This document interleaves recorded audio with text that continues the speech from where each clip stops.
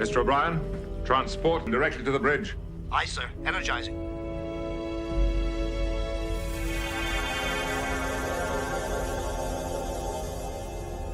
Security team to the bridge. Belay that order, Lieutenant. I just wanted to thank you all for your support. It's been fun. From the StreamYard Studios on YouTube, this is Jeopnerdy. And here's your host, John DeMarco.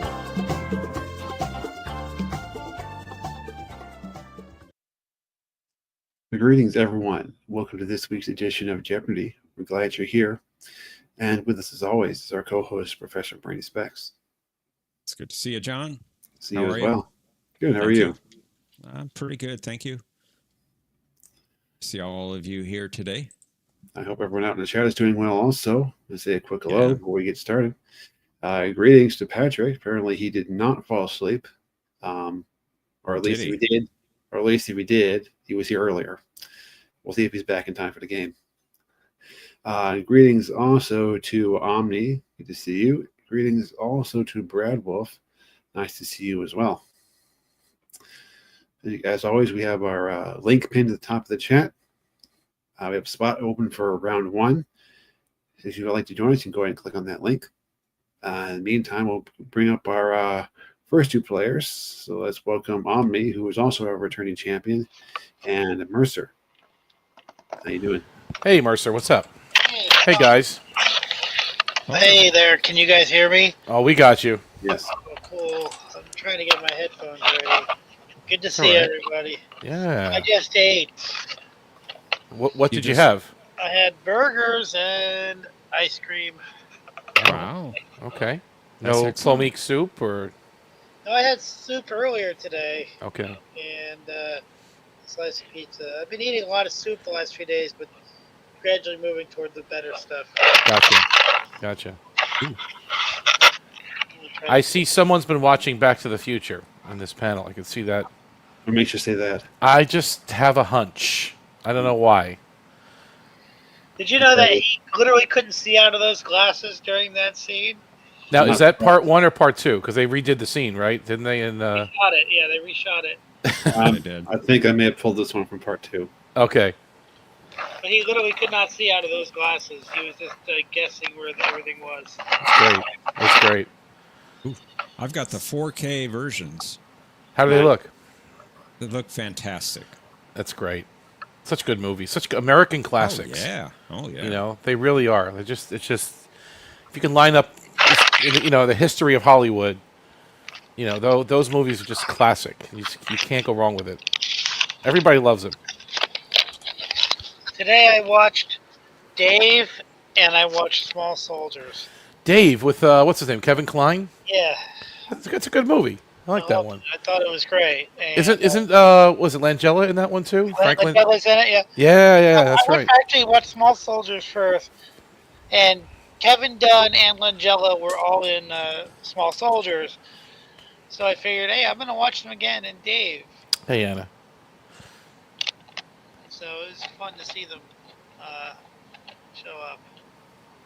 Aravic is here. Indeed he is. Yeah. Awesome. And Anna's here.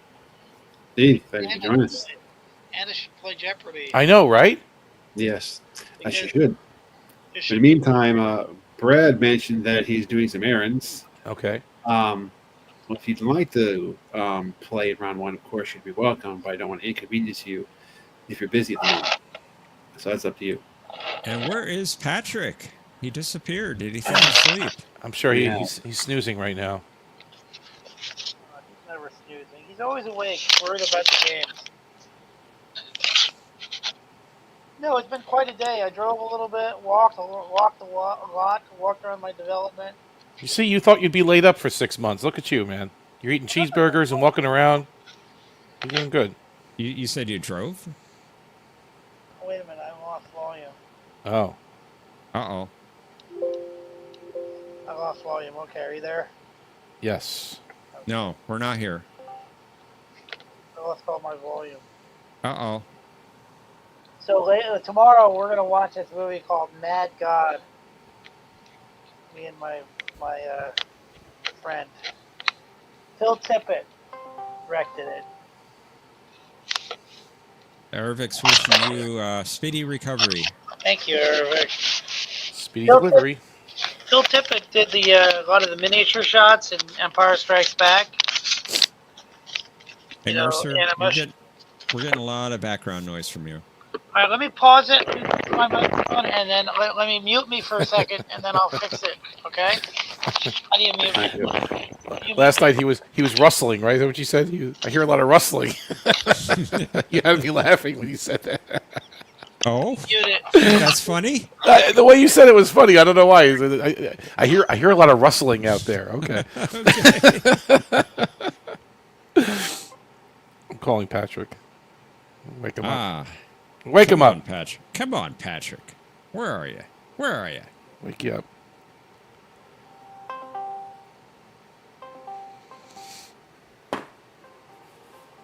Ringy dingy, ringy Yeah. dingy, ringy dingy.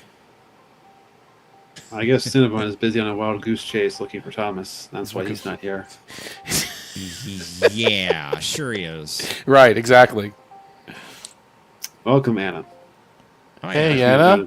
It's good to see you, sweetie. How you doing? I'm okay. If you really want me to play, I'll play. It would be a pleasure. You've never That'd be done great. it, have you? Have you ever played? No.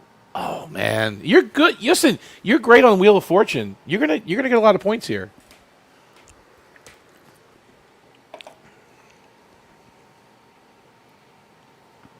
I'm having a Anna? good night, so.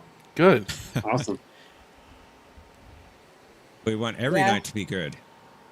Yeah, I just got back from playing a card game with my besties, so. We were laughing so hard, it was hilarious. So, That's good. one of them is a retired firefighter, and she was telling us this story about this one time she had to go into a house and she found a grown man dressed up as a baby. He had gotten himself stuck in a crib. Wow. Yeah. So, yeah. Did they carry him out like a baby? No. Give me 1 minute. I'll be right back. He said Okay. he was a very large man and he had gotten himself stuck. He was wearing Wow. he had a pacifier hanging around his neck. No And kidding. he was wearing a diaper and he had a bonnet on. And Wow. yeah. She's like, yeah. And they made me go in and save that man.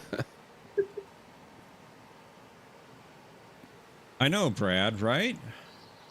Bunny's always going down these rabbit holes. I don't know. Come on up. Yeah. All right, I'm back. I'm sorry about all the noise. That's okay. Oh, You're good. good. You're a rustler. How's Mrs. Normal doing? She's right here. She's deciding whether she wants to come up on the bed with me or not. Yeah, so I watched. So tomorrow, like I said, we're going to watch Mad God, which is an animated film done with stop motion.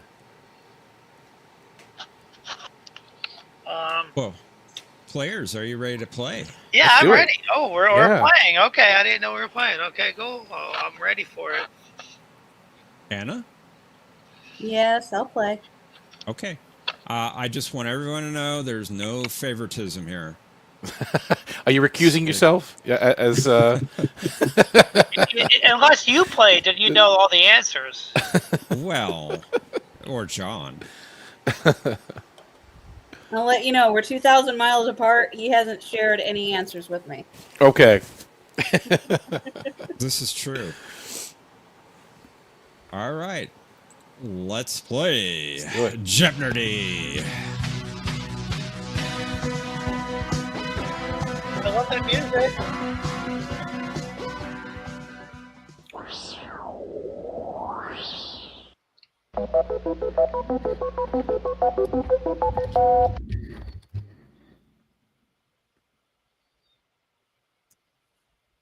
Our first category this evening is At the Academy Together in TOS.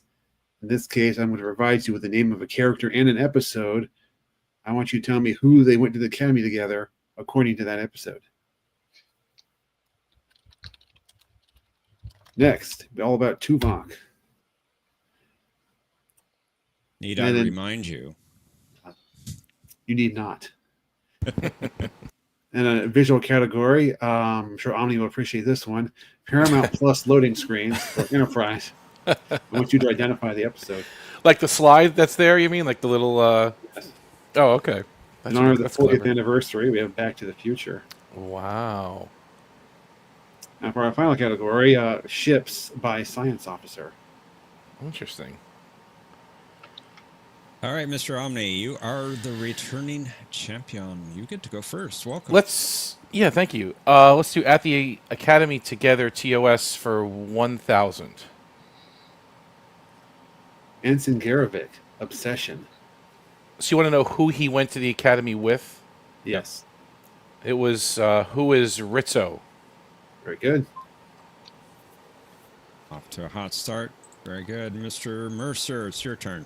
Let's try Back to the Future for 1,000. You got it. When first meeting Marty in 1955, one of Doc's guesses about what Marty was thinking was that he wanted a donation for this organization. Man, I even read the book. Hold on. Hey, you can't read the book now. Yeah. No, I read it when I was... the Youth Auxiliary. What is the Youth Auxiliary? Would you be a little bit more specific? Coast Guard. What is the Coast Guard Youth Auxiliary? You got it. Because of the vest, yeah. John, would you have accepted Youth Coast Guard Auxiliary? That's how I answered it in my head when I you got all the words there, so yeah, I probably would give you that. Okay. All right. Just now, curious. there's a fan theory that says that all of the excuse me, it hurts to cough. That says that like his device that reads minds actually works. Ah, okay. Yeah, you have to examine the scenes closely to realize it works. Anna, welcome. It's your first turn. Let's go with Tuvok for 200. Tuvok's experiences at the Academy and on board this starship were not pleasant, prompting him to leave Starfleet for over 50 years.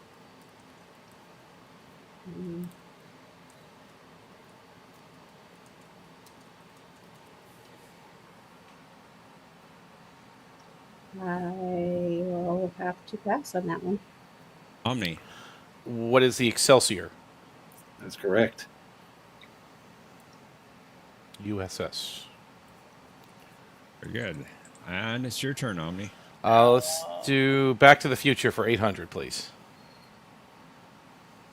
In 1985, this man was running for re-election as mayor of Hill Valley. Oh, what was his name? Percy Williams. I don't remember exactly what his name was.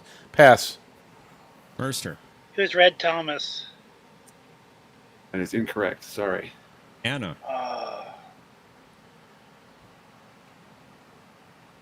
No,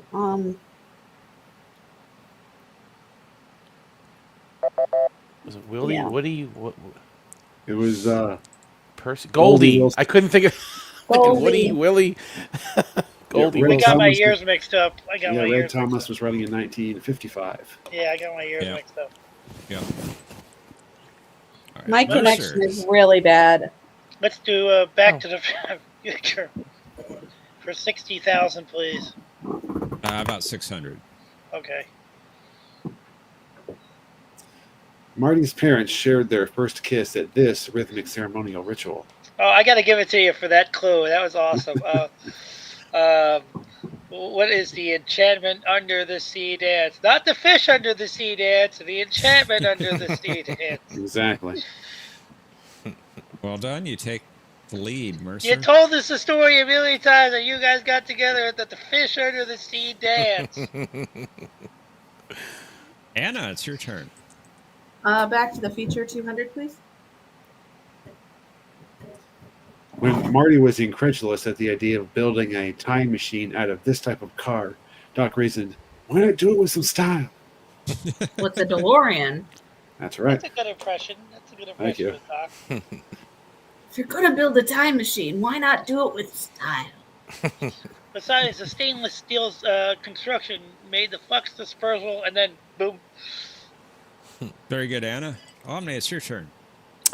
Let's finish up Back to the Future for 400, please. A nuclear reaction, or a bolt of lightning, was needed to generate this amount of electricity for a trip through time. So, something 0.20. 1.21. I don't want to. 1.20. I don't want to risk it. Pass. Mercer. What is 1.21 That's what I was thinking. gigawatts? You got What it. the hell is a gigawatt? That's right. Gigawatt. 1.21. Mercer, you got the lead and control. Doing I don't know great. what Paramount Plus loading screens are, so I'll go for 600 and see what we're talking about. I'm looking for the name of the episode.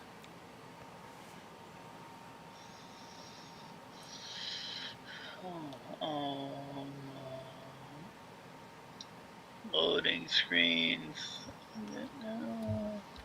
That looks like a familiar episode, but I have no idea, so I'm going to pass. All right. Anna. I'll pass. All right. Omni. It's the one with Odo. I don't remember the Yeah, it's name exactly of that one. it. I think it was. Yeah, I skipped that episode a lot. Pass. Is that Rogue Planet? It's an Oasis.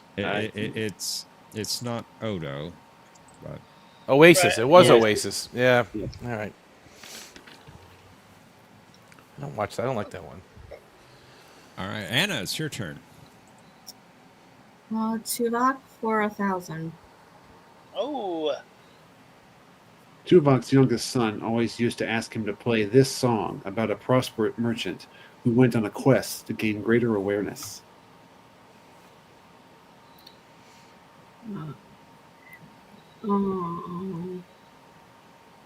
What is In Control? Unfortunately, that is incorrect. Sorry. Omni. Who is his? What is his name? Who is Flora? Looking for the name of the song, by the way. Pass. Mercer. I'm going to pass.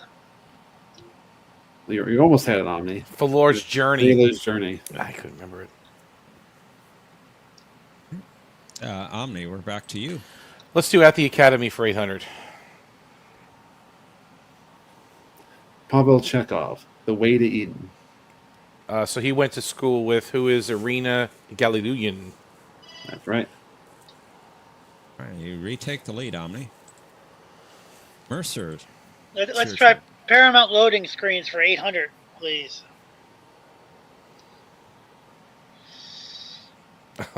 Oh, what is I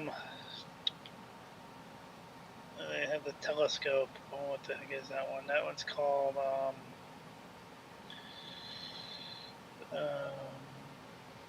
not ethics. What is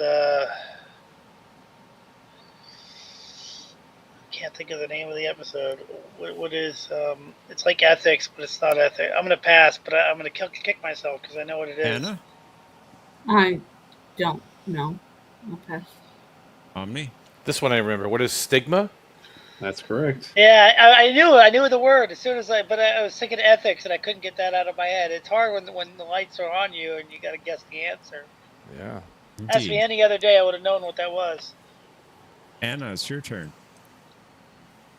Tuvok 800. Tuvok taught this subject for several years at the Vulcan Institute of Defensive Arts, which came in handy when the crew was marooned by the Kazon.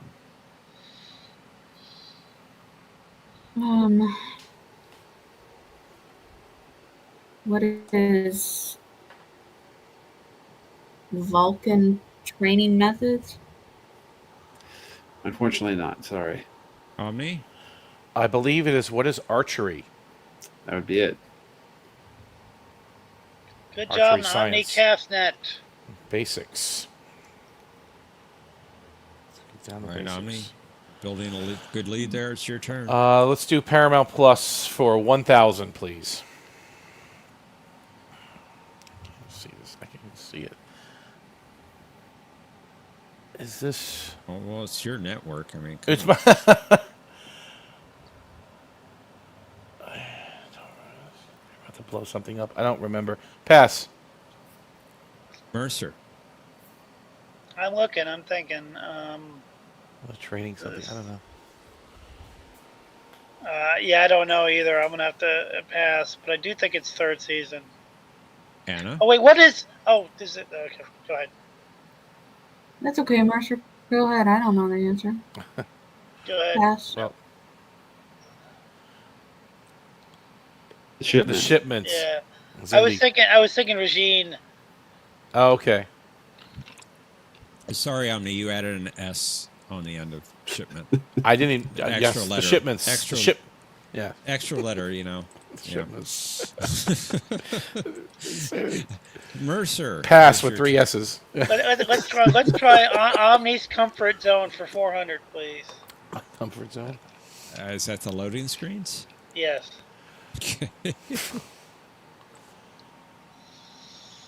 Oh, what is first flight?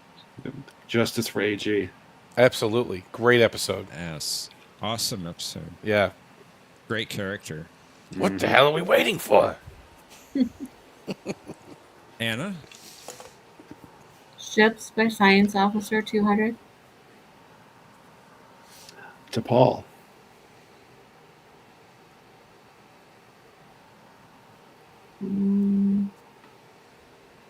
What is? Ow. What is Enterprise? I don't know. That's right. You got it. Although I Oh. also would have selected the Saleya, the Vulcan ship, on which she was the science officer when she was younger. That was good. You answered the question, and be confident. Answer with authority. Say, hey, I know this. Ooh. All right, I- Omni. I remember reading an interview with Jolene, and she said that once she got the part, she walked out onto the bridge set, and she said, "I'm going to own this place." That was her attitude, and that's the attitude everybody should have. Let's do At the Academy for 600, please. Jim Kirk, Bread and Circuses. Who is Merrick? Captain That's Merrick. right. That's right. Merricus. America. Good. Murica. Mercer. Let's do Paramount loading for 200. What is In the Mirror Darkly Part 2? That's right. That's good. They did a good job on recreating the 60s. Oh, yeah. They did. They It did. can be done. Anna, it's your turn. Okay. Science Officer, please. For how much? For 800. 800. Riley Frazier.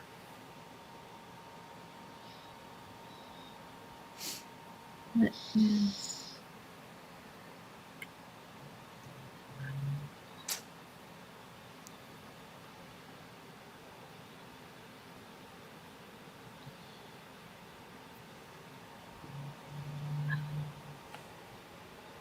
I don't know.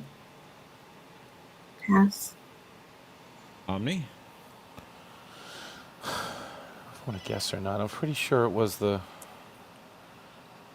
I'll pass. Mercer. Pass. I think it's the Roosevelt. No, the right? Roosevelt. Yeah. Yeah.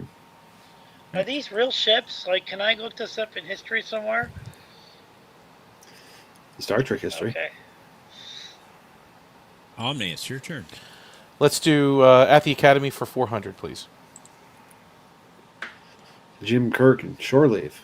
Who is Finnegan? That's right.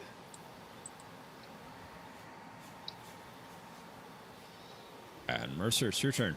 Let's do science officers for 600, please. Got it. Oh, Okay, you found the daily double, Mercer. You are. Let's do 5 points, please. You only want 5 points, huh? Yeah. Okay. For 5 points. You can bet up to 4,000 now. And you Yeah. are 3,400 off the lead. Yeah. Let's do the big 5. score, 5 points. Okay. you're gonna know it. 5 points. Masada. Masada. That sounds like this. What is the Sutherland? It's incorrect, so I guess it's good you only wagered 5 points. I That was know the that science one. officer of the Constellation. You knew that one, Anna? I knew that one. Yeah, it's a good one.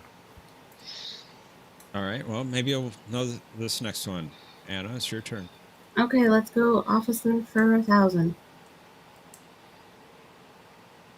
Kostanovich.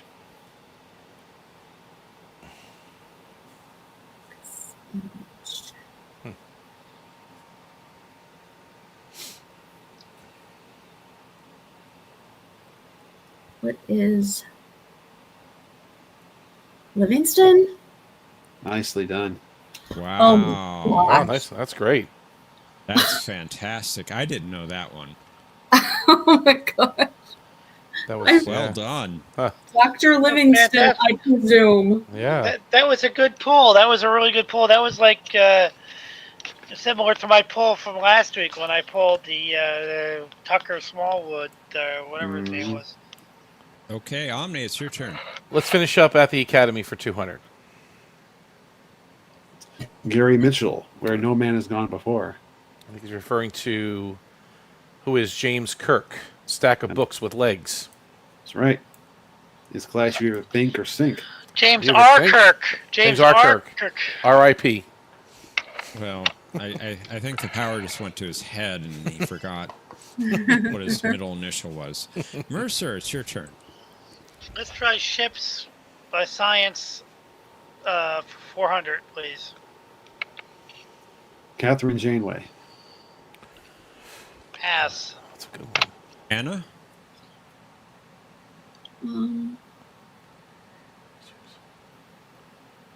This-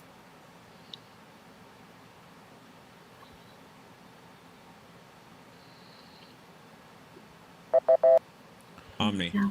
She was on a couple of ships, the Billings and the Albatani, but I don't think she was a science officer on the what is the Albatani? You would be correct.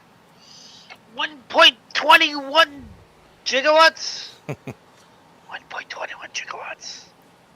All right. Anna, it's your turn. Okay, 600. Tuvok reminded this individual that this rickety barge and its half-witted crew are your only hope at the moment.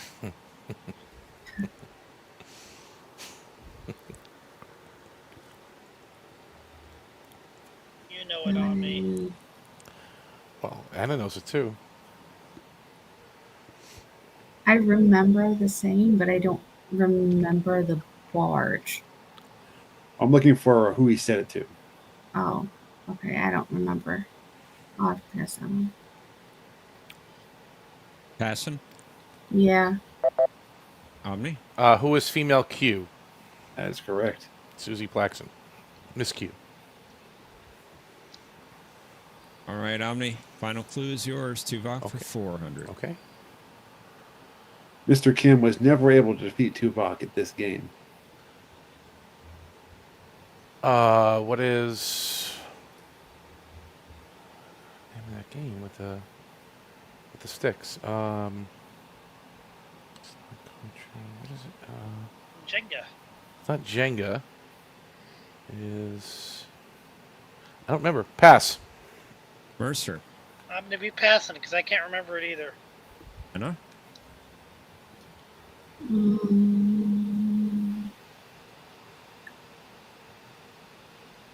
Yeah. Oh, I just remembered it. Kalto, right? Yep. There you go. I was thinking Kotra, but that was that Cardassian game that some people don't remember. All right. How you doing, Omni? Good. In the private chat is the link for Just Buzz In. Let's head to Final Jeopnerdy. Consider how much you would like to wager based upon this category. Star Trek first.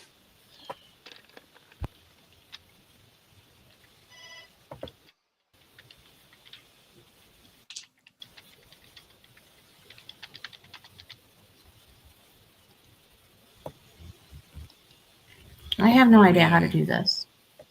So I don't go to know the, how to do it. go to the private chat. Where you put that link in? Yeah. And click the link. Are you on a computer, Anna? Yes. Okay. Click the link and it should open up a new tab for the Just Buzz In.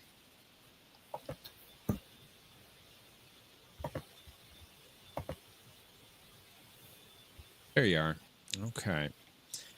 Do you see your entry box? Mm-hmm. Okay. In the entry box, put how much you would like to wager of your 1,000 points. Where it says text answer. Is that what it says? Where it says text answer. Is that what it says, guys? It says type to send text answer. Yeah, it's like a box. You type it in there and then hit the red button. Okay. The box underneath the square. Thank It'll you. lock it in. Yep. It'll say buzzed. Bzz. All right. Let's clear your entry boxes and let's reveal our clue. With his initial appearance in Beyond the Farthest Star, this character became the first entirely non-human Starfleet officer seen in Star Trek. Players, you have 30 seconds. Kapla!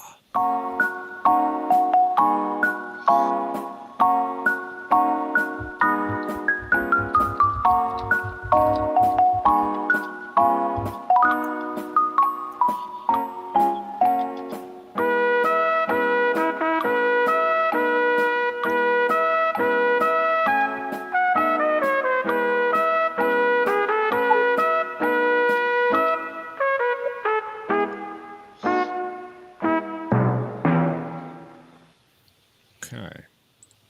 Let's get your responses in.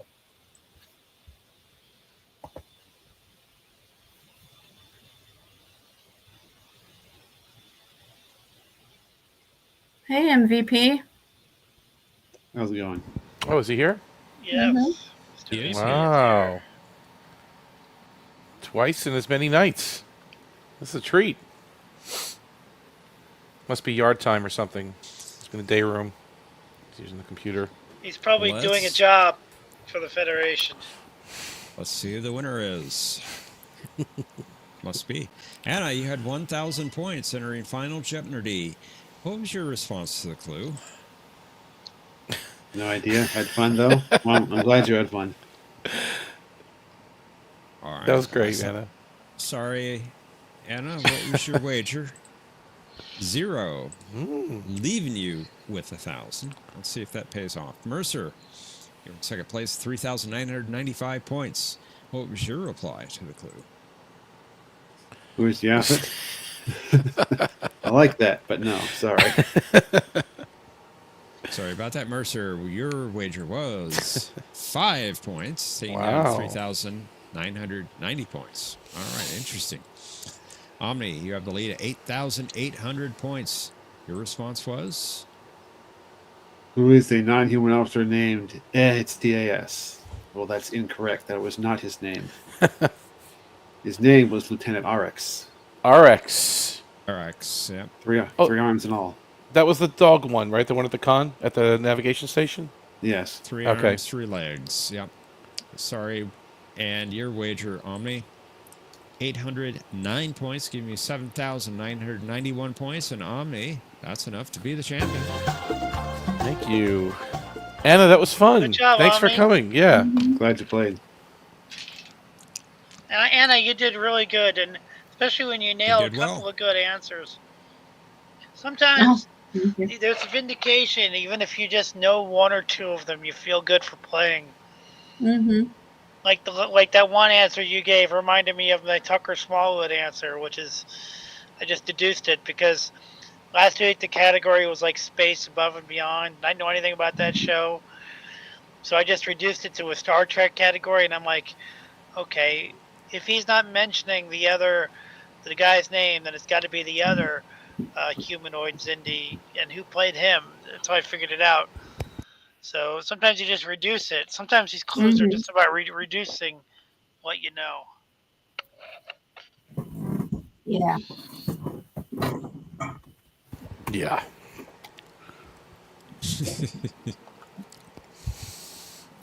Excellent. You're looking a little pale, Omni. Well, I'm in I the was gonna brig. say,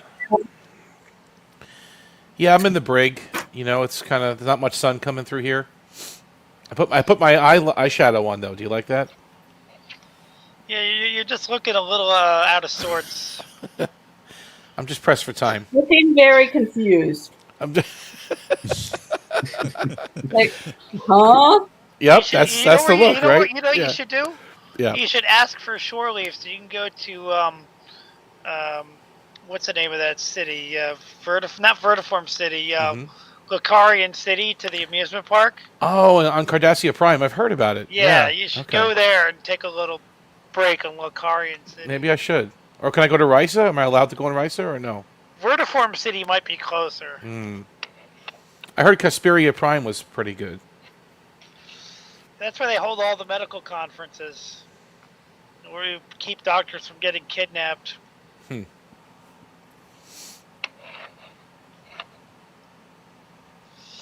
Well, you know Look how at the old Starfleet Jeopardy security is. crew. Yeah, Starfleet Security. Look at the old Jeopardy crew. It's good. You've got to come back with me. No Risa for Back me to the without future. Picard as a chaperone. Okay. Yeah.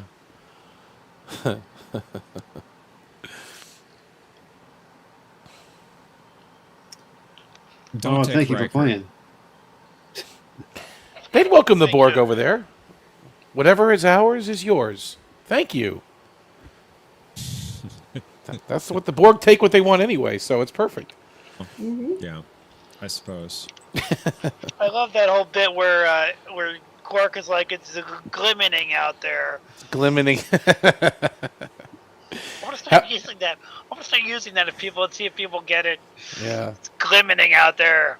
How many words for rain did he say they They had? had like 47 words for rain. Oh, 47. Oh, here we go again. 47. Wow. Yeah, and this doesn't even. We don't even have one for this.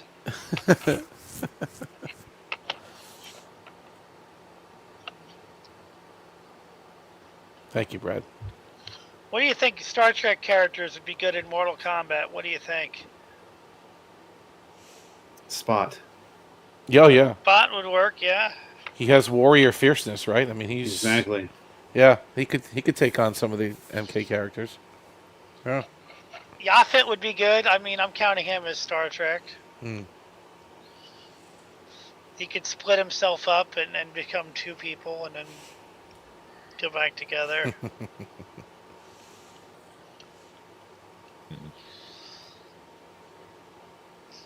Now, I'm a big G.I. Joe fan, and if G.I. Joe had a bigger cultural footprint, some of those characters would be awesome in Mortal Kombat. Planet X says the Gorn. Yeah. Like Globulus would be awesome in Mortal Yeah. Kombat. Nemesis, Enforcer, Pythona, Cobra Commander, Serpentor. How about Riker in his Ambo Jitsu outfit? Yeah, that would work. Could he? He's got the little stick, the little. You can use that to fight. Kirk with his little backwards falling into the guy's back. He jumps into like the wall and then. Oh, he jumps. Oh, yes, the Andorian, the fake Andorian. Yeah. Okay. Hey, multi-gunman. Well, I think our contestants for round 2 are ready, so I'll go ahead and bring them up. Multi Gunman, you're the best, man. I'm a huge G.I. Joe fan, and think about it. So many characters would be awesome in Mortal Kombat. Just everybody from Scarlet to Roadblock, to the weird alien dudes. Yeah, they'd be awesome. Anyway, I'll wait backstage. Thanks for playing. Both Mercer and Anna, glad you could join us. Good seeing you. But you're welcome to hang out backstage if you wish, and we'll bring up our contestants for round 2. Thanks, Mercer. Thanks, Anna. Thank you, guys. Thank Awesome you. to have you both here. Indeed. You'll be Go ahead and put you backstage now. She be a Mortal Kombat character. Hello, guys. Hey, Mr. VP. I wanted to talk to Mika and Anna as well, but maybe I can talk to them after the next game. But good to see you all. Good to see you too. You too. And Patrick, I love your choice of background and uniform. Much better than the one you briefly put up yesterday. Sorry, I'd forgotten it. You see what you started, Mr. VP? Really? If you wouldn't have said anything, nothing would have changed. You see, but look what happens. No, that's not tease, Mr. VP. I'm not that kind of person. How are things But in New Zealand? Very good, very good. Good? Yeah, just to reiterate, I'm not in the penal colony anymore. I've done my time. You're in the camp now, right? You're on the outside. You're just okay. I'm a free citizen. Okay, all right, that's good. In fact, I've got a new job. I'm a cannon inspector, so so I make sure that certain shows don't get mentioned because they're not part of canon. So, are you on parole of sorts? Are you? No, I've completely done my time. Okay, so you maxed out. You're not on parole. You don't have a bracelet. Okay, that's good. No, That's good. Exactly. Who's going to destroy her with flight power? I don't understand. What's that? John put in the chat, he would destroy you with flight power. Oh, I think he was talking about Armis, right? Yes, Planet X mentioned Skin of Evil, so I reminded me. Oh, I of see. the I see epic from line. Mortal Kombat. Yeah.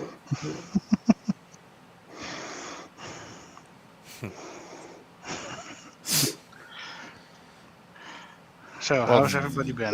Good. I tried to call you. Did I wake you up? No, because the audio was already set to the headset, and the headset was turned off, so I did not hear anything. Okay. Oh. Well, Yeah, I tried. Yeah. yeah, my bad, my mistake. I woke up and hey, shouldn't I be doing something? Looking. Oh, they're already playing. Ooh, and it's doing a good job. And let's get in here. So Aravic is suggesting Elnor. That would be a good MK character, right? He's got the sword and everything. Yeah. He likes to cut people's heads off. So it He fits. does. He does. I must admit, even though I didn't like Picard as a series, Elmore was a good character. I like him. So good they brought him back from the dead. That's how good he was. I didn't like the whole concept of Q dying at all. That was stupid. Yeah.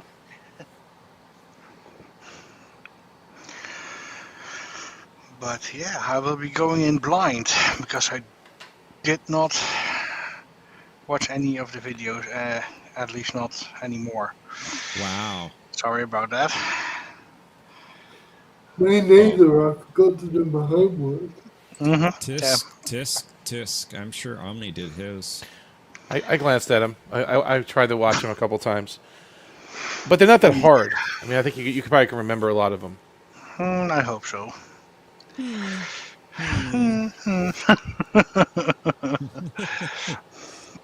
Well, and in that regard, are you all ready to play?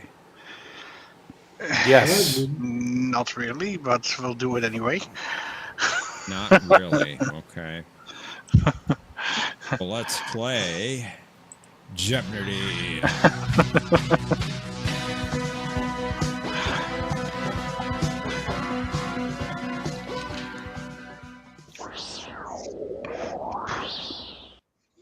Our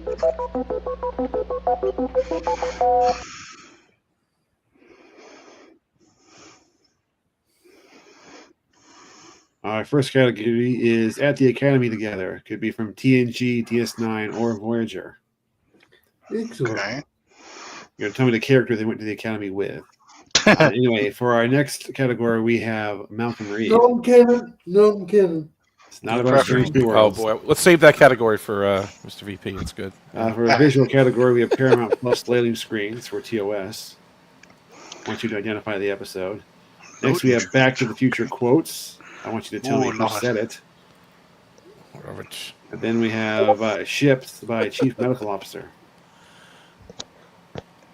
Can you explain the Paramount loading screens thing? I've never seen the Paramount loading screen. So when you try to watch an episode on Paramount Plus, you get the loading screen for several seconds while it decides whether or not it wants to play the episode. It's optimizing the video experience, actually, is what it's doing. That's what it claims, anyway. Right. Half the time it takes 10 minutes before the episode starts, but that's another story. It has to optimize for your best viewing experience. Depends on your connections. Probably your connection. That's the issue. Listen to that show.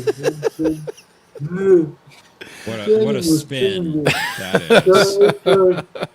So even though I can't get Paramount Plus, I should still be able to use the episodes, right? Yes, it's just it's going to be a screenshot from TOS, just with like the Paramount spinny thing in front of it. Okay. It's too bad this isn't Enterprise. That would be. Oh, that would be. So you have Enterprise next to Malcolm Reed. Oh, that would be perfect. That would be amazing. Yeah, that would be fantastic. Yes. And I think I would rage quitting proteins to that again. All right, Omni, returning champion. You get to go first. Let's do At the Academy Together, TNG, DS9, and Voyager for 1,000, please. Tom Paris, Life Signs. That was that girl. What was his name? What was her name? It was something. Susie. Who is Susie? You the last name? We need a last name, please. Susie Crabtree. There you go. Ah. Wow. Well, Nicely well done. All right, Just Patrick. wow. Welcome. Hi. Glad you woke up. Yeah, me too. It's your first turn, sir. Let's try Ships by Chief Medical Officer for 600. Let's start in the middle. Sarah April. Ooh.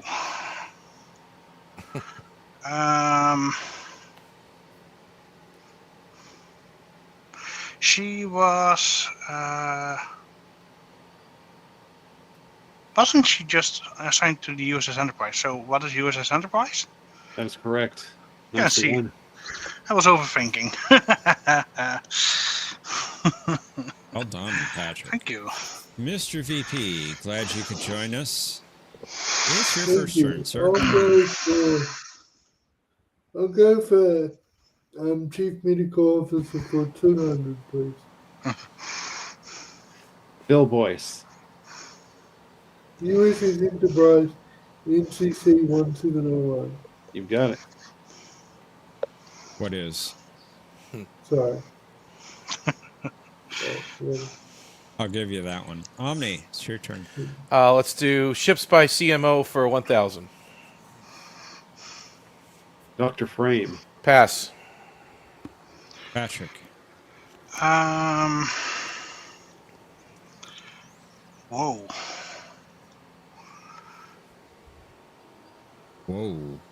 Whoa. Pass. Don't know. Mr. VP. Pass. Never heard of that, Doctor. He was the doctor on the Bellerophon. Oh, okay. Oh. The other Voyager. Okay. That was a good one. Did not remember. That was a good one, yeah. All right, Patrick, it's your turn. Same category, 800, please. Elizabeth Lenz.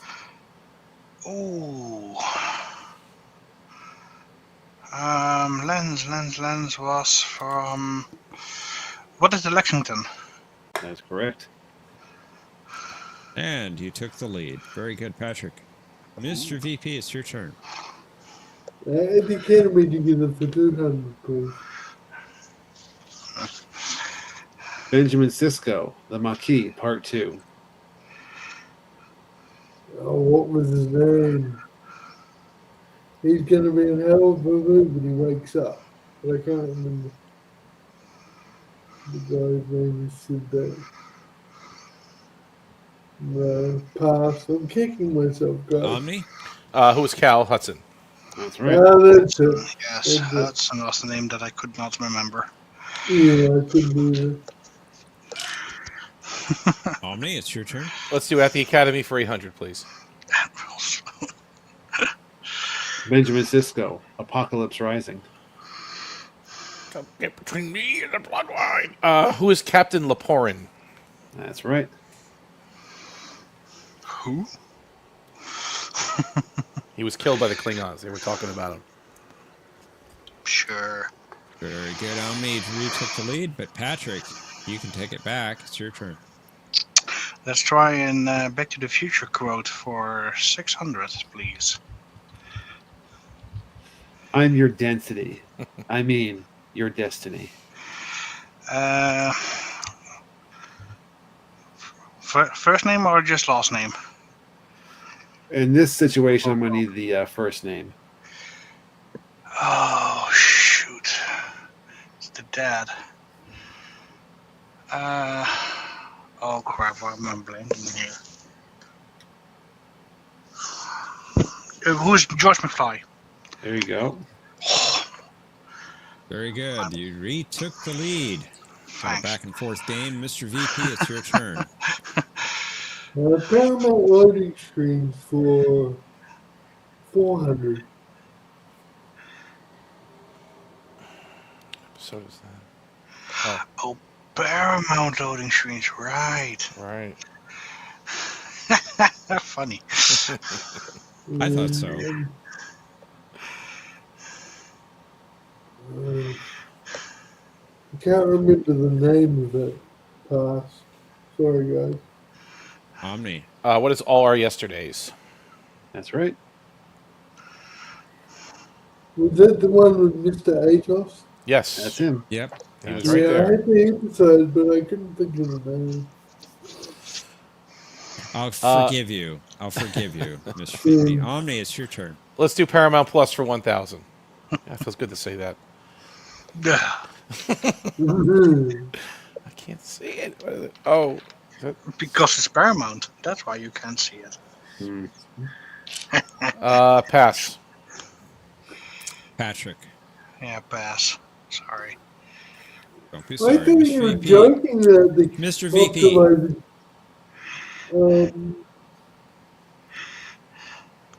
Pass. Oh, I see her now. No, I see it's the change metamorphosis, right? Yep, that's Commissioner Hedford. I just saw her in the edge. I didn't see her there. Oh man. That's how Paramount works? That's fine. She was cut off. She was cut off. I just saw her dress. That's I funny. think you were joking about the optimizing bit, but that was a little Oh, no, we're serious. We're deadly serious. So you spent so much time looking at the spinny thing, you made this a category? Is that what you're trying to say? Okay. Exactly. And I don't have Paramount Plus, so I've never seen it. Well, then your video is not optimized. Because John's video, once it's done spinning, that video is pixel perfect. Not much. My own videos are 2 pretty days later, will this episode ever play? Patrick, it's your turn. Let's do another Back to the Future quote for 800, please. No McFly ever amounted to anything in the history of Hill Valley. Who is Strickland? That's correct. That guy ever have hair? No, he didn't. Mr. VP.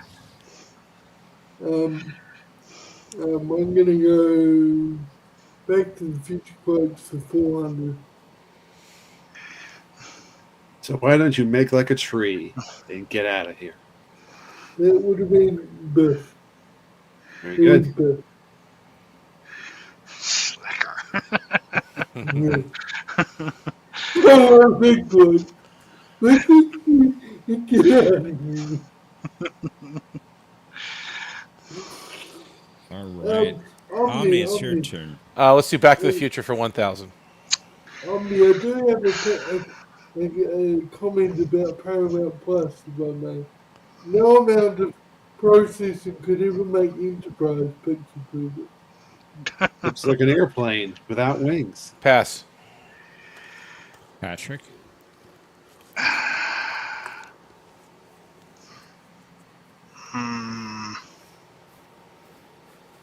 I would say who is the boy in the barn, but don't know the name. So pass. Mr. VP. Pass. It was actually Old Man Old Man Peabody. Peabody. Old man Peabody. Thought it was his Beyond all son. this. Strange idea about breeding pine trees. Well, I was in the correct family at least. Oh well. All right, Patrick. You have the lead and control. Let's finish out the Back to the Future quotes. Where we're going, we don't need roads. There it is. Who is Doc Brown? That's right.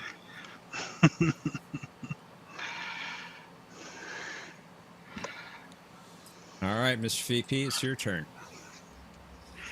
And this baby hits 88 miles per hour. I'm gonna do a Paramount loading stream 200.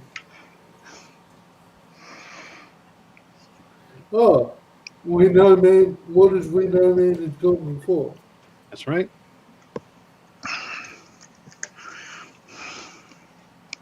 Excellent. I know Omni. Stream has gone before. Let's do At the Academy for 600, please. Geordie LaForge, Force of Nature. You want who he went to the Academy with? It was Kaplan. Who was Donald Kaplan? That's right. Very good. You close the gap some. Patrick, it's your turn. Still have the lead. Let's finish out Ship's biomedical officer. Catherine Pulaski, before the Enterprise. What is the USS Repulse? That's correct. Mm-hmm. Very good. Mr. VP. 800 for loading streams, please.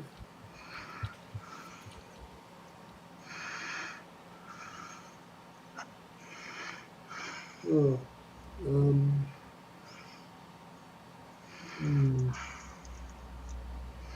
no, pass. All right, Omni.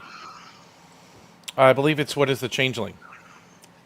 That's incorrect. Sorry. Patrick. Pass. I Wow. can't remember the episode name. Foley and Webb. Tony and Webb. Oh, I thought it was when No Man wiped her brain and she was on the bed. Wow, okay. That's what I thought, but then you said it was wrong, so Yeah. That's after Okay. she thought she hallucinated Kirk, Right. a vision of Kirk. Omni.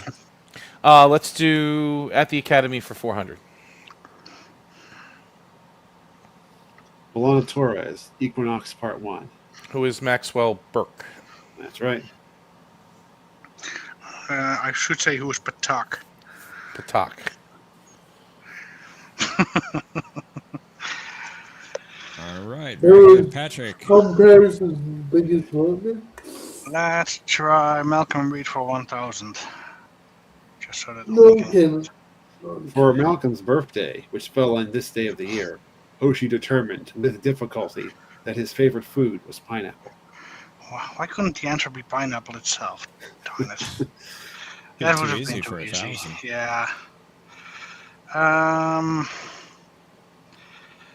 If I'm not mistaken, what is September 2nd? That would be correct. Nice. Very good. Thank you. Mr. VP. Okay. I'll finish the last loading stream, please. You sure you don't want Malcolm for 800? I'm absolutely sure I don't want that non-killing category. He is kind of... Okay, you found the daily double, Mr. VP.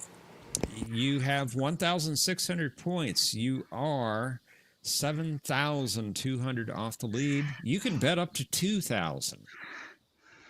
I will bet the maximum amount, please. All right, for 2,000 points. Oh, wow. Oh,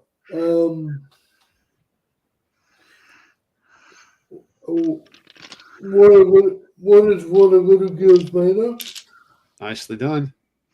Nice. Well Bam. done, Mr. VP. That's good. Thank you. Awesome. Very good. Thank you. Okay, Omni. Malcolm Reed for 8. During the mission when he lost his communicator on a pre-war planet, Reed observed a speech that reminded him of one made by this 20th century historical figure. Who was Winston Churchill? You got it. Nice.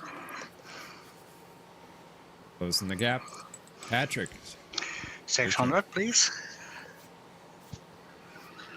Reed was one of the hosts for members of this species while they were observing the crew of Enterprise. Oh.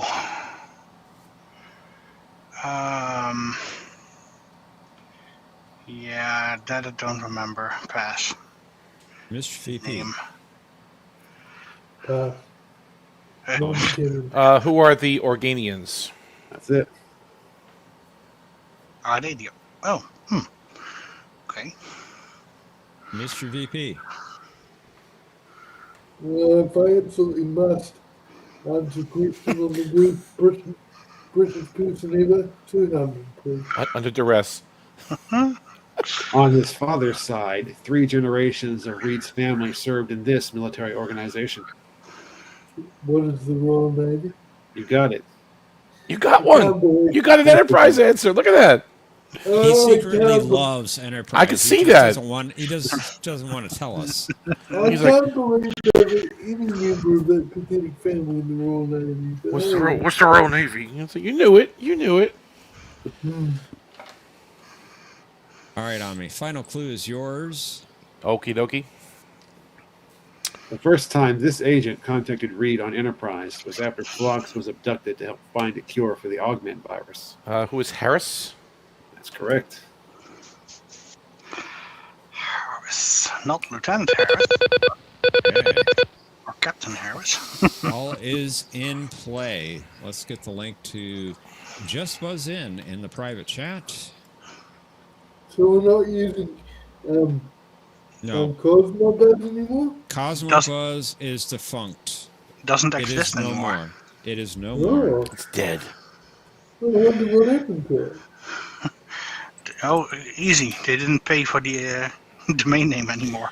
We broke it. Oh, By the way, this one was just renewed for, I think, 2 years. So, Oh, nice. yeah. All right, let's head to final Jeopnerdy. Consider how much you would like to wager based upon this category. TAS homages. And Omni, I don't see you. I think I just popped out. Yeah, hang on. He said he saw TAS and he... I just Gone. left. Yeah. Oh. Yeah, I want to I remind everyone in the chat. Please, no correct answers in the chat. was gonna, Yeah, Mikey, you know the rules. I'm gonna. Do I need to log in? This is a bit different to Cosmo Buzz. What's that?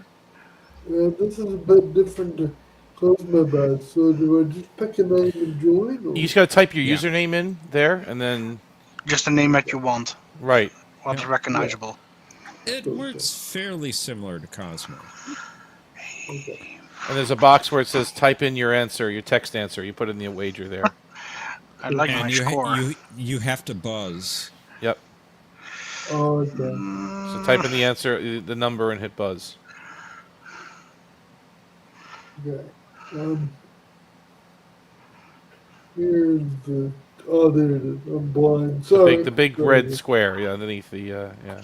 No, it's the text box I couldn't find. Oh yeah, it's kind of faint. It's a little hard to see. Yep. Yeah. And my score is in line with Back to the Future. 88. Miles an hour. Yeah. Okay. Let's reveal our clue. As a gardener on Romulus, Garrick specialized in this type of orchid, a reference to Lieutenant Arx's homeworld, which was first mentioned in TAS behind-the-scenes material. Players, you have 30 seconds. Kapla!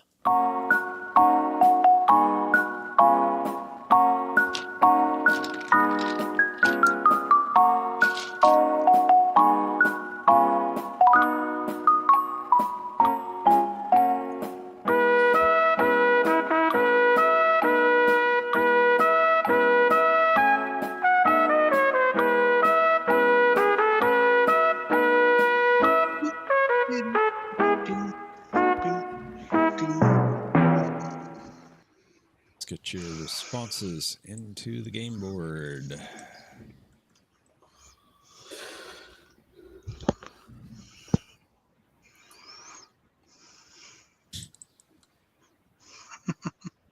And let's find out who the winner is. Mr. VP, you had 4,000 points entering final Jeopnerdy. What was your response to the clue?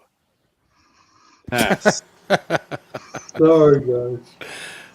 It happens. Sorry about Unfortunately, it that. was not a Mr. pass orchid, though. Imagine it was. How much did you wager?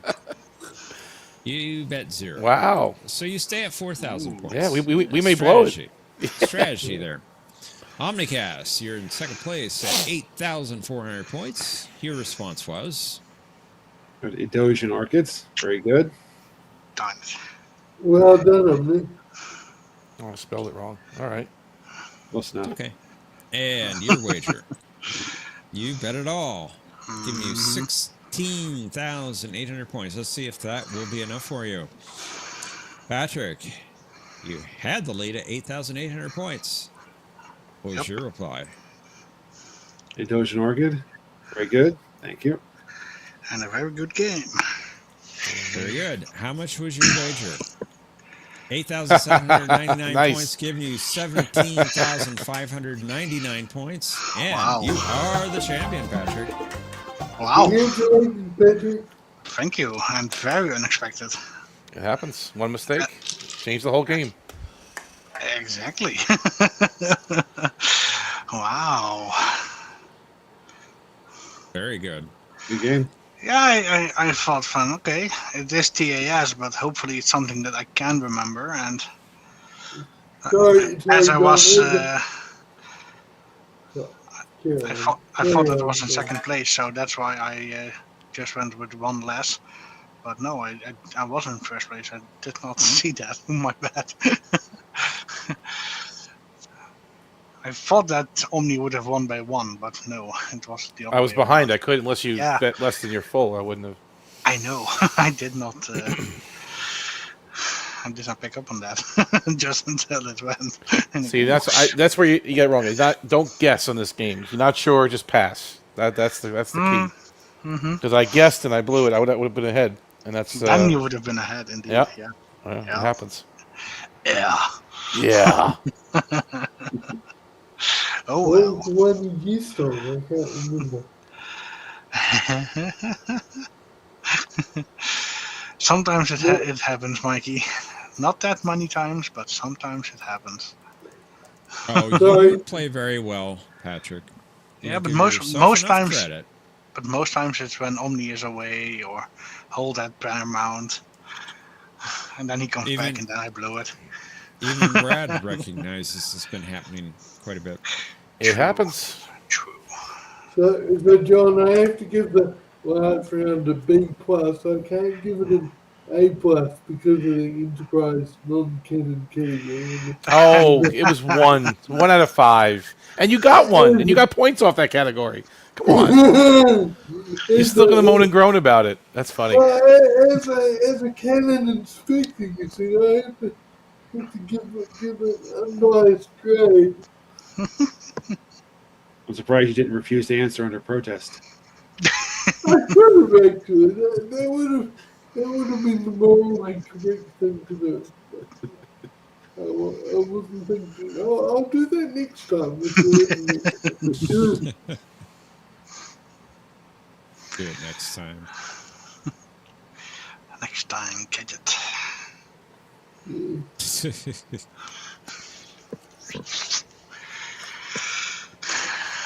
Well, it looks like we have one person backstage who hasn't played yet. If there's anybody else out there who'd like to join us in the last round, you can go ahead and click on that link. Yeah, come on up, folks. Step right up. It's right there at the top of the chat. No Omni in round number 3, so you have a chance. It's always a chance. Wow. It really, it's funny. It's like it's not. I know I look Borg, but I'm actually human. My original species was human, so I'm not perfect. But it depends on the boards too. Like some categories you're stronger in, and some you're not. And there's a lot of strategy there too. Absolutely. So it's fun, but you got to know what you're doing. There's a lot of strategy here. But what I do find funny is that I didn't even pick many of the 1000 categories. And still, because of your mistake, came up out on top. Well, true. And I think I passed one or two to you, too. That You did? Yeah, because that Back to Future, I was trying to... Yeah, it happens. Yeah, but Brad, come on up. That's awesome. You can play with... That'll be good. Yeah, we'd love to have you come up, Brad. Oh, there's Truck Master Mike, too. Hey, Mike! I'm not telling Mike. You'll have to find it out for yourself. Yes. He's already cancelled, Mike. I took him out. Figure it out yourself. No, you know. Fired. Yeah.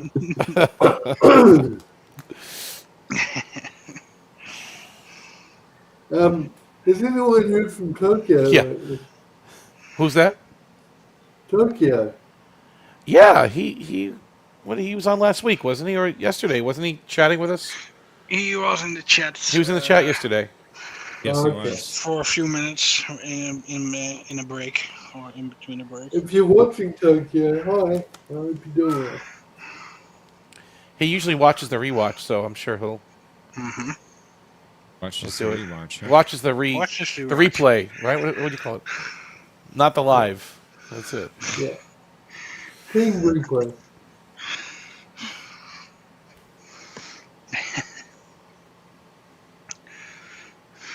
Cough, cough, number categories, cough.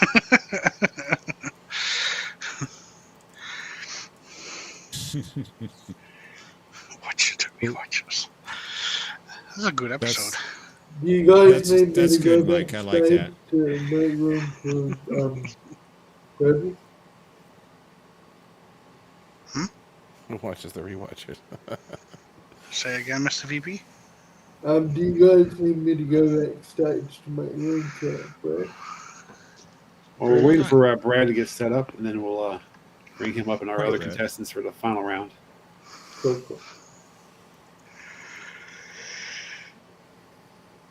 Who watches the rewatch? I like that much. Who watched the watches is actually...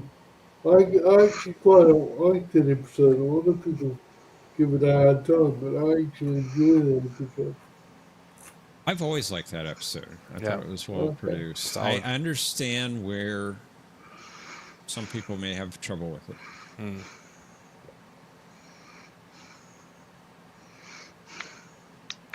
I think it's solid Trek, It's story.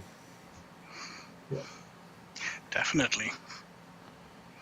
Absolutely. It Right, was Brad, no, sorry about that. before the new trick swap when you did it.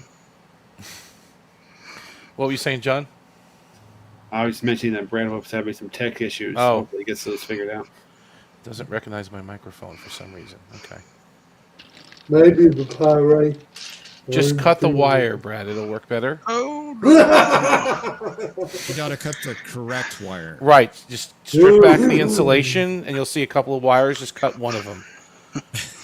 The correct one. The correct one, and it goes wireless. It'll just jump over the arc. It'll work. Wow. It's like a Tesla coil, it'll just jump in the air. The signal. Oh, that kind of arc. I thought yeah, that you you meant can- audio Yeah, rejection. not Noah's Ark. Yeah, that's Are it. you, Oh, are you gonna no. give Omni? You gonna give advice on how to properly dispose of laptop sticks? Yes, that could happen. That could happen. You see, Mikey even recognizes it. It's right. It's true. It's very important. Brad, get off New Zealand Wi-Fi and it will work. Yeah. Yeah. I have you know I don't use Wi-Fi. I use Cat 6 cable all the way. Ooh, Cat 6 Wi-Fi cabling. No.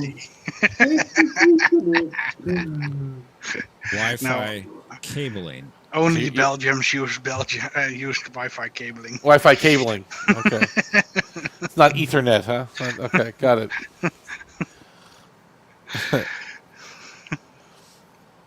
Brad says he's good to go. All right. All right. Brad is smart. Can you make us go?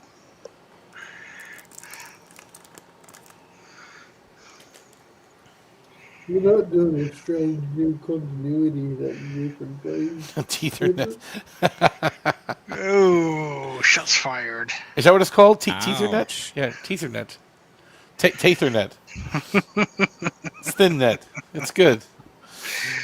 I can do a request for change that they changed it to that.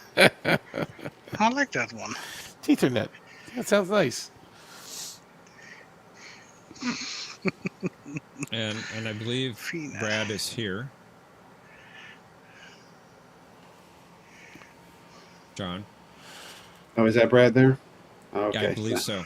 I'm having trouble with the part of it's cut off for me. I'm not sure why. Yeah, it is cut off for me too. I don't know what they're doing with StreamYard. Brad, who is Brad? They got a new Hi. layout. Hey. Hi, Mr. Chief Justice. How's it going? Good to see you, Mr. Hey, VP. Mike. How's everyone How you tonight? doing? Hello, Brad. I'm good. Hello, Brad and Mike. Yes. Hi, Mike. Good day, sir. Very nice win, Patrick. Very nice win. Thank you. Yes. Unexpected, but nice. Most unexpected. So now what I need to do is go back, watch old Jeopnerdies, and do a scouting report on Omni, see what he's weak in, and then just make a millionaire game comprised of those kinds of questions. So you are going to... Okay, so it is fixed. I understand. That's good. It's good to know. You So how do you know which game I'm going to get, though? Right? I mean, I can hold on to it in the back until you join the hot seat, and then instead of saving it as game 1, game 2, game 3, I save it as Omni's game. Omni, right? this is your game. Okay, This let's is go. your game, and if you don't play that week, well, then I guess there's one less game for the rest of the contestants to play that week. Wow, that's amazing. That's a lot of work to go through to try to sabotage me. I mean, you could do what Patrick does, just rig the wheel. It's a lot easier that way, right? He just whenever I get on, I guess one letter, and then it's lose a turn, right? Lose a turn. Slander. Oh, it's funny. Or we could pretend Dwight Schultz wasn't a computer voice, and then you'll just get the question wrong. I think you see where I'm coming from, right? Okay. Got it. We can pretend Maj Jaba never existed, and then you'll just get the question wrong. I don't know who that is. Who? Exactly. Or Admiral Gardner? Or Yes. Captain Gardner, I should say. Captain Gardner. Yes. Yeah. Don't know who he is. Duvall? Well, Duvall was there. Gardner wasn't. That's right. R.I.P. Gardner. Right. Jellicoe never gave a phaser order that needed to be belayed in slow motion, right? That never happened. Get it done. Get it done. Oh, it's funny. But that's half the fun, though. Isn't it? It is half the There you fun. go. It's all in fun. I love it. Yeah.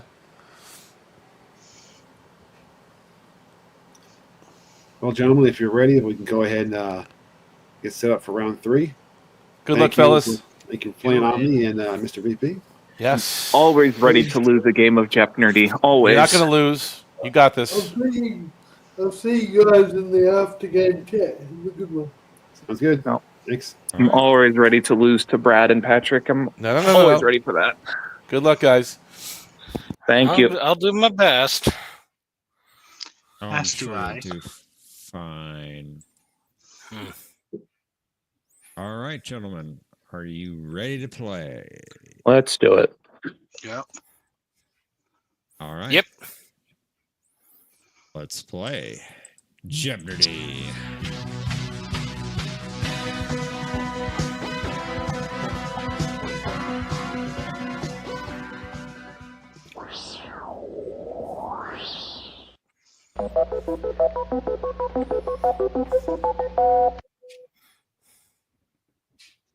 For our first category in round 3, we have required reading.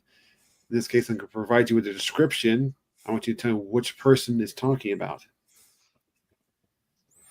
Okay. Next, Quark. Come to Quarks. For our visual category, we have Paramount Plus loading screens from TNG. You can identify the episode. This is followed by Back to the Future actors. I'm going to name the character. I want you to name the actor. And finally, Vulcan Ships by Captain. This category was inspired by Mercer, so you can thank him for it. Thanks, Mercer. Yeah, I just have to say on that one too. Okay, Patrick. Returning champion, sir. You go first. Well, let's go with Back to the Future actors. For make it 1,000. Why not? Jennifer Parker.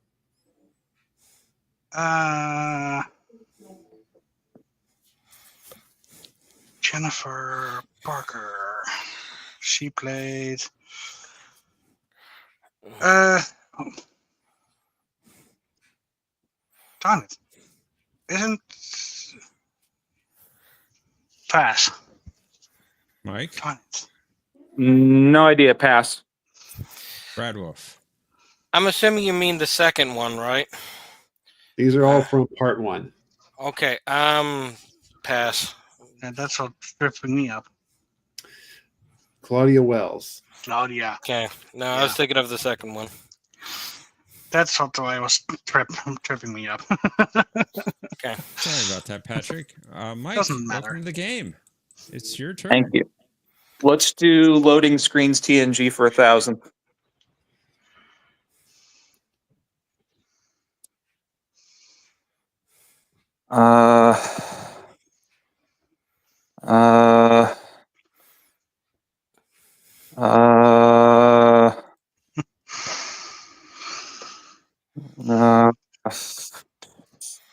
You say pass? No, I didn't say pass yet, but I'm about to in about 5 seconds. Yeah, pass. Brad. Pass. Patrick. And pass. Paramount picked a great slide for this one. That's from Aquiel. Okay. Fantastic. Identifying the goop that was on the deck plate. Okay. No, It looked like it was 6 or 7, but I couldn't put my finger on which one it was. Okay. Yep, now I see it. Okay, off to a great start here. Brad Wolf, can you get our first points? Wow. I can try. Welcome Let's to the game. go. Let's go. Required reading for 400, please. The writings of this judge, which Picard had known since he was a schoolboy. Who was Judge Satie? That's correct. Nice. How dare you speak of my father? Yeah, that was a great episode. His name when you Awesome Speak episode. it, speak it. Yeah. Patrick, back to you, sir. Let's try the Back to the Future again, this time for 800. And let's not screw it up this time, Patrick. Biff Tannen.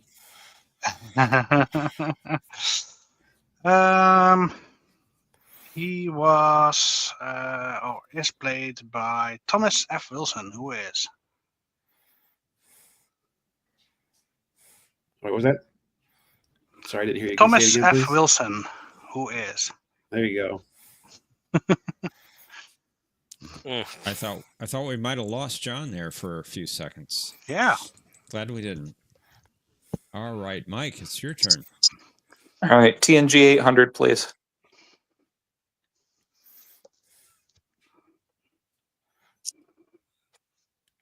Let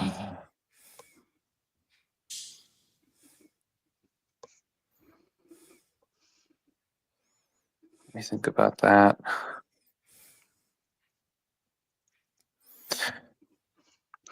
Indeed, Mikey. And You what are so- is Yes. we'll always have Paris. That's incorrect, unfortunately. Brad. Okay. I'm fairly certain that's the Mama LaForge episode, but I can't remember, so I'm just going to pass. All right. Patrick. I think you're correct, but I can't remember the episode name on that, so pass. All right. It was from Heart of Glory. Heart of Glory. Okay.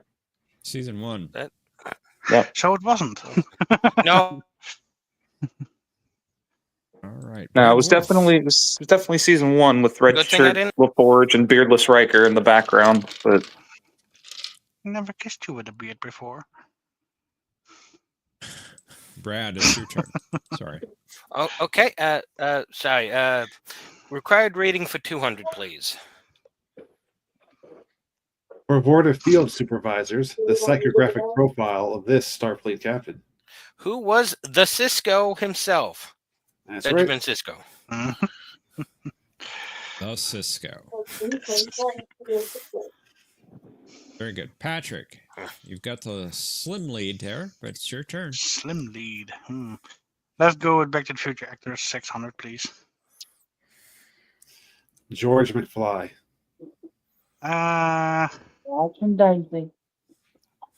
George McFly. Who is Glover? Crispin. Very good. Yep. But the other way around, yeah. Crispin Glover, yeah. Glover, comma, Crispin. Mike. Back to you, sir. I have to get one of these TNG screens right eventually. Let's do 600. You don't have to. What is the drumhead? You got it. Okay. You get it. You did it. Good job. Back into positive territory. Very good, Mike. Brad. Thank you. Okay. I'm gonna go with required rating 600, please. Starfleet captain renowned for his victory at Axanar. Was Captain Garth? That's right. Awesome. Well done. Garth of Arzar, yes. All right, very good. We got a tight one going. Patrick.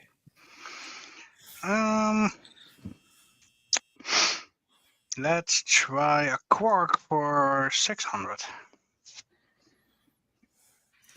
To occupy their time during a long trip to Inferna Prime, Quark offered to teach Odo this very simple game.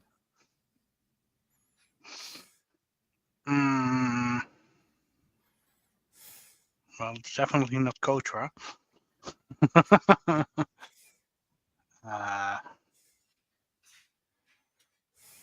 Pass. Mike?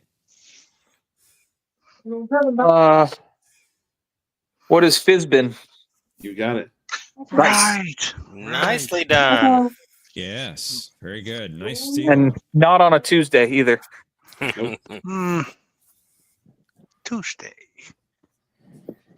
All right, Mike. Nice steal. It's your turn. Okay. Let's do Quark 800. With business slow at the bar, Quark suggested that this aphorism should be Rule of Acquisition 286. What is when morning leaves, it's all over. Exactly.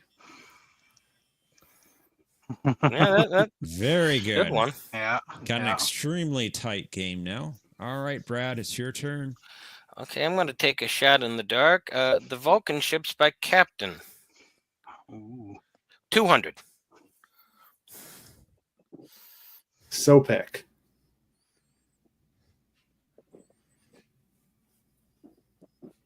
Okay. Nope.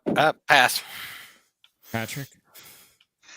What is the Nivar? That is correct. It's the only reference to Ah. Navarre in canon Star Trek. Indeed, yeah. Okay. Absolutely. All right, Patrick, you've got a slight lead. That's why I even sounded a little bit questionable about that one. You know what? Let's try another Vulcan ship, this time for 600. David. Taven.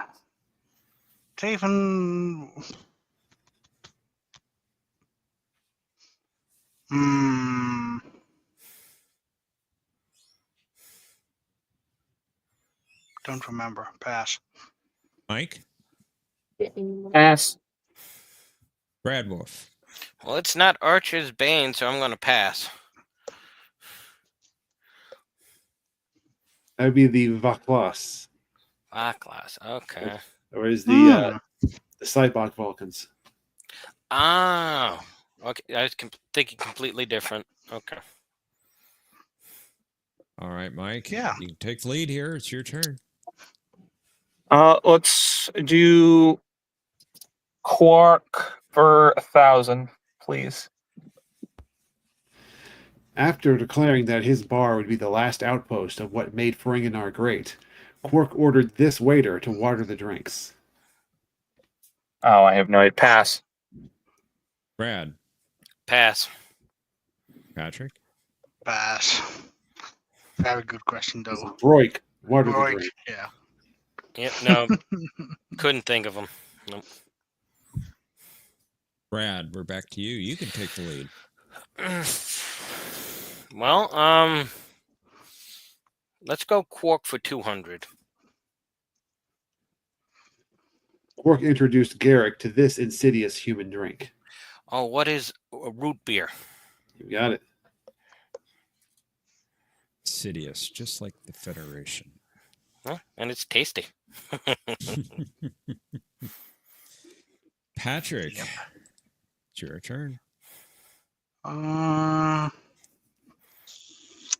Vulcan ship's captain for 800, please. Voris. Voris.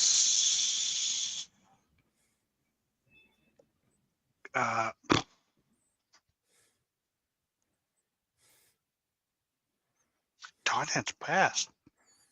Mike. Pass. Brad Wolf. I'm going to also pass, but thank you, Mercer, for this great category idea. Yeah. Very good category idea. To the Soleil. Yeah, okay. Well, what series was that?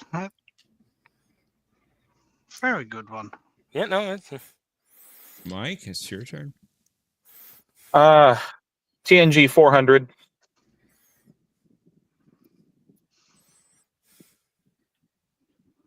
What is the Pegasus? Very good. Yep. Nicely done. There he is. All right. Yep. Very good. You took the lead, but Brad can take it. Well, let's go Quark for 400. Finish him out. Ooh. After being deputized by Odo, Quark determined that this organization's headquarters were located in the labyrinths beneath the Perikian Peninsula. Who were the Orion Syndicate? I'm sorry, that's incorrect. Ah, darn. Patrick.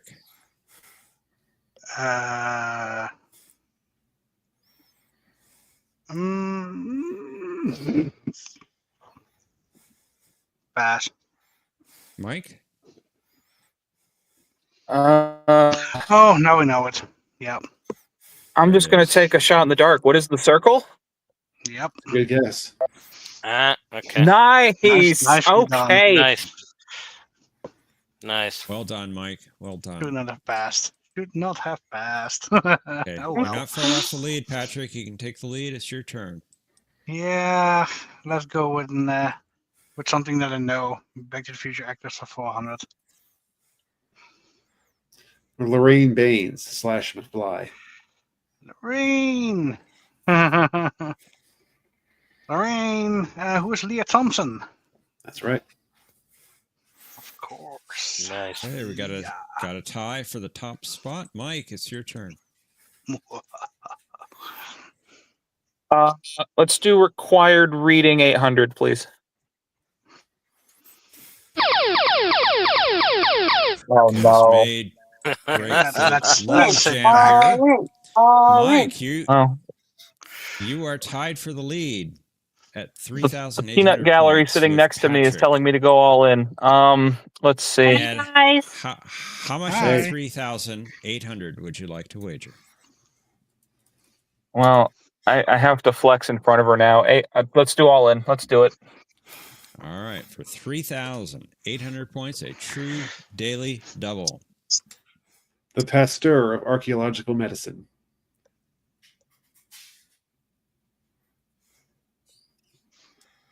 I have to wait. What? So, what are you looking for? The episode? The name of the person that this describes. Oh,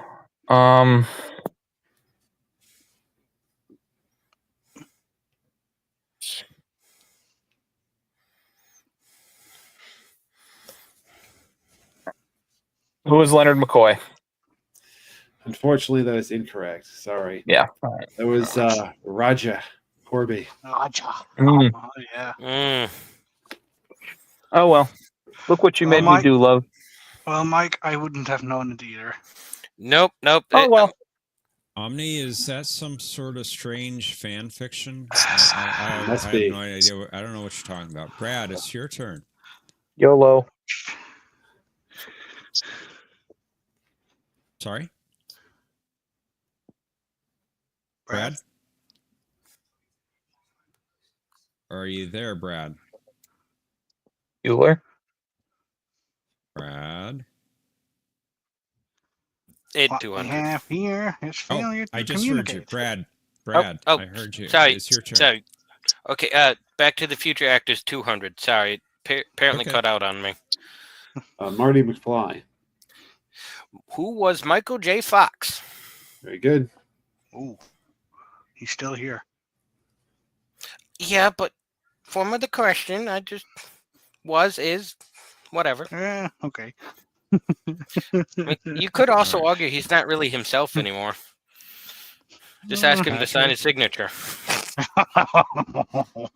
Wow. He was Marty McFly in Back to the Future. He is not currently Marty McFly. Oh, see, there Was we go. acceptable. Yeah, okay. I'll give you that. Patrick, you got the lead and control here.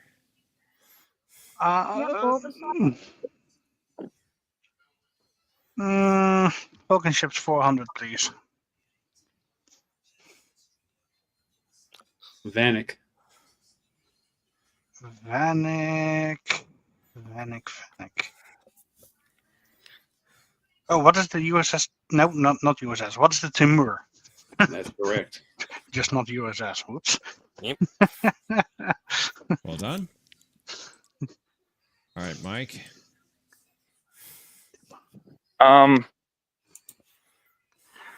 Required reading 1,000.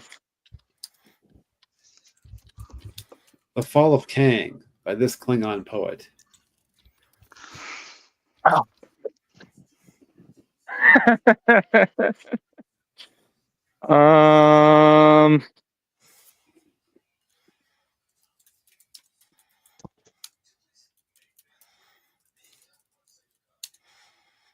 Wasn't it like who is Gatrock? Nicely done. Wow. Yeah, well, no. Wow. Okay. Well done. Very good. All right, Brad. Well, if you can hear me, let's go with the Paramount one. Got it. Oh, yeah, he's a dead man. Oh, what's the name of that episode? I'm blanking on the name, so pass. Patrick? What is a matter of perspective? Very good. Good job, Patrick. I'm not the fool you take me for. You're a dead man, Abkar. A dead man. No, Omni is not cause and effect. All right, Patrick, you get the last clue. Another Vulcan. Yay. Tell us. Tell us. Well, tell me instead of tell. Nah, let's just flex this one. What's the Duval? That's correct. Wow. Well done. Thank you. All right. Last time tonight in the private chat is the link to Cosmo Buzz. Am I still in it? And yes, you are. Okay. At least I see you in there. And John, I just saw your message. No problem.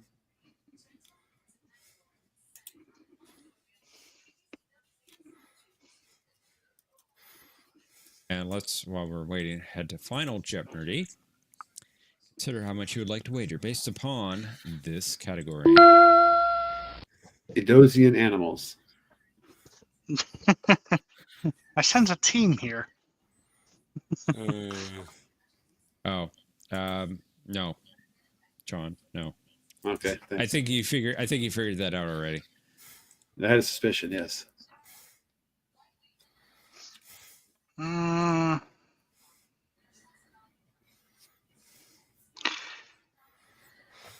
Yeah. I don't. Oh, there you are, Patrick. Okay. Yeah, I was contemplating how much I wanted to bet. Okay. All of it. All right. Let's clear your entry boxes and reveal our category. In the catwalk, T'Pol allotted Phlox extra space so that he could save all his animals, and the doctor expressed the thanks of these Edosian creatures.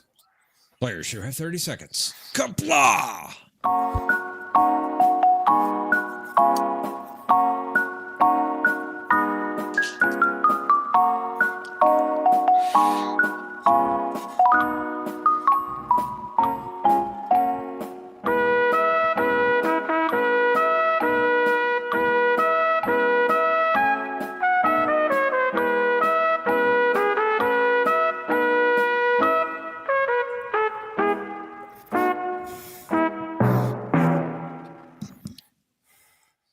Let's get your responses in.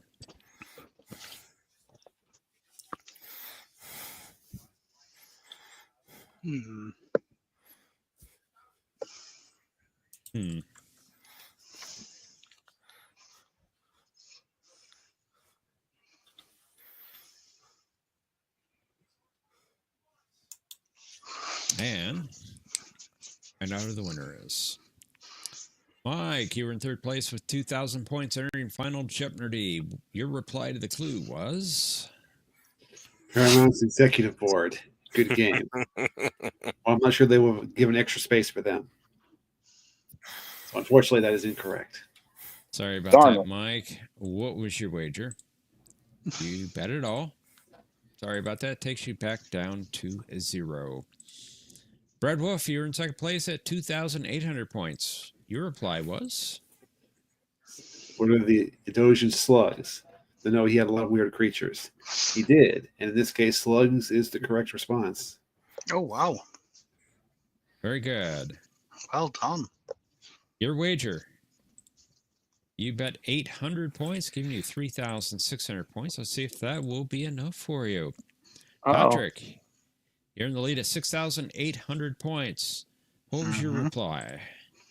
Another Edosian wombat. Thanks you, what is? Fortunately, that is incorrect. Yeah, I didn't remember. And your wager? You also bet 800, only taking you down to 6,000 points, and that's enough, Patrick, to be the champion again. Thank you. Congratulations. Very good. Very nice. Very good game. Much Nice more game. Edosian than I thought that there was in track.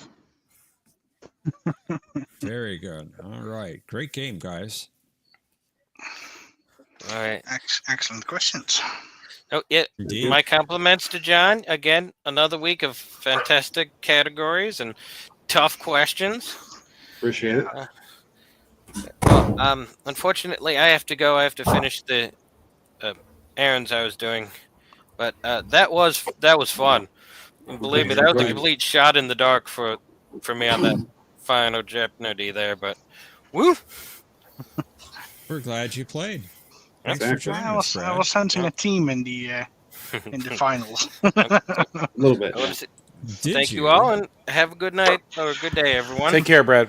See you later, All right, Brad. Brad. Good game. Even my Dutch brain. Bye, Brad. Bye, Brad. Hi guys. Can I just ask? Could you hear anything I was saying just then? Because I was finishing up with Akira and I didn't realize that I'd come back Nope. to the stream. So I hope nothing was audible. I couldn't hear anything. That's, No, We didn't. you just came back when you were driving back to the computer. that's good. Just because I haven't asked my Kira if she's alright being on a stream, so I gotta consider her privacy. That's all. Hmm. No, nothing has been heard. Well, Cool, Tokyo, yeah. that's, as you know, is not the way it quite works. The points do matter. What question is Tokyo referring to? The final Jeopnerdy. Oh, okay. The points matter. With that great series, Enterprise. Exactly. Yeah. Well, it's non-canon, so it doesn't count. Is it award winning? I think it is award winning, though, right? Enterprise, I'm sure it is. I'm Well, definitely. Omni, I'm very disappointed that you didn't know the airplane without wings question. No, I didn't remember that one. I passed it. That's Old Man Yeah. Old Peabody. Man Peabody. Yeah, that's right. With the Looks Twin like Pines, an airplane without wings. the Lone Pine. You mutated son That's of a no bitch. airplane. Look. Yeah, You hit my pine, you mutated son of a bitch. You killed one of my pines. So the movie started off with Twin Pines Mall, right? Then it ended up being Yep. Lone Pines Exactly. Mall. Yeah, Okay, at the That's end. it. That's it. clever. Yeah. Very. And also the piece of the cement that Doc broke is still there at the end of the movie. Miss VP may want to read that. MVP is beginning to be Puma. Wow, fighting words, Tucker.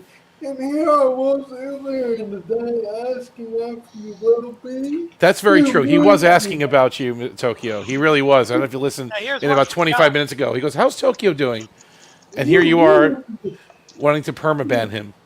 So John, who wrote the novelization for Back to the Future? And Mike, Tokyo has a question for you. No. Oh, is Mike gone? I think he just I guess dropped Mike- out. He dropped. Yeah, he Okay. did. Hey, so John, who wrote the novelization for Back to the Future? I do not know. That'd be George Gipe. Who? George Gipe. Gipe.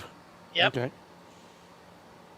Do you know that the Well, I novelization did- includes the original version where they were going to use the beginning scene?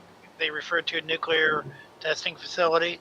Because the original idea was that they were going to have them go to a nuclear testing facility to get the power to go Back to the Future. Mm.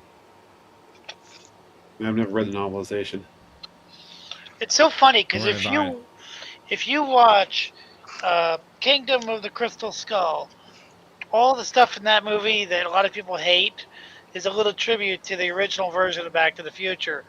For example, the refrigerator that everybody disses, originally the Back to the Future, the time machine was going to be a refrigerator. That's why they did that. Yep. And originally he was going to take the refrigerator to a nuclear testing facility, just like shown in Kingdom of the Crystal Skull, to do the time traveling. That was all in the original script. At some point, the studio said, we don't have the budget for any of this, so you're just going to have to stick everything in Hill Valley. The whole thing has to be done in the town. Forced them to write a better ending. And also, they Oh, didn't want I love- children to go inside of refrigerators. Yeah. Exactly, but Love it, reenacting the movie. budget restrictions forced him to write a much better ending. I love the climatic scene in that first part. Yeah, when I was 10 Best years old and I saw that in the theater, I was on the edge of my seat with Doc Brown hanging on the edge of that clock.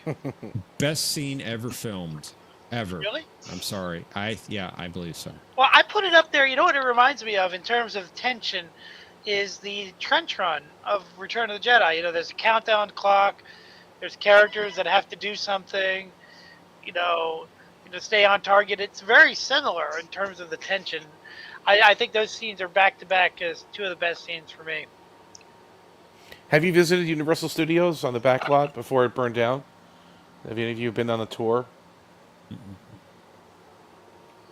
What, Before it Shirley, burned down? for you to move from there? Well, a lot of it burned down. I think that back lot about 10 years ago or 15 years ago. I think it they had a fire there.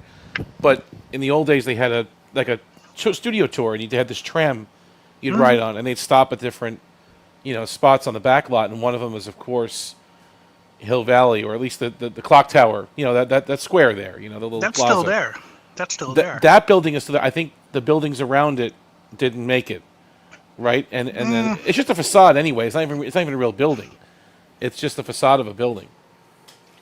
Because I know that a female friend of mine, she went not last year but the year before to America, and she did that backlot tour. They did, okay, and they rebuilt a lot of it too. Yeah, I don't think you can get out of the tram though. I think it kind of stops from what I remember. You can take some pictures. You can't really walk around too much. No, there. the picture that I got from her was indeed from the tram itself. Yeah. I also really liked the train sequence at the end of part 3. They did a really fantastic job on the tension for that sequence. Yeah, that was really well done too. I It's a will different agree kind with of action scene. Like most action scenes is guys shooting each other, but Back to the Future, it was just about, hey, getting everything to work, But that back lot is seen in so many television shows and movies. Like we've noticed it how many times in Knight Rider and Airwolf and all the shows we've been rewatching recently. That Hill Valley, kind of the clock tower and the Gremlins, it's in there. But Back to the Future, Back to the Future made it like so iconic. That clock tower, that building, and that little back lot, set. It's amazing, and as soon as you see it, you think Hill Valley. You don't think, oh, that was in the episode of Knight Rider, or that was in, like you said, a couple other movies. No, that's Hill Valley. That's it. It's forever, Exactly. forever and ever. Kit just went to Hill Valley. Kit went to Hill Valley. Yes, yeah. It's right. Exactly.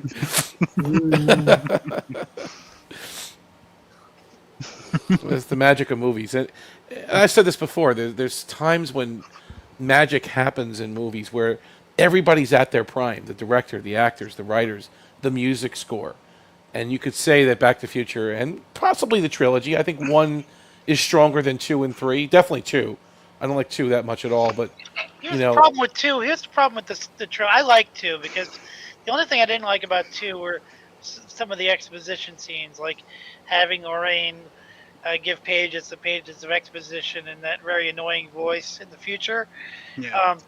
Problem with here's the problem, is that they did a great job on the trilogy. The problem that the trilogy even exists at all is the problem. Like originally, Back to the Future was going to be a one and done movie, and once it became successful, the studio said, "Guess what, Zemeckis? We're making a sequel.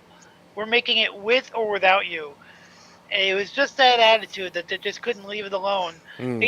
So Zemeckis kind of was strong-armed into doing it, and he did a great job. But the fact that it had to be made at all when he wanted it to be left alone, that's the problem. That was the beginning of the end of Hollywood, because Hollywood just milks everything for as many sequels as they can. So they're great movies. All 3 of them are great, but the problem is that there should have only been 1. And Planet X, I think, is agreeing with what I was saying. He says Back to the Future is a definition of movie magic. Everything came together to make more than the sum of its parts. Here's a funny story about that. Spielberg was producing the film, and he said, "Listen, the last movie you guys did, I think it was Used Cars. He told Zemeckis, he says, I don't want to sound Kurt a Russell. score like that. I want something good and epic, because the last score I was disappointed with. Silvestri.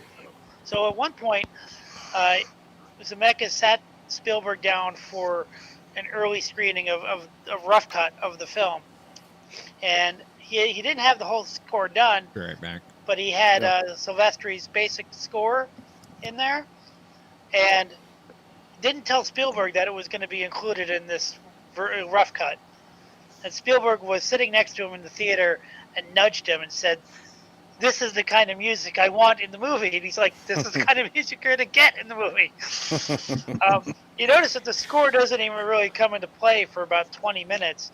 There's absolutely no music for about 20 minutes. The first time you hear music is when the car comes out of the back of the truck. That's the first time you hear it. You got the Huey Lewis stuff in the beginning, right? But that's not really score. I'm talking like score, yeah, I know what you're saying, right? Yeah. Yeah, there's Huey Lewis stuff, but the first time you actually hear any of the score is when the car first is leaving the back of the truck. It's an amazing score. No, it's great. Oh, yeah. You could play 3 notes of it, and people would recognize it from the movie. Just those 3 notes or 4 notes, whatever it is. It's like you got it right there, and yeah, it really is. It really is a special movie. I don't know anyone that doesn't like that movie. Any generation that has seen it, they usually like it. I'm trying to get my buddy who's staying here, watching over me for a couple of days to watch the movie. He hasn't never seen it. Wow. Never seen it. You're saying that he was strong-armed into doing 2 and 3, and I think you're 1,000% right about that. But they obviously opened the door with that last scene. They did it to themselves, basically, right? I mean, no, but that was just intended to be a gag. If they I see what you're saying. They would not have put that last scene in there. Yeah, and they would not have put her in the scene. Exactly. It was just intended to Jennifer be, would not have been in the car. Let's have the theater people. Let's have people leave the theater with a big smile on their face. That was the goal of it. If they had really, but they did not want to make a sequel. Just leave it alone. And the idea is that since they had to make a sequel, they had no choice but to do it from exactly the point that the first one left off, right? With those people in there. And they recast her, and then It was so difficult. It just gave them too many restrictions, and that's why the sequels are great, but they're a little rough. Because then I thought 3 was much better. 3, the Wild West one, was pretty good. You also have to worry about the theory of time travel you're talking about, because the first movie uses basically one theory that there's only one timeline, but when you start introducing 2 and 3, it's alternate timelines, right? Yeah, paradoxes and all this other. It gets complicated because you have to go back to 19. So in 2, they go back to 1955. Well, they go to the future, then they go back to 1955 to fix what Future Biff did, right? With the book. First, they go back to 85. Okay, so they go to the future, then back to 85. They find out, well, they have to fix the past, so they go back to 55. But then 85's messed up, and they have to go back to 55. Okay. Yeah. Yeah, it's a lot. It's a lot. But didn't they shoot 2 and 3 together? I'm sorry, Mr. VP. No, they shot them back to back, not together. They did take a break between them, but they shot them they shot 2 and then they shot 3 about 2 or 3 weeks later. Got it. They were doing location scouting for 3 while they were filming 2, so they were pretty much back to back, but not exactly. You say that it was the beginning and the end of Hollywood because Hollywood started making everything for sequels, but there's one sequel, and I'm talking general movies here, not Star Trek movies, but general movies here. There's one sequel that I actually enjoyed better than the original, and that is Gremlins 2. I loved that in Gremlins 2 there was that serum that turned gremlins into smart gremlins. Hold on. There's some great. I love the guy that was talking about the stock market. Yeah. And we're advising a lot of people to invest in small odds, all hell was breaking loose in the building. I just loved that film. And all the different serums and all the different gremlins that got into it. No, it's a great one. There was one that, Well, question for you, um, Mr. VP. What about Empire Strikes Back as a sequel? Wouldn't that be say it's better than Star Wars? hang on, is it the movie one or is it, sorry, is it the middle one or is it the end The one? middle one, the sequel, yeah, the middle one, the one after. Okay. I mean that could be argued to be the best one of the three, right? Or Terminator 2, I think is probably better than Terminator 1. Like there's a few cases where the sequel is better, but there's not many. You can count them on one hand. I think when the sequel beats the primary one. Yeah, I just love Aliens over Alien. Yeah, that's true. That's a good point. And if we're counting Star Trek, definitely Wrath of Khan over motion picture. Although I've got nothing. 100%. Yeah, I would count that. Yeah, I can't disagree right? with that. Yeah. Although I do love the motion picture. Yeah. I think I like it more than most people do. Yeah, I'm not a motion picture person. I appreciate it. I just don't really like it. Well, let me ask you, Professor. Has it grown on you, Professor? I was gonna say, yeah. Like as you've matured, has it grown on you more than it did? Yeah. Okay. As a kid, you know, I saw it. I don't know, when I was like 12, and it was slow to me, and I didn't care much for it. But as time, passed, I really did grow an appreciation. Yourself for got the film. slower. You've slowed down to the speed of the movie. Wow. Is that what you're saying, Patrick? Thanks, Patrick. Grinding to a halt. I think my brain, my mind has increased, to appreciate what it was doing. You're at the wormhole speed. That's it. Torpedo! No. Arm!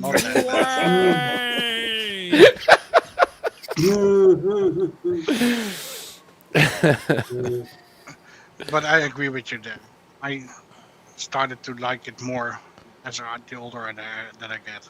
I've noticed that too, myself too. That's why I'm asking the question, because I'm agreeing with that 100%. I used to not despise it, but I used to just disregard that movie, and now I've come to respect it a lot more. I see what they were trying to do. When they released the 4K Director's Edition, I think I saw it 3 times in about 5 or 6 weeks. What, in the theater or in did they play it in the theaters again, or no? You just no. They did have it at the theater. I saw it at the theater. I actually saw it 1.5 times at the theater. You didn't leave, huh? Going, what? 1.5 times. The reason I saw it 1.5. Yes, exactly. That's right. You told us this. Yeah. The power cut just as the Enterprise was coming out of warp to meet the cloud. Thunderstorm, bam! The theater got hit by lightning. Main energizer's out. Main energizer's out. Yes. So we all had to leave. It's like, never saw it at the theater before. Now you tell me I can't watch the rest of it. Well, they had it the next night or 2 nights later, and I went to that one. I've had that happen with The Prisoner of Azkaban. I'm sorry. But then I also saw it when it was released on Paramount Plus, and then I got the 4K disc. Well, the video was optimized on Paramount Plus, right? It looked really good, I'm sure. Well, it buffered quite a bit, Yeah. After buffering for a couple of days, it looked fine, probably. It was really slow then. It's appropriate that you use a board and develop yourself. Could you really do act like a corporate drone whenever you use show Paramount? So it's very appropriate. It's appropriate, right? I mean, we are a collective of sorts, and we do seek perfection and dominance of the marketplace, and that's what it is, Yeah, did you get through? The slave to the shield. The mountain. Did you get to see all the trilogy on Harmy's version? I did. And thank you. You're very generous for sharing that with me. And Mercer got me the despecialized editions on Blu-ray, and it is phenomenal. Like, I never realized how much I missed the original ones, because how many times did we watch them as a kid on tape, right, over and over and over again, and then Laserdisc or DVD or whatever. But it's like they're so They're good. They didn't need to be messed with. I forgot how much they did not need to be messed with. They're just great movies, and they did such a great job restoring them to their original, and then HD quality is really, really good.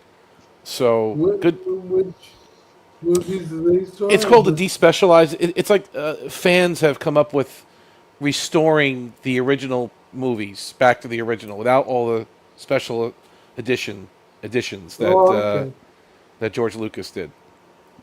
Oh, okay. There's different flavors out there. There's 4K 77, 4K 80. I mean, this is the despecialized one that Mercer was able to get his hands on, and it's really good. Oh, I didn't realize that was a thing. It's very interesting. It's fan done. I'll tell you when I really gained appreciation for the motion picture. Mm-hmm. When the director's edition came out on DVD. Yeah. Was that That one I had. 2001 or 3 or something like that? 2003 maybe? They fixed a lot in that one. A lot. Yeah. The director's edition does sound good, but the thing that puts me off from watching it is that it messes with the original sound effects. And I'm a very sound-oriented person. And I like the original sound on the bridge that was different from the original series. What was different in the movie? Was it the V'ger sound, or are you saying the bridge sounds? What was different? The alert sound. It was instead of yeah, it was I can't really do it, but it was a. I never noticed that. You also had the voice, which was very harsh. You mean the computer voice? That Yeah. I like the original harsh one though. I like that. That was pretty the good. original trailers for the motion picture That's featured. what I mean. So when I watch it again, I'll be watching the original version. Not the... Well, how can you now? I actually had the 4K of the original movie. Oh, they have both? Okay. Now, the original trailers for the motion picture were narrated by Orson Welles, I believe. Oh, wow. So I have it, the original version in theaters as well as, the director's 4K. And they had a third one they released too. They released a set where you got those two plus the ABC television version. They added scenes for that one, right? They had to stretch it out a bit. Yeah. I don't have that one. I didn't want it. Why did they have to add scenes for television? Did they do it over 2 nights? Is that why? Like, was it? I don't think so. So you think the theatrical would be long enough to fit within a 2-hour? I don't know. Well, yeah, the theatrical, it's a 2-hour film anyway. So why would they add scenes for television unless they did it over 2 nights? I don't know. It's probably like a 2.5 hour. You know, it's really hard to get a hold of. Yeah. Is the ABC version of Star Trek: The Wrath of Khan. That's also quite a bit longer. The closest you can get to it is the director's cut, but even that's a little different. Is that what they added the death scene for what's his name, Pete? Yeah, Scotty's nephew, right? Yeah, there's also a few other little bits, and also Superman. Preston. 1978, Superman. There's a special TV version that's longer. How about the Star Wars Holiday Special? You like that one, Mercer? I do like that movie. I have seen it. And believe it or not, there's little bits of that are kept canon in the new canon. They mention it in The Mandalorian. They mention it in Andor. The Boba Fett stuff, the cartoon, or what? Like Life Day is a thing. Like in Life Day is a thing in Kashyyyk. Yeah. Like in The Mandalorian, in the very first episode, they mention Life Day.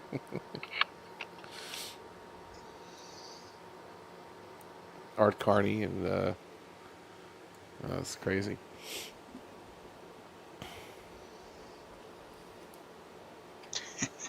I watched a movie with Ernest Borgnine in it recently, and I can't think of what it was. Escape from New York? He's in that one. No. It's a good one. Wasn't the Black Hole, was it? It might have been. But I saw Small Soldiers today, and it had Robert Picardo in it. Just rub a duck. Robert Picardo was in it. A bunch of characters. Frank Langella was in it. Robert Picardo was in Gremlins too. He was. He was, yeah. He was also in Inner Space, where he played the cowboy.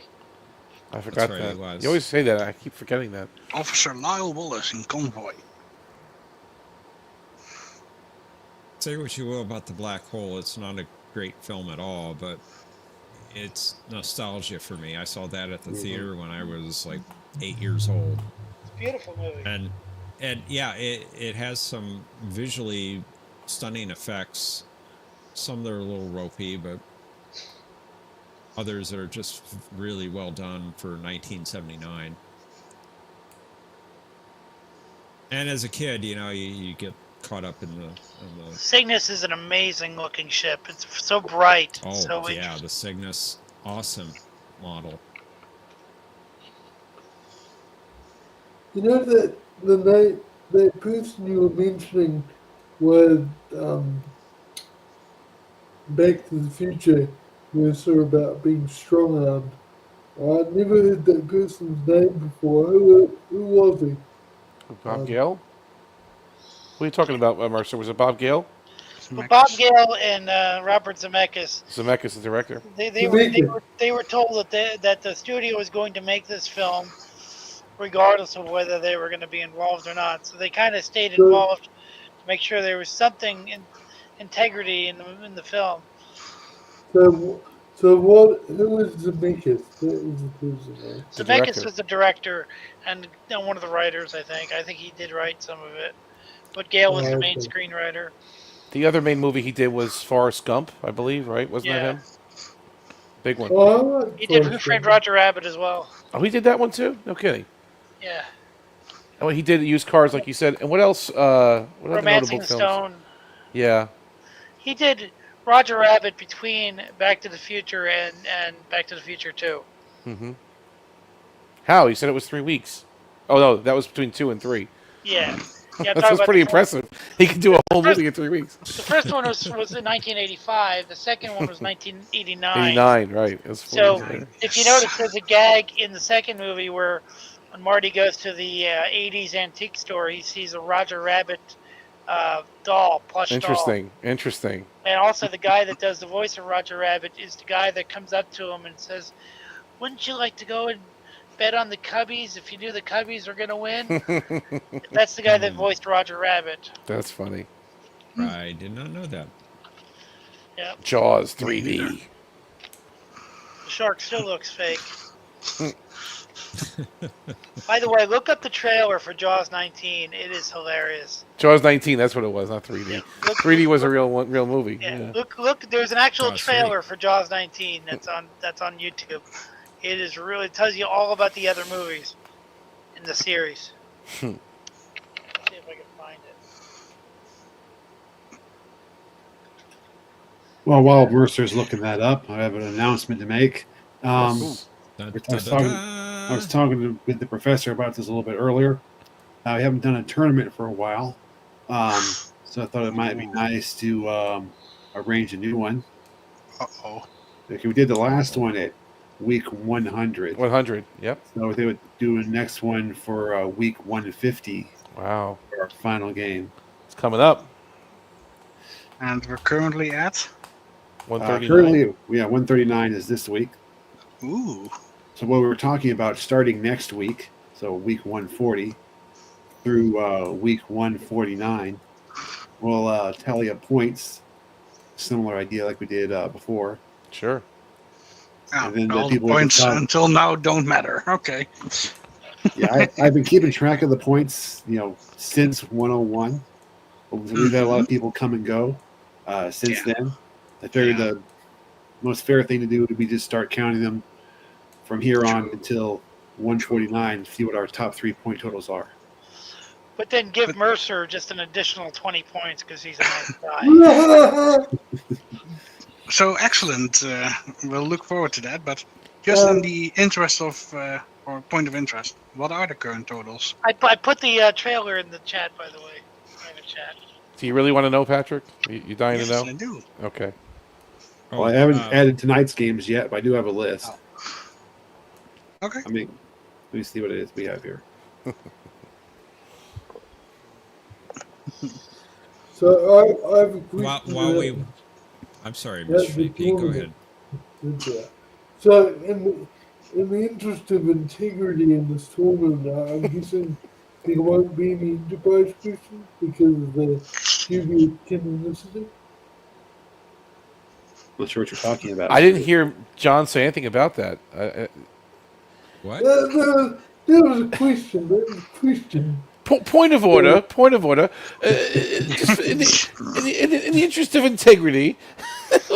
So there won't be any enterprise questions at all. 0 for the next 10 weeks. Is that what you're saying? That's what I'm hoping. Just seeking clarification for that question. I think you're under a false impression there. False. Yeah. I had to ask you, Ron. I've got a reputation to maintain. It's the group's enterprise hater. I was even on I wasn't on the stream, I was in the chat. I even caught a stream of Lori Loaded and I forget the guy's name, but the guy that does the Lori Loaded channel. He started saying about how it was an interesting time that when Enterprise, before New Trek came out, the Enterprise was considered controversial, and since New Trek came out, there's been a shift in the fandom, and everybody loves Enterprise. No, I do not love the one. Stop typing lies. That's right. We know you like the NX-02 a little bit better. We know that. So you're right. That's a little inaccurate. It's a little inaccurate. You like Captain Ramir. I understand. Listen, we know. We know. Whatever. Hubba hubba. Anyway. On his stream, he was saying about how the fandom shifted after New Trek came out. Enterprise was suddenly all embraced by all the fandom because it was part of the OG Trek. And I sent him a super chat so that I made sure he read it out. And I said to him, I've always been consistent. I've always hated Enterprise.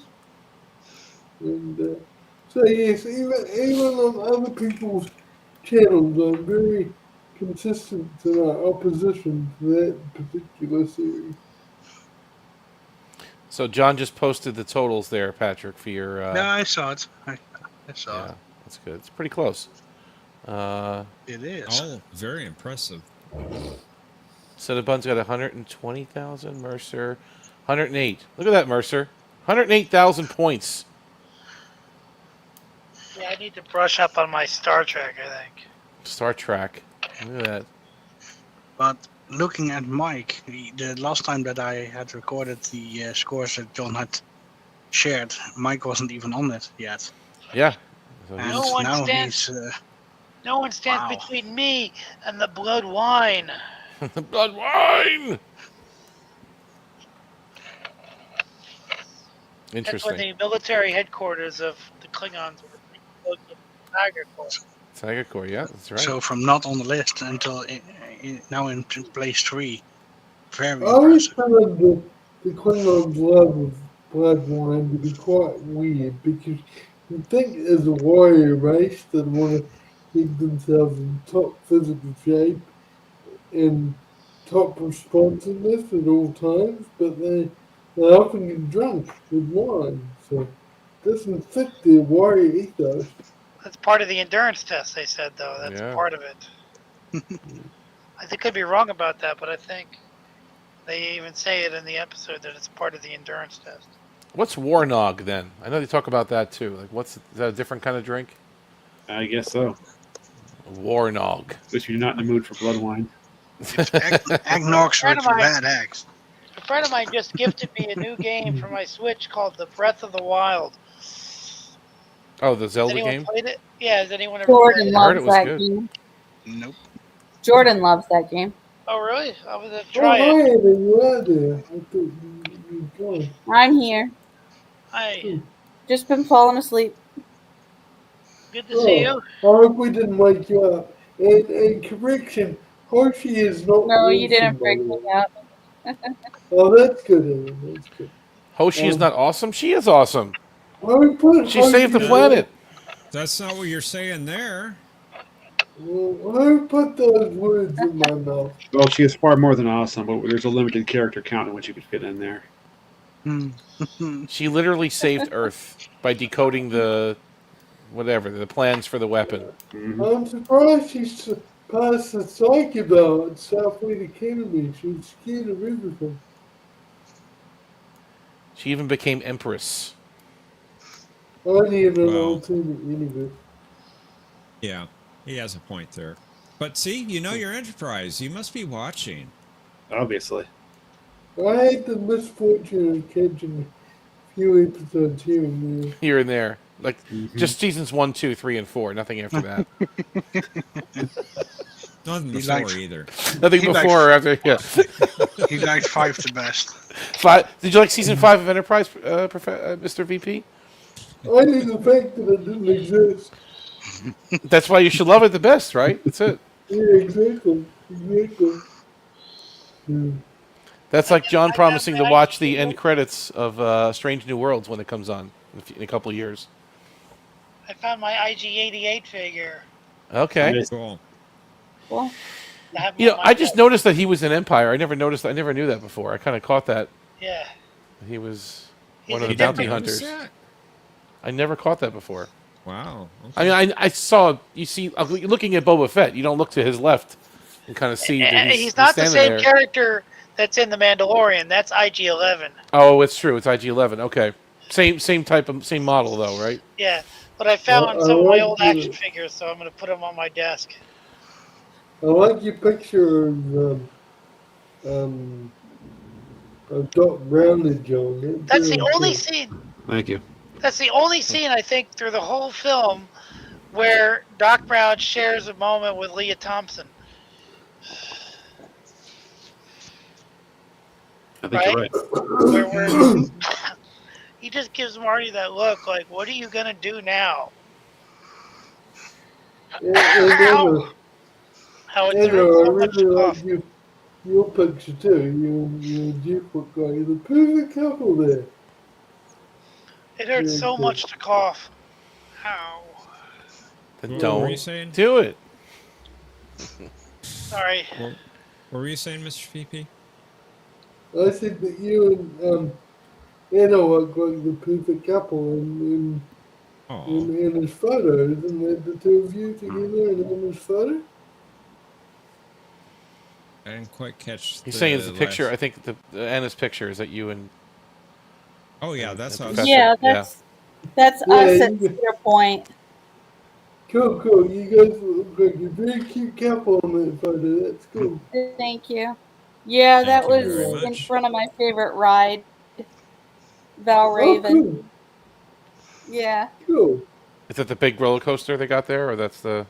yeah. It's one of That them. one is one of them. It's not the tallest one, but that's my favorite one.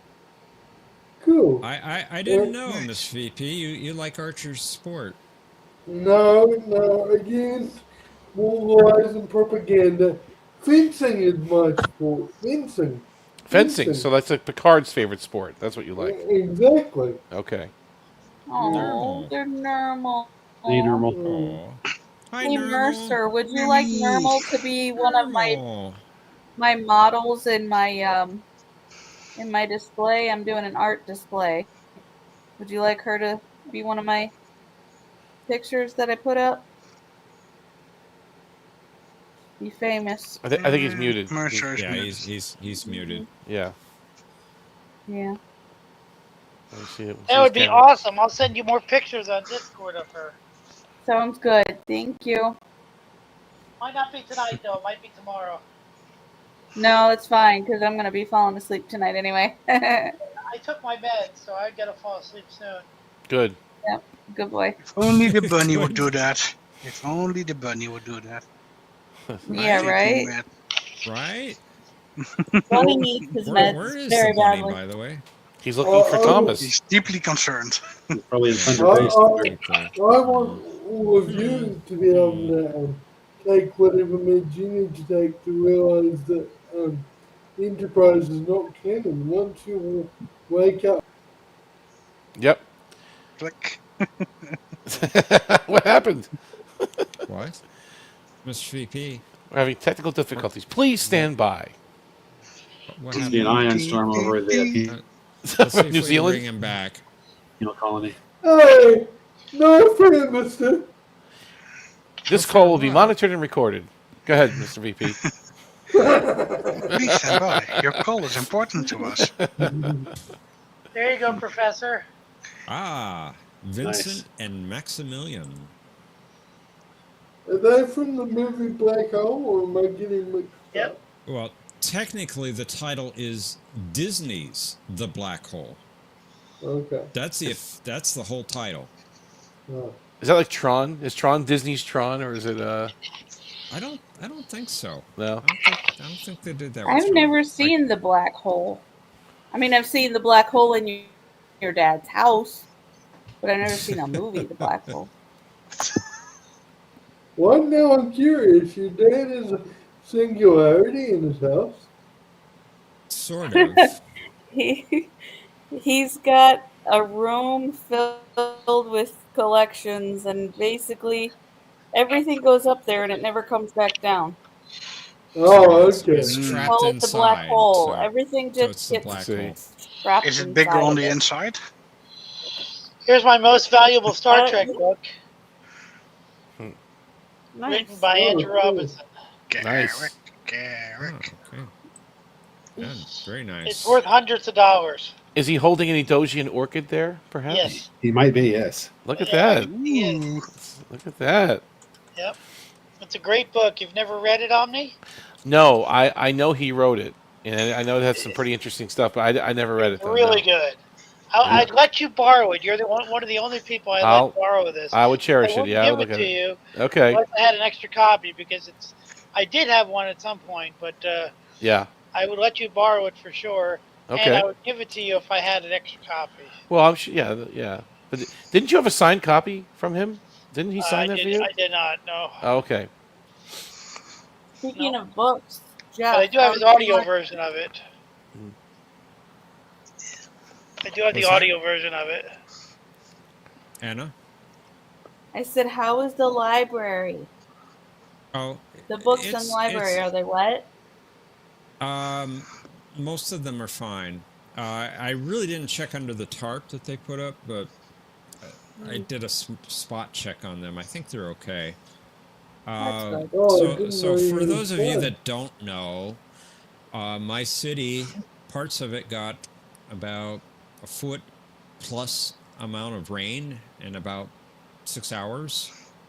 Oh dear. Sorry, Jeff. I had no And- idea.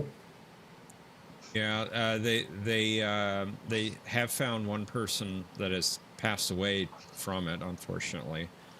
Oh. I was reading about that. I didn't realize that was your A area house there. floated downtown.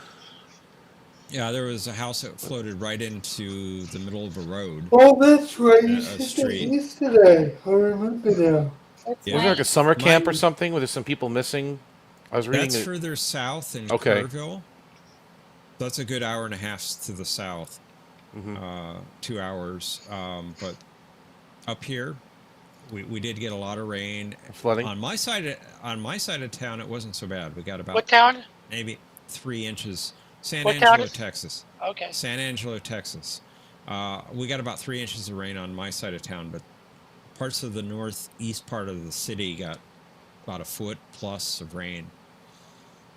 And we had the library is kind of close to that part of the town, so they got quite a bit of rain at that point as well. And the building leaks. There Yeah. are certain points in the building that it leaks easily. And I went in, and there was one shelf that our facilities maintenance personnel didn't cover, and we had I would say about 10, 12 books that got really drenched. So it wasn't Oh, water no. coming in from like a flood. It was just coming from the roof. just the excessive rain, the roof. Okay. Yeah, the roof. Look at this picture of Nermal.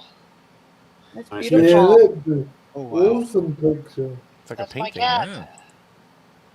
Did you paint that yourself? No, Marissa? somebody gave it to me as a gift. Oh, so cool. It's like Data painting Spot or something, right? Like, A little hard to see with the light, but you can see it's my cat. Well, we're glad you're okay, Professor. Yes. Water is extremely, you don't think of it as destructive, but it can be. In fact, Mercer visited my garage where I kept Kit, and you saw the line on the wall, and it's like at least 6 feet tall, 6 feet high. I mean, of water. When you said that you were Yeah. devastated for a few days, I'd believe it would be longer than that. I can't even believe it. Yeah. You were probably just like for weeks. Oh, no, of course it hurt, but I mean to see that much damage can happen just from water, and it was a similar thing, just rain. When the rain falls so fast in a short period of time, that's when flooding happens, and it's just because the rivers can't keep up, and whatever the runoff, and just everything starts to flood, and it's destructive, majorly destructive. You wouldn't think rain could do that. Well, water cars out mountains. It's true. Indeed. It destroys rocks, so given time, it will do it. Yeah, you're right. Mm-hmm. Yeah, my friend Cookie, whenever she lived in Columbus, she actually had to be rescued in a rowboat because of flooding. Wow. Yep. Oh, wow. Yeah, they had to actually come out to her house in a rowboat. Well, I have a row your boat. I get so frustrated with media. I read an article about the flooding that we just had, and they were blaming global warming and It's climate an agenda. change. And all I could think of was in 1969, my hometown in Ohio was flooded badly because they had rain like that. It's like, what are you talking about? That was almost 60 years ago.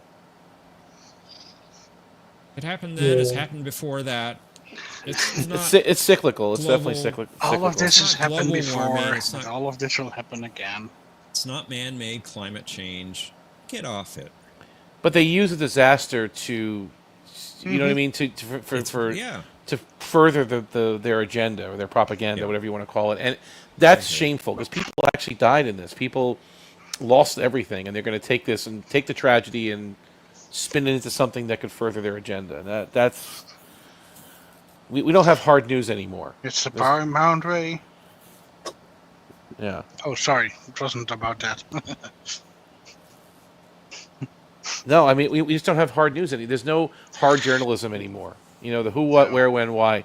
It's always that plus a little opinion, a little spin, a little something. Yep. Here too. Yep, clickbait. Mm-hmm. Right, nowadays, you're right. You're right, but I'm glad you're okay. It's frightening what's going on out there.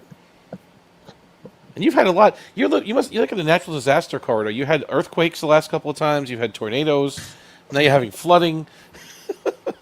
Well, the earthquakes are minor. And bugs. And bugs. Ah! I And didn't bugs. think Well, the insomnia effects coming. What was that, Mr. JP? True. I second that. Flux is the putting best. falsehoods in my tagline. Flux is the best Star Trek doctor. No, Well, it's not. Technically, Why it's is the big technically it's the EMH, but the EMH would not have existed if it wasn't for Flock. No, Agreed. I disagree. Bones is the best Star Trek doctor of all time. Bones was a hack. That's not what your tagline says. It's just Flux. That's because Not somebody every kept doctor can cure hitting someone it. with the ocean slugs. Sorry, what was that, John? I was saying not just any doctor can cure someone with the ocean slugs. Yeah. Their secretions are a great anticoagulator. Mine used wombats, and that was fake. Wombats. One of the things I love doing is watching the commentary tracks on movies, and I watched the commentary tracks on the Back to the Future films, and they had a fan, like a kid, like 14 years old, from China or something, write in and message them about, and this is when the movies were still in the theater, when Marty opens the note or writes a note to Doc saying you've been shot, the little handwritten note that he writes to him, the spacing of the words is different on what he writes compared to what Doc Brown actually opens and unfolds in the future. Like they use two different notes. How Oh, is you some just kid, blew the whole movie for me. Thanks a lot, how man. does some kid, But how didn't does he rip some it up? kid, Didn't he have to tape it back together or something? Like, yeah, wasn't Yeah, it? exactly. but how did some kid notice that they actually used one line was written differently than in the when they went to see the letter again? This is Like it's amazing what some people will notice. And nitpickers do. if you watch the scene where Marty is talking to George about No, defending I himself, want to do behind the scenes stuff. No. when you're watching the scene where Marty is talking about defending himself and George is doing laundry, look at Marty's pockets on his shirt. They keep going in and out from shot to shot. You never notice that stuff until somebody points it out. Yeah, thanks for that. Now I can't unsee it. You should watch. You should watch it with the commentary. The Gale commentary track is really awesome on all three films. That's the problem. I cannot watch it with commentary because that's distracting me from the movie. Tell me when it's over. I'm muted. I don't think it's, especially if I've seen the movie already, it's not really distracting. I mean, how many times have you seen that movie, though? I mean, right? You've probably seen it so many times. I know. I've seen it 100 times, but I still want to see the movie again. Then it's just my brain. It's weird. Well, guys, I'm gonna go ahead and go to sleep. It was good talking to you. Thank you for Good seeing you, Anna. Thanks for joining Thanks us. for playing, Anna. Yeah, that was You a did a good treat. job. Great. Oh, you're welcome. Sleep well. Exactly. I'll do my Good night. best. Okay. Night. Love you. Love you. I love you. I know. Oh,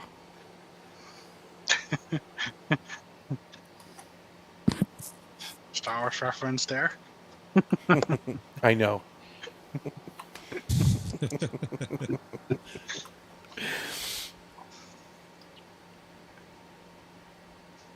All right. According to the run I'm reading, the moment when Doc Brown says, "By my calculations, you'll have precisely 7 minutes and 22 seconds until the lightning strikes the clock tower," it's exactly 7 minutes and 22 seconds later when the DeLorean gets struck by lightning, sending Marty into the future.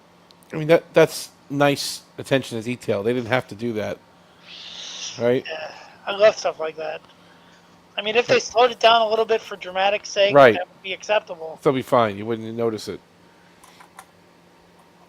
So I recently got the Blu-rays for the Karate Kid trilogy as well, and talking about good commentary, they had a really good one on the first disc with Pat Morita played Mr. Miyagi and Ralph Macchio and the director and the writers, and it was probably done for the DVD because obviously Pat Morita died a long time ago, so I think this was done for the first DVD release, and Yeah. it's pretty good though. Like because they analyze each scene. They tell you where everything is. Oh, this place was on this road, and we went here. We reshoot this a couple of times. Like, I love it. I mean, I liked all that little behind the scenes. Just be careful with Stuff. the disc. I'm very careful with my discs, sir. Don't wax in, Nope. wax out, and too much. I paint the fence. Wax on, wax off. Wax the floor. Yes. Don't forget to breathe. Sand the floor. No, sand the floor. Wax the car. Paint the fence. That's right. Very No, important. it's very. To show you, I have something just for you. Let's see if I can get it on camera. Oh, there you go. That's what I'm. That's what we're on right now. That's season 2. Yeah. Is it season Just don't 2? take the discs out. Do not listen to me. If you take those discs out, push that button really hard in the middle. You will crack them. I'm telling you. Season 2. I thought it was season 1, but I guess That's 2. Purple's 2. That's what we're on right now. We're watching that. We're on disc 3 right now, or 4. Yep. But be very careful with those. Appreciate that. And they're brittle. Like the discs themselves are actually brittle. I don't know what it is, what material they make the discs out of, but the plastic itself gets brittle. They made it out of hopes and fears from the fans. They That's made how it. much I spent on them. Dakar, Senegal. They made it in a plant in Dakar, Senegal. There's how much I spent on this. $5. I spent $100 when it came out. Darn, man, that's pretty good. Yeah. I've unmuted myself. Is the behind the scenes stuff Nonsense. over there? Yes, Mr. VP. That's good. It only lasted for a couple seconds. We weren't talking about too much behind the Okay. scenes. I just wanted to protect myself before it went out of hand. Mm-hmm. One or two stuff is alright, but too many other. What? What is doing garbage? It's nice of you to admit that, Mr. VP. Yeah. Kirk is. I turned for the petrol, Kirk. What excellent nonsense. I think you broke him.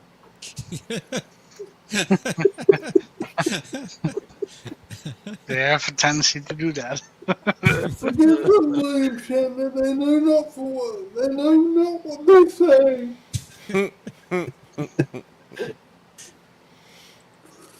Oh, you guys are delusional. Where did One Anna tagline go? can make a difference. Where did Anna go? Where did Anna go? Anyway. Yeah, where did Anna Anna go? went to sleep. She went to bed. Oh, okay. Actually, she went to send you some files about a show that came out in 2001 that you might be interested in. I hope not. Did it end in 2005? Yes. It has a cool theme song. I really hope not. No, the end credits theme isn't bad. That's Archer's theme, right? The Oh, I'll make a deal with you. I'll happily watch the end credits. How's that? Okay, you and John can be together to watch the end credits. That's good. Just the end credits. That's all. That's my specialty. That's been, all right. Well, this is a good question then, John. What do you think? The Strange New Worlds theme or the Enterprise song, like the opening song? What do you think is better? It pains me to admit it, but Yeah, the Strange New Worlds theme. It's, I like the Enterprise theme better. we've got one thing nicely said about the show. It took us years. If assuming you're referring to the song they play over the opening credits. Dun, dun, dun, dun, dun. Oh, you mean the Enterprise song? I'm talking about the. You know, if you're talking about Archer's theme is better. Okay, no, skip Archer's theme. The opening credits theme. I'm talking about the opening credits. Yes. From there to here. It's been a long time. Yeah, I always skip that when I watch that. Time is finally. I like it. Please, I'm going to have to mute the Or mute speakers it, again, one or the other. please. What's that, Mr. VP? If Lucy keeps singing, I'm going to have to mute the speakers. I'm sorry, again. I stopped. I respect you. I stopped. I'm sorry. Faith of the Heart is my song. Is that is that right, Mr. VP? That's your favorite song? I didn't know that. More and more garbage comes out of that. Garbage. Should be hauled away as garbage. It's favorite. Well, I have the song never from said it should Russell be hauled Watson away in my list of Hauling music. garbage. I meant that it should be hauled away as garbage. So who started the fight? I don't know, sir. So You started it, didn't you? No, sir, I didn't. I didn't understand the theme back then when Enterprise came out. It was perplexing. But again, as you get a little older and you start to look at things a little differently, I understand exactly what they were trying to do now. Because You mean old and senile? No, not senile. That's not exactly senile yet. Wow. But just a little more mature, Wow. right? And they're trying to. Love of Enterprise doesn't come along with maturity, sir. It comes along with senility. No, not senility. No, not yet. I mean, I'm probably on the way there, but I haven't reached it yet. But, I mean, it's. Look at their uniforms too. They want to be a bridge between current day astronauts and Star Trek, and the way I will give them points there. The uniforms are cool. So, wow. So John said something nice about Strange New Worlds, and Mr. VP said something nice about Enterprise. Wow. We should mark this day in history, guys. Episode 139. Begrudgingly. We are in a parallel universe. We are in a parallel universe. Did I fall asleep and cross over? Yeah, I think you did. I think we just quantum leaped into another place. Ooh, quantum leaped. Oh, There you go. Nice. But what I'm trying to say is Nicely I understand it now. Like I didn't understand it back then, but Sliders. sliders. But I get what they were trying to do now. They, like that rock song or whatever you want to call it, pop song. It kind of bridges our century and the Star Trek world a little bit. That's what they were trying to do. What they're showing is awesome. Like all that stuff on the screen. Whatever you Yeah. say. Yeah. I understand what they were trying to do. I just don't care for it. No, What else is Joe? I'm talking only about the music over the opening credits right now. Oh, okay, no, right, because the show is very quality. I know what you're saying. That choice, it's a stylistic choice. But all right, what about the uniforms though? Uniforms are fine. Okay. Uniforms are perfect. They have pockets. What would you say, Mr. VP? Pockets. Uniforms are good. That's the only thing good about the show. I missed the away team jackets from the first episode. They brought them back once, didn't they? The But quilted they didn't ones. look the same. They looked a little like in the pilot episode. They looked a little bit cooler. No, they were quilted, and they dug them out one time, I think, afterwards. Did they use them again? There was one other episode, I think they used them, but that was it. After that, they were like windbreakers. First They were like, episode, there was a little bit unique. Yeah. Like those. I would actually wear one of those jackets if you bought me one. I wouldn't buy one myself because I don't have the money, but if you bought me one. There, hint, hint. I would also wear Picard's suede jacket, which I heard smelled the setup every time he wore it. what, the suede jacket? Yeah. Because they couldn't wash it or something? It smelled like suede? It smelled like, Yeah, it smelled like that rusty leather, like crusty leather. No kidding. You know? Huh. That's just, It's such a This cool is Patrick idea that they gave him that Stewart's jacket. body odor. He's sticking up the And it had place. such, in Darmok, it had such shiny shoulder pads that they kind of dulled down. They later. changed it. Yeah, they've made a fabric instead of the like a vinyl or a pleather. I It was like a love that. pleather. I love that look because it just made him look like he was the leader. You know? Did you notice too when he wore that uniform, the pants were tucked in differently? They were tucked in like at the boots. Yeah. Whereas on the regular uniforms, they have stirrups on the bottom of the pants that go around the boots. So it's almost like if you look at Picard's uniform when he's wearing the jacket, his pants are almost like they were in the movies, like they kind of were tucked into the boots a little bit, like the Monster Maroons had. I knew that they were. I knew that they were different. I just couldn't figure out how they were different. Yeah. Interesting. It just made him look like, why not make Picard different? And here's the weirdest Kirk change had a about jacket. season 5. The absolute weirdest, most useless change, but I love it, is let's put Star Trek: The Next Generation with like some kind of effect behind it, so it looks like it's coming out in 3D. Didn't Rick Berman flip out because of that? Like I he was don't really know, pissed. but I know that they got rid of it after like one season. Like I heard he wasn't happy about it. Like in a lot of ways, he's like, it was whoever made that decision was not in good position after that. I don't know, but I know that it was kind of a little dated itself pretty quickly. I like season 5 of Star Trek though. TNG. Oh no, like it's I think fantastic. I'm just saying that effect of having I the know. words come out in 3D. I'm going to be contrary here. I didn't think Star Trek Next Generation Season 5 was as good as 3 or 4. Wait a minute. You have Darmok, you have Ensign Rowe, you have Inner Light. Yep, Nth Degree, I think, right? What are you talking about, That was man? 4. And Nth Degree was 4th season. 4. You're right. Never mind. That was 4. I think a lot of those episodes are overrated. Darmok. What else was in 5? I'm trying to think now. Cause and effect. That one I love. All That one hands is aboard the ship. awesome.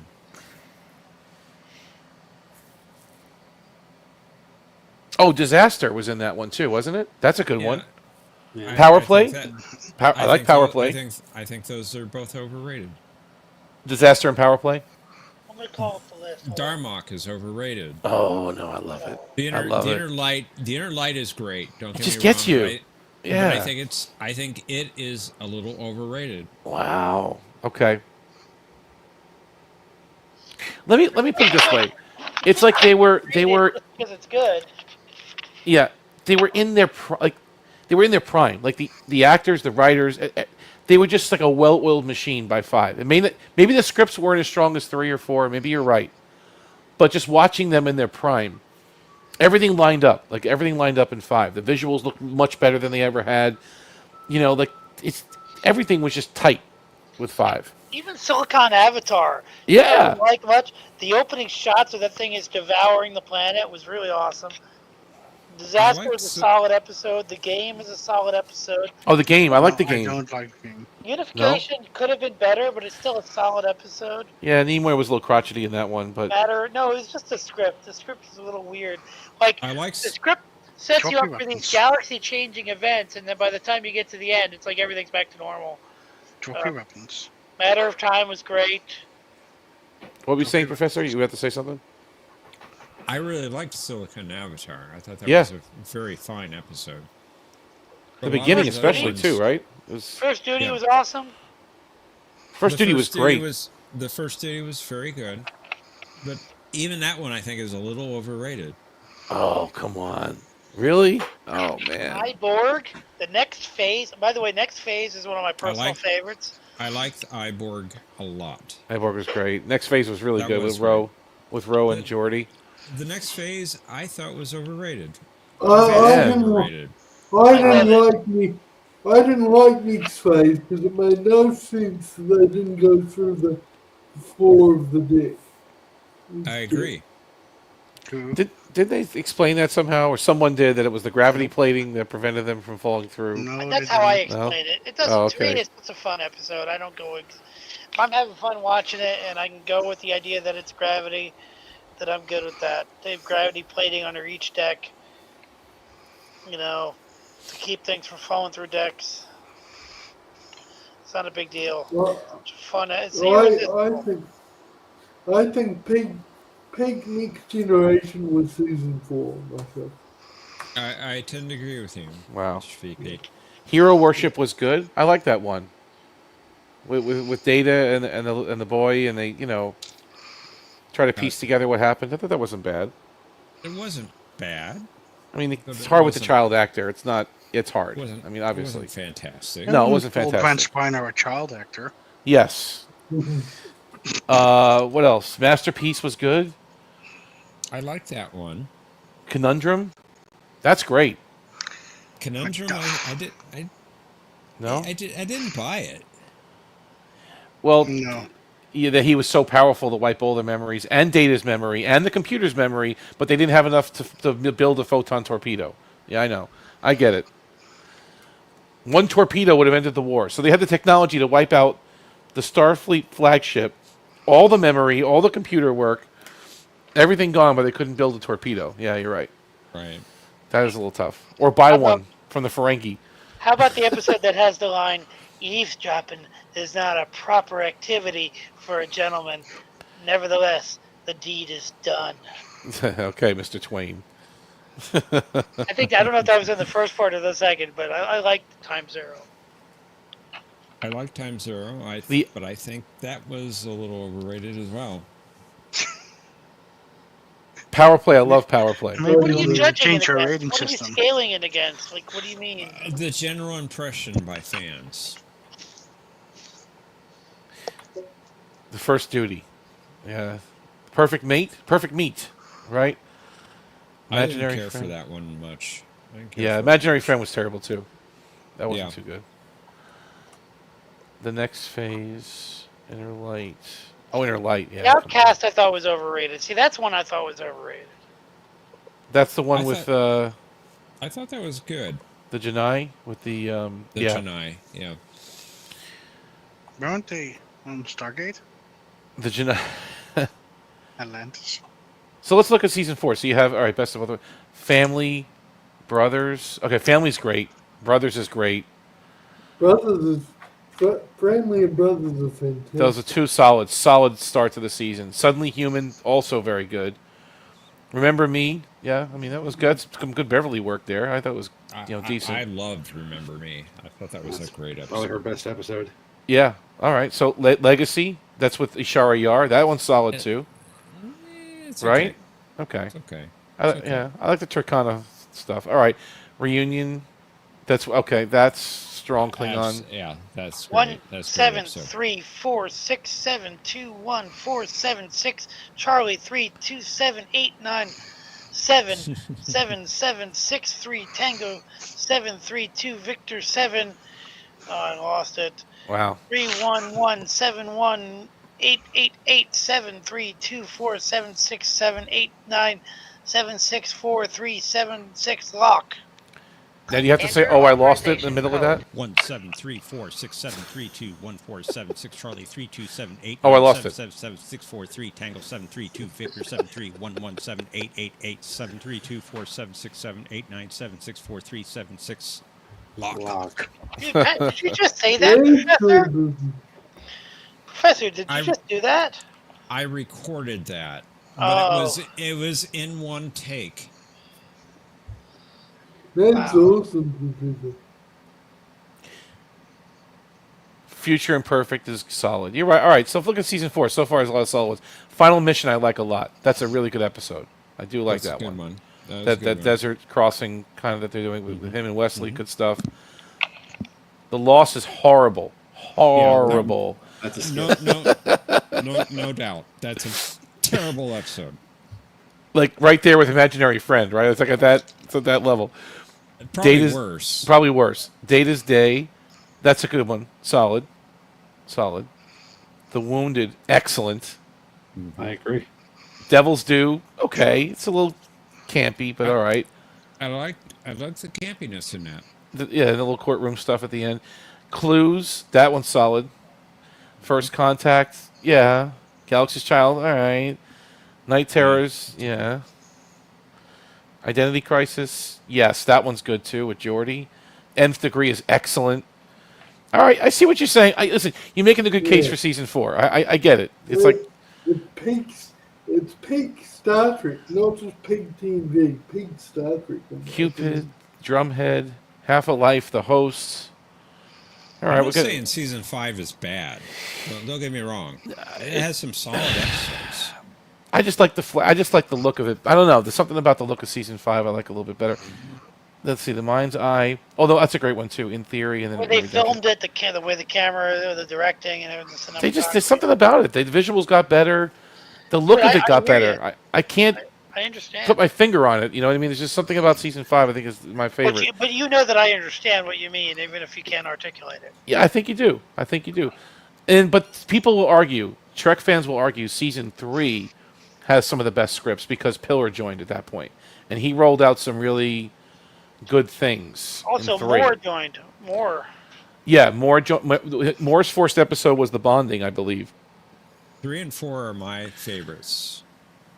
So people have argued 3 is some of the best character work and some of the best Michael Pillar stuff. Yeah. Yes, no doubt. But they're controversial opinion. It's not the best of Trek, but I actually enjoyed season 2. Yeah, it's nostalgic. Kind of takes you back a little bit, right? Yeah. Okay, you say that's controversial. Yeah. I'll double down on that and with another controversial statement, Mr. VP. Yeah. Season 1 was better than season 2 of TNG. Wow. I've heard you say that before. I hardly disagree. I'm gonna have to. Like I said, controversial. I know. Yeah. How about season 1 was better than 2? Can you count the better episodes? Like, does 1 have more stronger episodes than 2 does? Is that how you're doing it, or are you just looking at it as a whole? And how are you basing that? I mean, I would rather watch more season 1 episodes than season 2. All right, I see what you're saying. That's more of a feeling. Okay, I got it. Yeah. I love episodes like Pen Pals that was in season 2. I thought Pen Pals was horrible script. Data would never answer that hail. Is anyone out there? Yes. Yeah, no, you're right. Yeah. But they actually were playing Data very differently in season 2 to the rest of the series. That's true too. You're right. He was looser. Like he almost had more emotion. They made him more just plain as the seasons went on, which is better. Not so over the top. By the Now, way, here's some behind the scenes information. I know usually I don't like behind the scenes stuff, but my behind the scenes stuff is more to do with reusing kits that I really don't like hearing about. But does someone want to hear some behind the scenes stuff of season 2? Sure, go for it. Go for it. Yeah. And I think that pause was long enough to give the YouTube audience a chance to click off if they wanted to. But they were planning in season 2 before it was abandoned. They were planning at the end of the season to do a big reveal that Data had emotions all along. He just didn't understand them properly at that point. Is that what they were doing? They were trying to talk about Data's emotions coming to the surface or something? Like he was... That he actually had emotions all along, he just didn't really understand them. And they were building to that big reveal, and then the producers changed their minds at the end of season 2, so that's why there's a marked difference in how they behave. Excuse me, sorry for you. There's a marked difference in how they behave after season 2 than season 1 and season 2. That's interesting. Yeah. So what would you say your favorite season of Enterprise would be, Mr. VP? None of them. Oh, okay, gotcha. by the way, that's kind of off topic. The end credits of the final episode. I thought the Zindi arc, season 3, you like that maybe, or no? Don't make me vomit. I had a perfectly good lunch and I'd like to keep it down. Thank you. This is kind of off topic, but I want to go back to Star Trek. But I just want to mention this in case anyone's interested. Tonight was the final night of the original lineup of Black Sabbath and Ozzy performing. Ever. Oh, wow. Ozzy is officially done. I thought he was officially done a long time ago. He was Yeah. still playing? Yeah, no, they played their final concert, and Okay. he was able to do some songs with Black Sabbath and some of his Wow. own songs, and yeah, so he went out with a bang. Interesting. All right, so I went back and I looked through season 1 and 2 of TNG. Okay. There are 11 episodes of season 1 that I don't mind watching. Okay. Over and over. Season 2, there are only 8. Okay. So that makes sense. No, season 1 is better than the new track, and season 8 is about, or season 2 is about the par. Well, I know there are 4 fewer episodes in season 2. But interesting. I'm curious, Professor. What's the episode in season 1 that you really like? Well, it's Code of Honor, right? It starts with that one. And then yeah, no. Haven. That's Matthew, not the professor. Oh, okay, got it. Okay. So I really like Where No One Has Gone Before. Okay. The Battle. The Naked Hide Now, and Q. The Big Goodbye. Data Lore. Okay. 11001001. Yep. Not to be confused with that Great But that's a Voyager episode. Yeah, it's the other one. Yeah. Heart of Glory, The Arsenal of Freedom, Skin of Evil, Conspiracy. Not Paris? You don't like that one? That's okay. I mean, it's okay. Okay. I like the It's time not distortion it's not stuff. One of my favorite. Okay. I usually like those kinds of stories, but that one just had a really odd feel to it. The weird love story thing with Picard and Janice. Yeah. I got you. You know, You're right. I'll tell you what I think is. really like the big goodbye very much, but that's just me. That's fair. I like the big Uh, goodbye. Are you saying you didn't like it, Professor? I mean, No, Mr. I VP? love. Mr. I, VP I said you would didn't like it? I would say I didn't care for it that much. Like, It's all right, not here's the thing. I have very fond memories of season one. I the scene where the holodeck fades out. The guy kind of knows he's gonna die. Was very profound for me as a little kid. That's the big goodbye, right? Yeah, Yeah. love that. There's a sense of adventure in the Naked Now that I really liked. But overall, I just loved episodes like the Royale, like Silence Has Least, Yeah. Conundrum. Yeah. There's just Well, something about Conundrum those is. episodes that I love. So I do like season two a little bit better than season one, but I'm not. I'm not dissing it. I think 1001. I don't know the whole title. Is a unique idea. Very cool. Um, Yeah. very There are well only done. 2 characters But I there, personally so prefer season two just a little bit more than season one. But that's just me. Samaritan Snare of the Long Ladder. Yeah. Manhunt. And Q I mean, there Who was a is writer's strike, fantastic. so they didn't have their top writers really. And You Q Who know. is amazing. It's Q Hughes, amazing. Yeah, I agree. Yeah. They introduced I some mean, interesting aliens. yeah, in there that there are some that I episode. really like. although Measure why they have Vernier. a replicator in the engine room, I don't know. If they don't want the hot chocolate on the consoles. my ship, your ship, this ship. I guess they could That's my- replicate tools and things, right? If they needed to. If it didn't just have to do food, right? You think there'd be a difference between a food replicator, And a a tool. tool replicator, Yeah. and a CFI replicator? hmm Make it yourself. And then you have ship replicators, don't you? In what is it, Prodigy? They can make their own ships, their own shuttlecraft or whatever. Yep. Voyager already had that. They already had that technology, right? Yeah, that was already there. Yeah. We just never saw it. That's all. There was how many shuttlecraft did they go through? Did anyone ever study that? Like, how many did they lose? I did a video one time counting all the shuttles they lost. I have to go Almost back as and watch much as that. torpedoes. Oh, torpedoes! Yeah. who counted like 130 or something? Right? There was a guy that did that video. They counted all the torpedo in all the suit. I All love the it when he did episodes. full spread and he just had the music bump up every time they did full spread.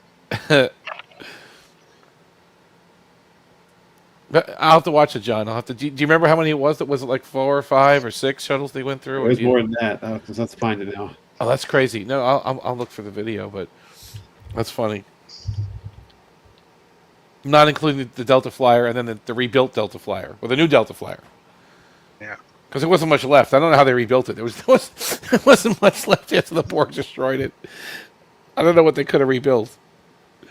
Not the entire ship. They just started again. They had to start again. There was nothing left. I don't know how they say we put it back together again. That was the stupidest thing. Like, There you go, Omni. oh, you put it in the. Let me see here. It's in the YouTube chat. Thank you. I will gladly watch that. So thinking about Back to the Future, the whole thing about the picture with the people dissolving doesn't really make any sense if you think about it too much, but it's still a great way to keep the audience to follow the story. Sometimes you got to do that when you tell a story. When his brothers and sisters are dissolving from the picture. Doesn't Yeah. really make a lot of sense, but it works. Well, you did this video 3 years ago, John, huh? Time flies. So this is my chance to redeem myself. If I get good on this tournament, I could be crowned the champion of Jeopnerdy forever. You have a chance. Or at least until the next tournament. I think I'll do pretty good.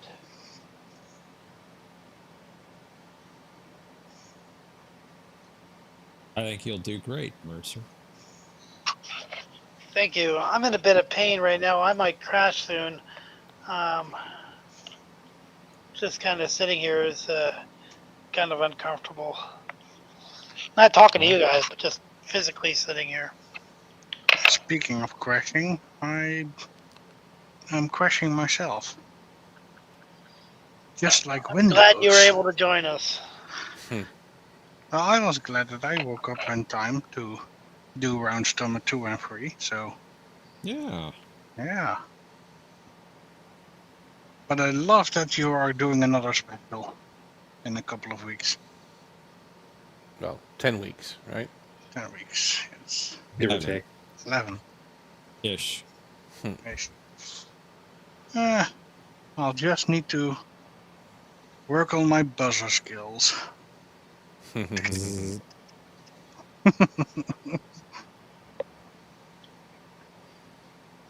Yeah, So, my friend who's been staying here with me the last few days has been really putting me on a schedule, getting me to do more than I probably should, but keeping me sharp so the recovery goes well. I'm really thankful. That's good. That's awesome. Excelente. Yep. I might even be able to go to the flea market tomorrow. Oh, wow. Yep. It's amazing. Yeah, that's all I like to do really in the summer is go to the flea market. So being able to do that with all this going on, I'll be very happy.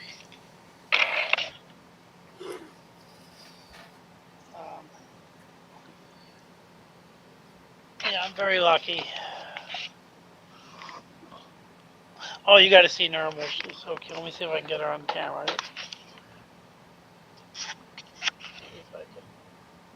She's curled up. Isn't that pretty? Oh, Yep. Oh. She's living the dream, I think. it'd be cat. One day you got to come visit, Omni. Yeah. You're welcome anytime. Thank you. And I know it's a haul, but if you're No. always welcome. Just trying to find the time. Very pressed for time. A lot of things to attend to. A lot of things to attend. Absolutely. But yeah, I'm just saying, if you ever came, we'll do some nerd geek out Star Trek, Sure. Star Wars bonding. I'm always Knight down for Rider that. bonding. Yeah. Speaking of that, did you see the 4K price, $129? Did you catch that on Amazon No, I didn't catch the price. for Knight Rider? Yeah. I think that's a little extreme. I don't know if I should wait or not. I kind of want to get it right away, but see, Babylon got me, Professor. When I did Babylon, I paid the full $99 for it. I did the pre-order, the pre-sale, right? Right. And then what? A few months later, a month or two later, $69 on Prime Day, right before Christmas. It's like, wait. But I guess that's the whole trick, right? Isn't Prime Day coming it is. around in a couple of Yes, it is. And they had the guarantee where if the price does drop after you place your order, but before it ships, they give you the lower price. Yeah. So they do have that guarantee, but they're never going to lower the price. They know what they're doing. They know, okay, these hardcore people, these purists, they're going to spend the extra money to get this thing right away. They're not going to wait. Of course. They know exactly what they're doing. It's funny. But I heard it's going to be really amazing from what I'm hearing. I'm getting news and bits and pieces of how they put this together. It's going to be really very good. I just hope they fix the audio problems because they had a lot of them since the DVDs, actually. It's going all the way back 20 years. They missed sound effects. They missed the musical cues come in a little bit too late in certain episodes. They're just a little off sound effects wise. Some episodes worse than others, but most of them have this problem. And I hope they get it back to original, like they went back to the way it was. And the standard was the Columbia House tapes. Like, those were the actual broadcast, uncut, perfect versions of the show. Columbia House is amazing. Even when they did Star Trek episodes for TNG and the original series, and I think they even did DS9, they did such a great job. So those are like the standard, basically, if you didn't record them off TV. But ever since the DVDs came out, they always had little problems. And they fixed some of them, but not all of them. So I'm really hopeful with this one.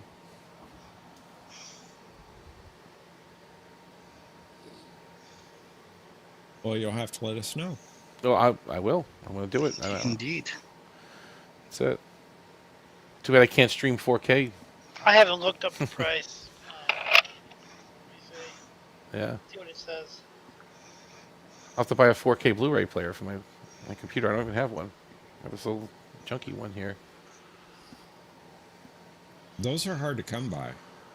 I was looking at an external one. It's like $150, I think, for like an external 4K capable Blu-ray reader.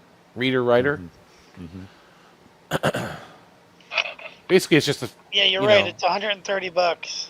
Isn't that crazy? I didn't believe it at first. Thomas told me about it. I'm like, what? No, you're wrong. It's fake news. And then I click the link and I go, oh my God, he's right. I didn't believe him. Because your first instinct is not to believe Thomas. You think he's trying to, lie to you or something, or at least to me. But. Wow. Oh, Thomas is on that stuff. No, he was. He was all over it. Where is Thomas? That's the question, Mr. VP.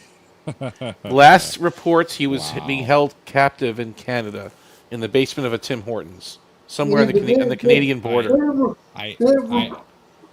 That report was from Bunny. I'm not sure if I believe Bunny.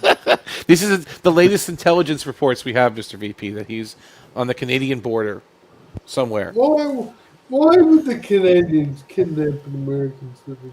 Makes no sense. Maybe Thomas has information that they need. I don't know. Yeah. But America is a friendly country. It just doesn't make sense. It's Canada, not North Korea.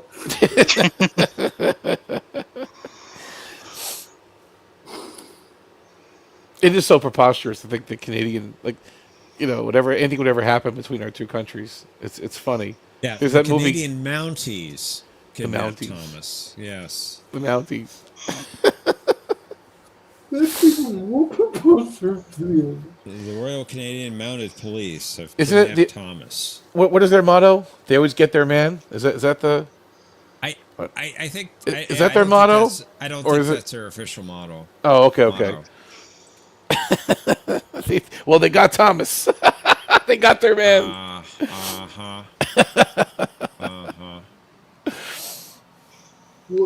Why is Tokyo upset? I think he's asleep. No, I think he's falling asleep. I think. Oh, okay. Well, guys, I had a great time hanging out with you guys. I might depart a little early because the medicine's kicking in. I was going to watch Generations last night, but I never got to it. So maybe I'll watch Generations tonight. Didn't Bunny post a map of where he was on the border? Oh, his preposterous story about deer and he drew a map. Other animals. There's bears and moose, right? I see moose. Yeah.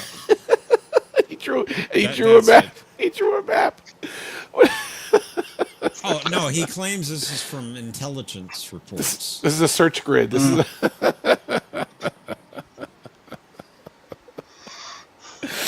It's so goofy.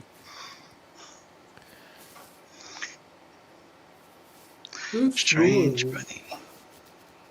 Winnipeg. So, Omni, I enjoyed talking about Yeah. other ideas for game shows that we were talking about while eating pizza. Yes. Was that the match game?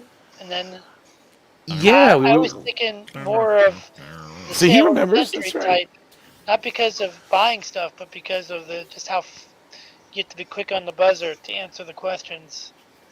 Well, we were thinking match game. I was thinking match game because you have 6 people play. You know what I mean? Like the panel, everybody could play because you have 2 players and then 6 panel people, or you can make it 4 if you wanted to, or whatever. But that way everybody gets to play and do something. How does that work? Well, you say a sentence and you have to match the answer, like Oh, okay. So there's a blank in a blank question. And Yeah. the contestant has to come up with a word that the panel participants also come up with. Yeah. And they score. Oh, okay. He or she scores points if he matches. If there's a If they match. match, yeah. Okay. So the question would be, let's say, Lieutenant Blank was addicted to the holodeck or something. You can say it like that. Just a simple one like that. Yeah. And then the 6 people would write down their answers and then lock them in, and then you'd go through one by one and see if you match them. Yeah. I love I the bet match no- game. I watched a lot of Game Show I Network. And, bet no one would match me on my non-Canada screen. But well, if you were on the panel, you'd probably write different answers, sure. But that's what makes it fun.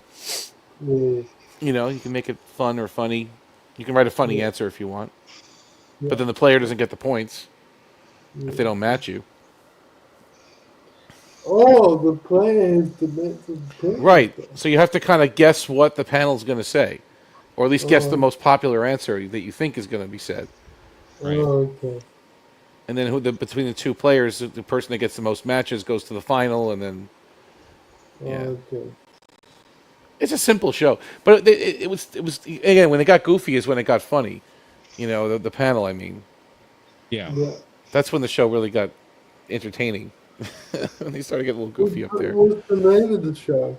Match Game. The match game. Okay. I'll They had try Match and Game look- 77, Match Game PM. They had different flavors of it, but it was all Match Game. Yeah. Okay. I'll try and look for it on YouTube. Oh, it's fun. It's up there. Yeah. Gene Rayburn and Richard Dawson was in it. The guy from Family Feud. He was in the He was panel a very often. panelist. Yep. Yeah. And he was often picked for the final. He was good because he's smart. You could tell, like, good, yeah. he was good. He'd often get the right answer, or All at I least know the is that matched answer. With Sale of the Century, you had to know the trivia and buzz in. And Yeah. what we could do to, like, instead of sales to make people lose money is we could maybe do maybe something like a risk question, like similar to like a Final Jeopardy, but we could do it in the middle of rounds, like where here's a topic, you can bet say 20 points on what you know about holodeck programs or something, and the question will just be about that, just to you, and if you get it wrong, then you lose 20 points of what you had. But the other ones, everybody can buzz in on. You know what I mean? Be an interesting. What I love about that show is that it was so quick. You know, you had to know the trivia, but you had to know it quick. And then there was what was that? We were talking about another show too. The Pyramid. Oh yeah, we were talking about pyramid. We haven't seen that in a while. $25,000 pyramid, $50,000 pyramid, $100,000 pyramid. Yeah. Love the pyramid too. And that's like you have to guess what the other player. You have to describe something without giving it away, right? That's how that game works. So okay. It's similar to Taboo, which is a home game where somebody has a card containing what they want you to say and the 5 most popular clues. And if you're giving the clues, you can't say anything that's on the card, anything at all. Password they give you the too. card as to what not to say. The password is Cardassia. How do you guys create these game shows? Is there like programs that emulate the game shows that you guys use? Well, Patrick's Wheel, as well as Family Feud, he bought some sort of. I have a program license for license. a website that does it for schools and such. So somebody else developed that. Yep. Jeopnerdy, I created. I wrote the program, and it's real. Mike's, I created it. Mike's Millionaire is also something he created. Very similar to Jeopnerdy. And they both look great. They're very polished. Fantastic. I'm thinking there's something we could do with that Sale of the Century. Even though the theme of the show is selling stuff, the actual question format I think is workable. I don't know. We'll have to think about it. Yeah. It's all about how many reruns you've watched in the last week. Mm-hmm. Tell me about it. Well, He is telling you about it. Tell me about it. can you tell me Timba. about it? His arms are wide. Timba. My turn. Omni, my eyes are Oh, closed. I'm not very good at stories. Not at making them very interesting, anyway. Patrick, headrest. It's almost like Picard was quoting Face red, his C-3PO. eyes black. It's almost like Picard was quoting Wow. C-3PO, and he's like, "Oh, I can't tell stories. Not to make them interesting, anyway." And yet, both of them made it interesting. C-3PO told a great story in Return of the Jedi to all the Ewoks, and Picard did the best version of Beowulf I've ever heard. Well, he wasn't talking about. Was it Beowulf? I thought he was talking about a different legend, but That was Beowulf. no, he was talking about Gilgamesh at Gilgamesh. Uruk. It was it's a Persian, isn't it? Like a mythology. Gilgamesh. Yeah, it's like Sumerian. Or Sumerian. Yeah, it's not because I know Beowulf was Norse. It was Viking. Like Norse, wasn't it? Like Norse mythology. Yeah, I think so.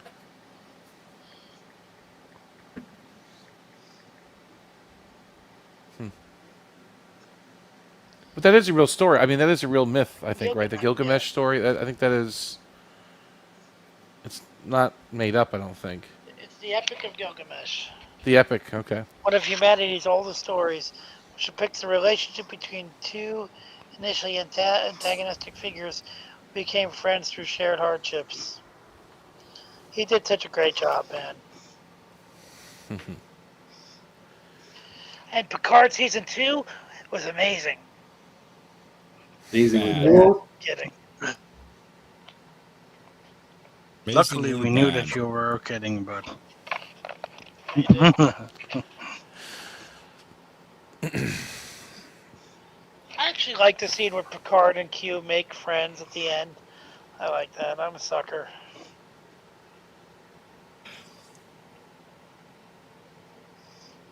I heard that the actress that plays Stephen Amell, I can't think of her name right now, but I heard she turned down the legacy idea. Who did? This, I can't think of her name. Who's the actress that plays Stephen Amell? Jerry Ryan. She turned it down. There was nothing. What was proposed to her? I mean, Well, Terry Mattel's was working on an idea, but she oh, turned it down apparently. That's I the thought first time I've heard that. because she said she would love to play Captain Seven. Like she was open to it, but Okay. Natalis went to Marvel, and nobody at Paramount wanted to do it. Everybody wanted it. Well, the fans wanted it, and the actors wanted it, but Paramount. I heard on one of the YouTube channels that And Kurtzman she didn't want it. turned it down, but maybe that's wrong. I think I did see an interview where she was saying that she wouldn't just do anything. Like she wanted it to be meaningful or something. Like she wanted the script to be good. Something. She said something about being a little bit picky. I think I know what you're talking about. If they were going to bring her back again. Kurtzman heard the fans loud and clear. Yep.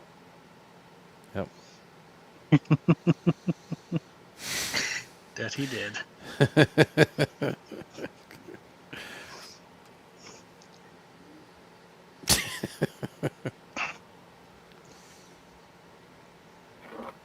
But before I really start to snore on screen, I'm going to bed. Thank you for a wonderful evening. Well, thanks for joining us, Patrick. Glad to Take see care. Mr. VP twice Good night, in Patrick. 2 days. Yeah, it's a good thing. Yes, indeed. We've missed him. And Yep. exactly. Thank you. It's nice to be met. And I'll see you all next week. Yep. See you then. Or on See ya. Discord. Bye, guys. See you Bye. later, Patrick. Sleep well.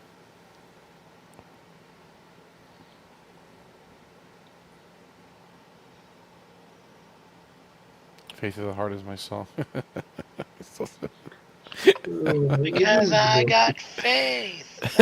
Wasn't that used in a movie first? Patch Adams. It was a Rod Stewart song, wasn't it? Initially. Yeah, I think so. Yeah, I understand it now. I can just say I get it now. I've seen the Great Plume of Agasauria. I didn't get when it. Chip gets a bottle of alcohol and he's like, "I'm sure it does." I didn't get it back then. I didn't even give it the time of day back then. I was disgusted with it, actually, honestly, Enterprise. But I wasn't ready for it. Now I'm ready for it. We It's good. discussed it with the whole series or just the theme song? No, you know what's funny? The look of the show changed too. They went to this kind of shaky camera stuff and the wide angle, and everything about it was jarring to me at the time. It wasn't comfortable. It wasn't Voyager. It wasn't DS9. They were trying to make it a little new, modern for the new century. And at the time, I didn't. I was younger though. I think I was in college. Yeah, at I the was time. resistant to it. I thought it was trying too hard to be cool. Yeah. And like especially with the battle on the rooftop. You had it right the first. You had it right the first time, guys. Well, no. Then the DVDs came out back in what 2005, 3, 2, whenever they came out, 6, 7. I don't know. And then they finally released the set after the show ended, I guess. Yeah, around then. And I bought them, and I was just amazed. I was hooked. I'm like, wow, this is really good. Why did I not give this a chance back then? I just wasn't ready for it. Did you use a little too much LDS before you watched Yeah, I did a lot of LDS back in the 60s. Yep. I didn't know you were that old. Yep, and I like Italian food too. Yeah. But no, it was great. It was fun watching those DVDs back in the day. Since you keep altering my tagline, and now you using a heavy hitter. I think you misspelled Strange New Worlds, Mr. VP. No, I didn't. I used the official abbreviation for a very garbage show. Well, John, I'm really glad you brought up Strange New Worlds. We only have about 10 days left to go. Don't remind me. Oh, good. Is it being canceled?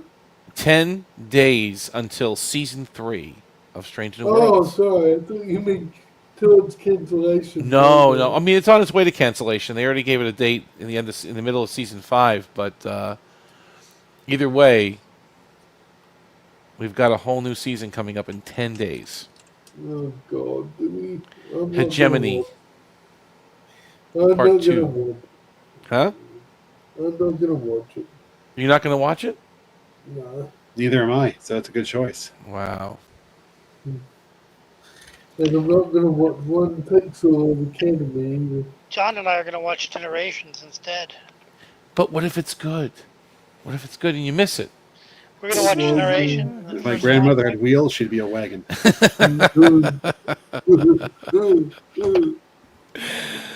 Oh, man. I agree, Mr. VP. Tokyo says that's not a cancellation. That's just telling us how long the show's going to run for. We lost. We lost. Yeah, we did. But Mr. VP has the right statement there. What is he right? Strange New World should be hauled away as garbage. Yes, I agree with that, Jeff. I agree with that. And Planet X says the corner back, baby. I think that Academy is going to be even worse than Strange New Worlds, though, because of the direct time to Discovery.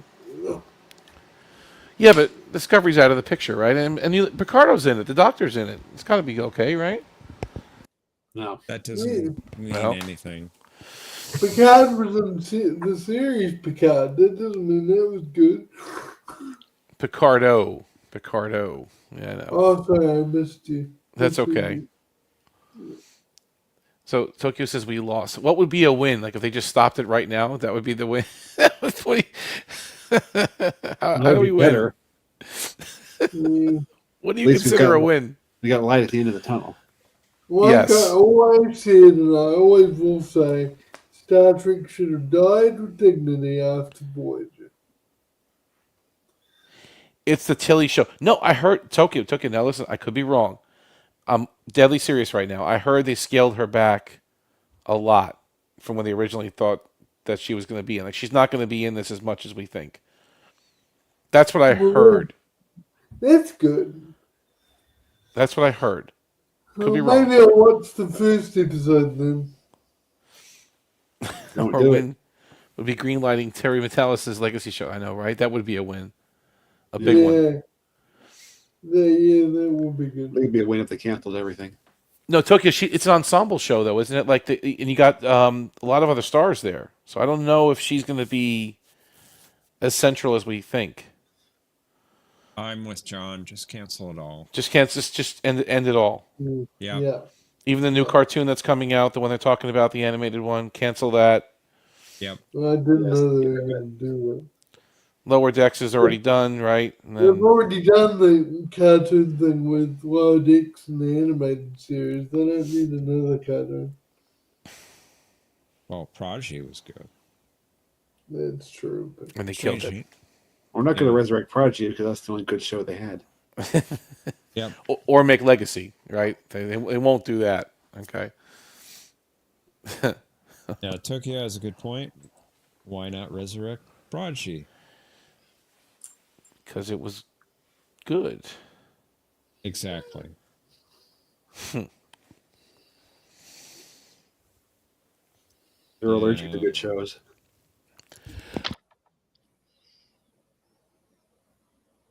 I know Mulgrew was talking about that too. She was pushing for.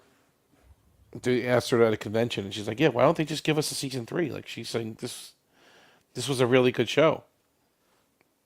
I guess she wanted to keep working on it. She felt like she wasn't done yet. It was a good show. Mm-hmm. What workplace comedy is he talking about?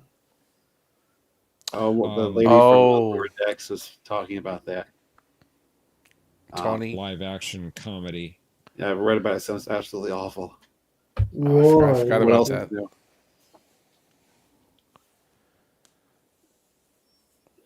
Yes, supposedly there is another animated series in the pipeline. Yes, we just broke the news on that a couple weeks ago. They didn't have much. Supposedly.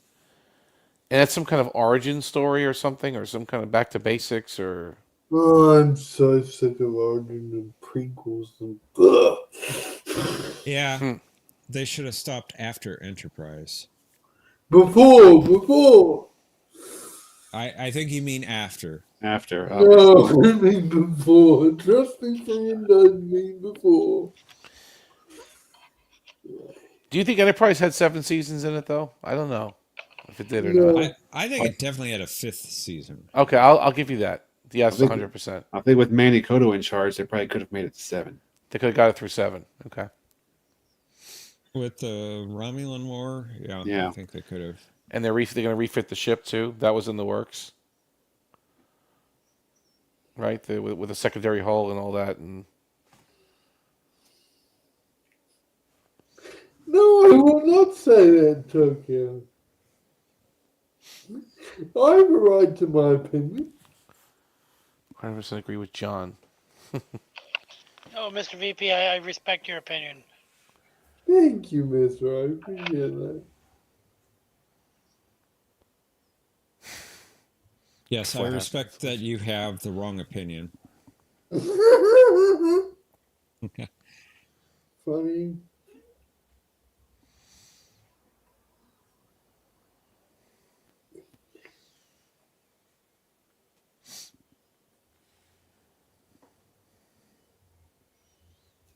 Tokyo says, yes, everyone has an opinion, no matter how wrong they are. Let me know if you guys are going to be watching any shows in the next few coming days. Uh-huh. Dropping any movies or shows on Discord.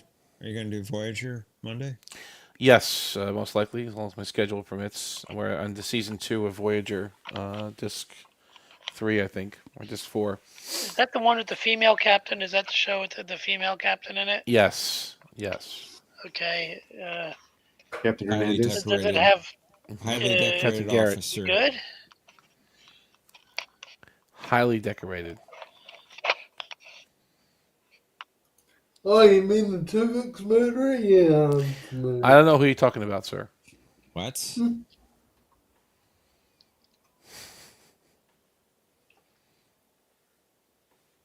Actually, you know what? I'll go one step further. They should have, if they really wanted to end the franchise on a high note, they should have done it ended it after DS9. Even Voyager wasn't that great. I mean, Janeway was a lunatic, really. It's true. A But, lunatic? I mean, You said she's a lunatic? Oh my god. Voyager was nowhere near as bad as Enterprise, so I'll give it I kind of think the other way around. I think Enterprise was the stronger series. even with all its continuity. I agree with bias. Professor.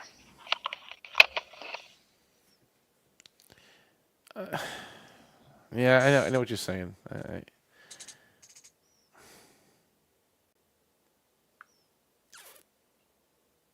I don't know. It's hard to say. Voyager played it safe a little bit. Too much. Yeah, they did. You know, with the scripts. They should have pushed the envelope a little bit. Welcome, Tokyo. Hi guys. Hey, So- Losers here. We lost. The fans lost? Everybody loses. Star Trek continues as it is now. Everyone loses. Loses. We're all done. 10 days to go, my man. 10 It's days. over. It's not over. It's over. You lost. It's not over. It's never over. This I command. I need some Boli and tonic water. Where can I get that? At Costco? This I command.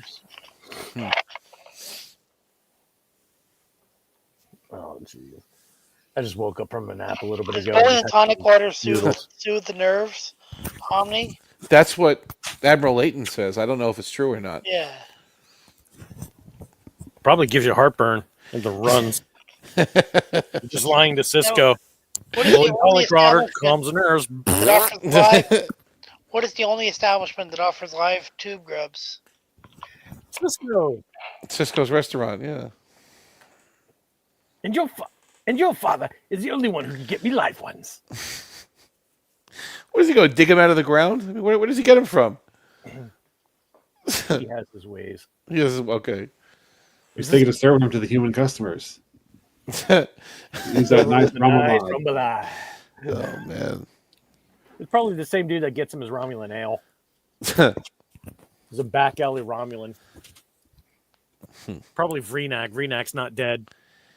It's a fake. These two grubs are fake. Romulan ale sucks. It's fake. He had a strange name for the ale he was drinking. What did he call it? Vreenak. Cauliflower. Cauliflower. Thank Yeah, you. it sounded Vulcan. Yes. Kunat Califi. Which I assume is the Romulan name for Romulan ale. Yeah. So is that what it is? Like Okay. opening the That's sign how I took it before too. you get to the first sip. Real It's a brand cauliflower. Romulan Yes. ale. It's like the brands of Gach.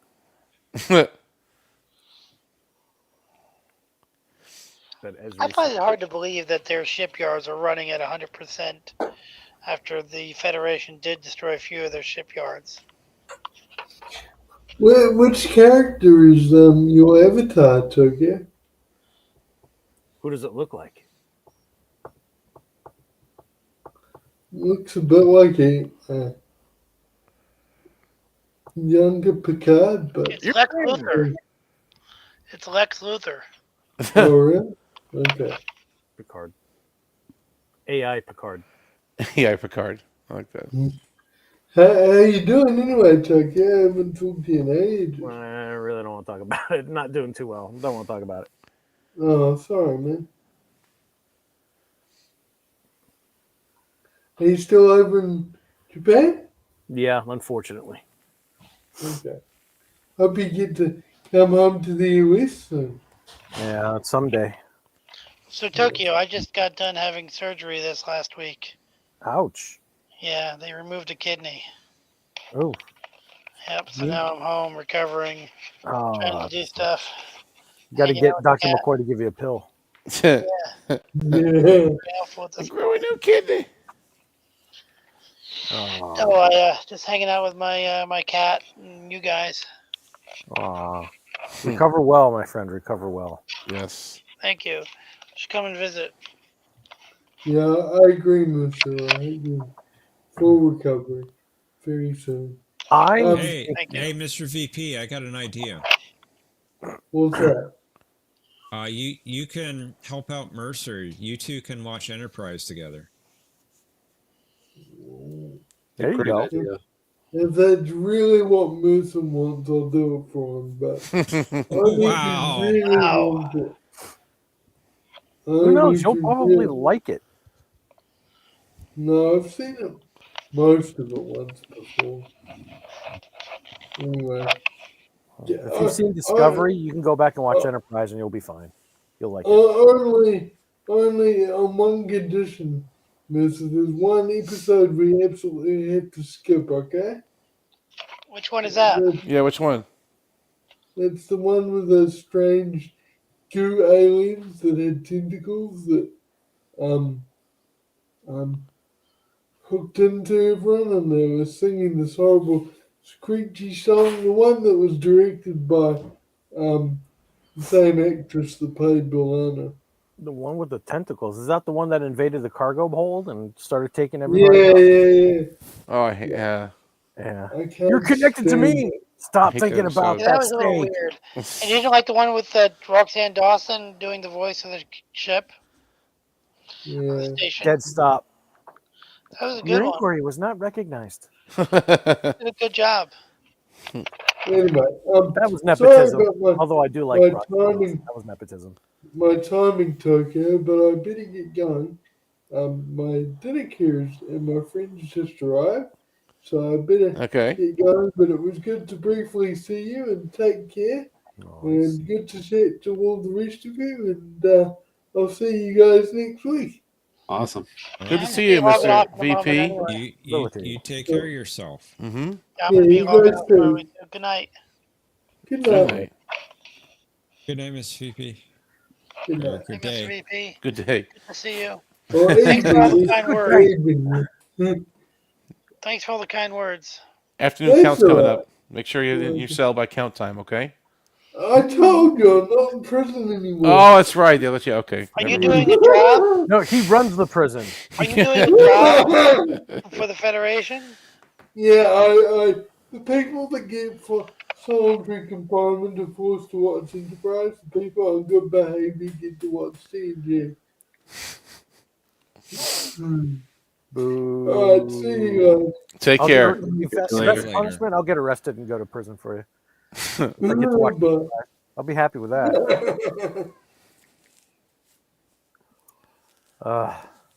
Interesting.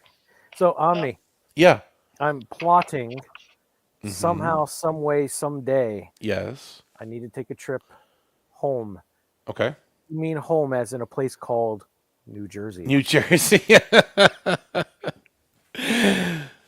Yes. I need to do a nostalgia tour of Route Come on 35. down. Let's do it. And you know what? They got that convention coming up in September. If you can work it around that, that would be great. No, I'm not sure. Maybe. Yeah, it's too okay. soon. I'm not going to make it. I got okay. expenses and stuff coming up. Okay. that Okay. are huge kicks in the nuts. That's why I had to cancel my August trip.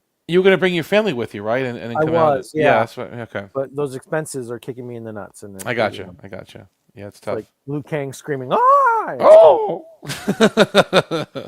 Johnny Cage wins. But yeah, I want to do a Route 35 tour from Yeah. rent a car. I'll actually start in Tom's River Okay. and then swing on over to. I like to avoid Seaside like the plague, but start in Ortley Beach, go up to Lavalette, all the way Do through. it up the shore. Yeah. Yep. Point Pleasant Beach. Have some pizza along the way. It's probably the same as you remember, just more crowded. Just Well, more. it did get kissed by Sandy, so a lot of it had to have changed. Sandy was a mess. I got some pictures. Yeah, it was pretty bad up and down the shore.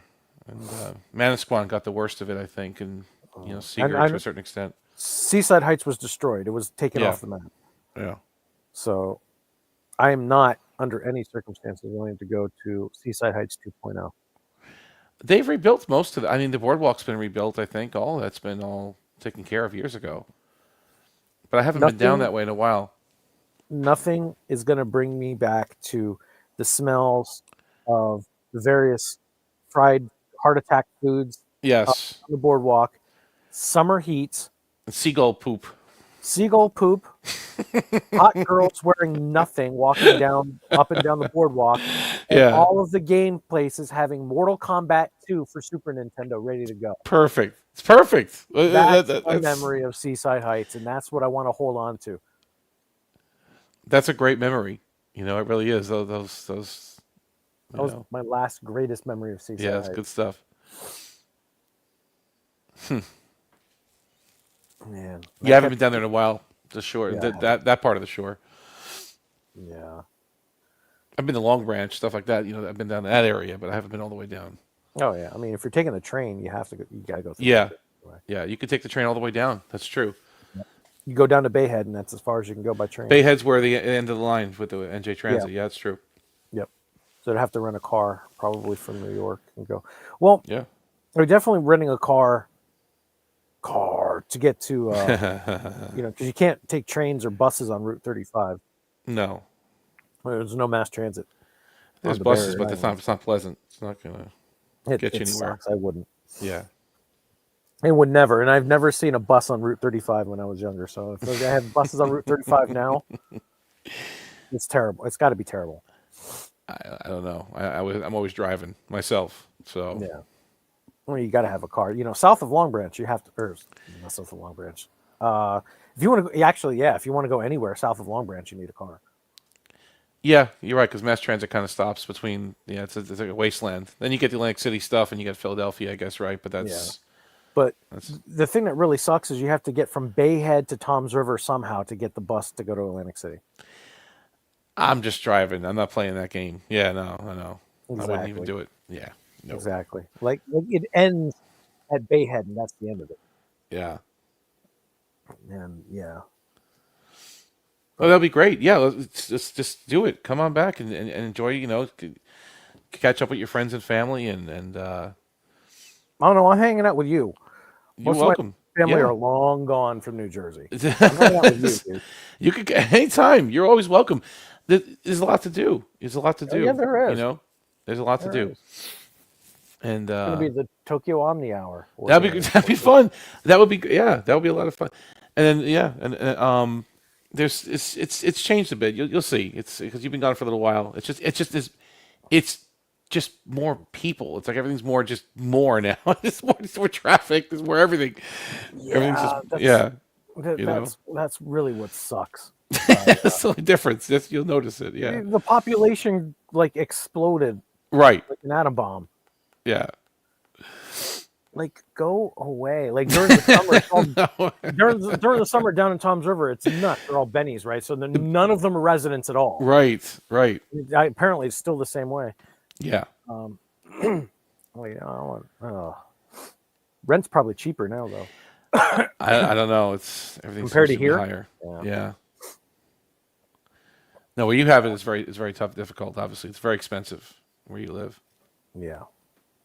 I want to get out of Japan so bad. It's tough. Yeah, you wake up and you have a life. You one day you just you have everything all set up. You got your job, your family, everything's all there. It's like you can't just move on a dime. It's hard. It really Yeah, is I hard. know. But it's great that we're all connected through this, though. I mean, think of this technology we have right now, where we can talk and chat around the world, play game shows. It's it's pretty amazing when you think about it. Because 20 years ago, this wasn't possible. It was not happening. Well, kind of was, but not the Well, way that we do it today. Not as smooth as it is now, right? You'd have to get really, really slick with how you do it. Yeah. We couldn't stream it. Exactly. Years ago? There was no live YouTube. There was no... Yeah, it was just all straight up upload videos. Videos, exactly. Audio podcasts, maybe, stuff like that, right? Not Yeah. even video, just straight audio. Yeah, and we could have played it on like AOL or MSN. Well, AOL was still... Skype. You Skype it, baby. Skype was the way. Right? That was the way you did it. The way. Skype was the Mandalorian. That was that's how you did it back then. The way. Oh, I do not miss. Up to the 90s, technology was awesome, right? And then the 2000s hit. In the 2000s, between 2000 and 2012, those were the transition years from great to what we have now. And that transition year was like the dark ages because you couldn't do it. Ironically, you just couldn't. Well, that time period you're talking about, the late 90s, early 2000s, like if we're getting nostalgic, it's like it was a new frontier, right? The online world, dial-up modems, the internet, like everything was new and the possibilities seemed endless. Like I remember, I'll give you an example, okay? I remember like watching my first Real Media stream. Remember the Real Media stuff? Like you actually had a stream. Yeah. You remember talking? Exactly. I was fascinated by this. And this is a dial-up modem, mind you. And I'm watching either it was a radio broadcast or a stream or a video. I don't remember exactly what it was, but the sound was crystal clear. It was live broadcast. I'm like, how is this possible? Like I'm like, and just the wonder of it all was amazing back then. What we could possibly do, and and then broadband became more prevalent, and that changed everything. Does anyone remember when the first teaser trailer for the Phantom Menace came out? Yes. And you literally had to spend 24 hours to download it, waiting for it to download. Yeah. Just to watch about a minute of video. Those are the days. Because you're downloading on 56K. Yes. 56K for a 320p quality video. It was small. Yeah, exactly. I remember that. I remember Real Player. Real Player, yeah. The thing that I always found fascinating about that was that big on court shows, and that was the day, like 97, 98, when the sport came back on TV. Dude, I'm starting to fade, guys. I can't do it anymore. You just can't do it anymore. Talk to you guys later. Get some rest, Mercer. Take care. Can't do it anymore. I can't do this anymore. I can't, guys. I can't do this anymore. I'm sorry. I can't do this anymore. You just can't do it anymore. No. Oh, that's great. I just can't. I'm sure Professor's saying that half the time back in the backstage there, right? We can't see him right now. He's like, John, I can't do this anymore. These guys just keep talking. I can't do this anymore. I can't do this anymore. I just want to go. And then I hijacked the show, and then John's just like, I can't do this anymore. I can't do this anymore. It's always Tokyo coming on here hijacking my show. I'm just about to say I'm going to wrap it up, and then he shows up. He shows up at last minute. Let me just go at it. John is not shy to shut down the show when he's ready. That's true.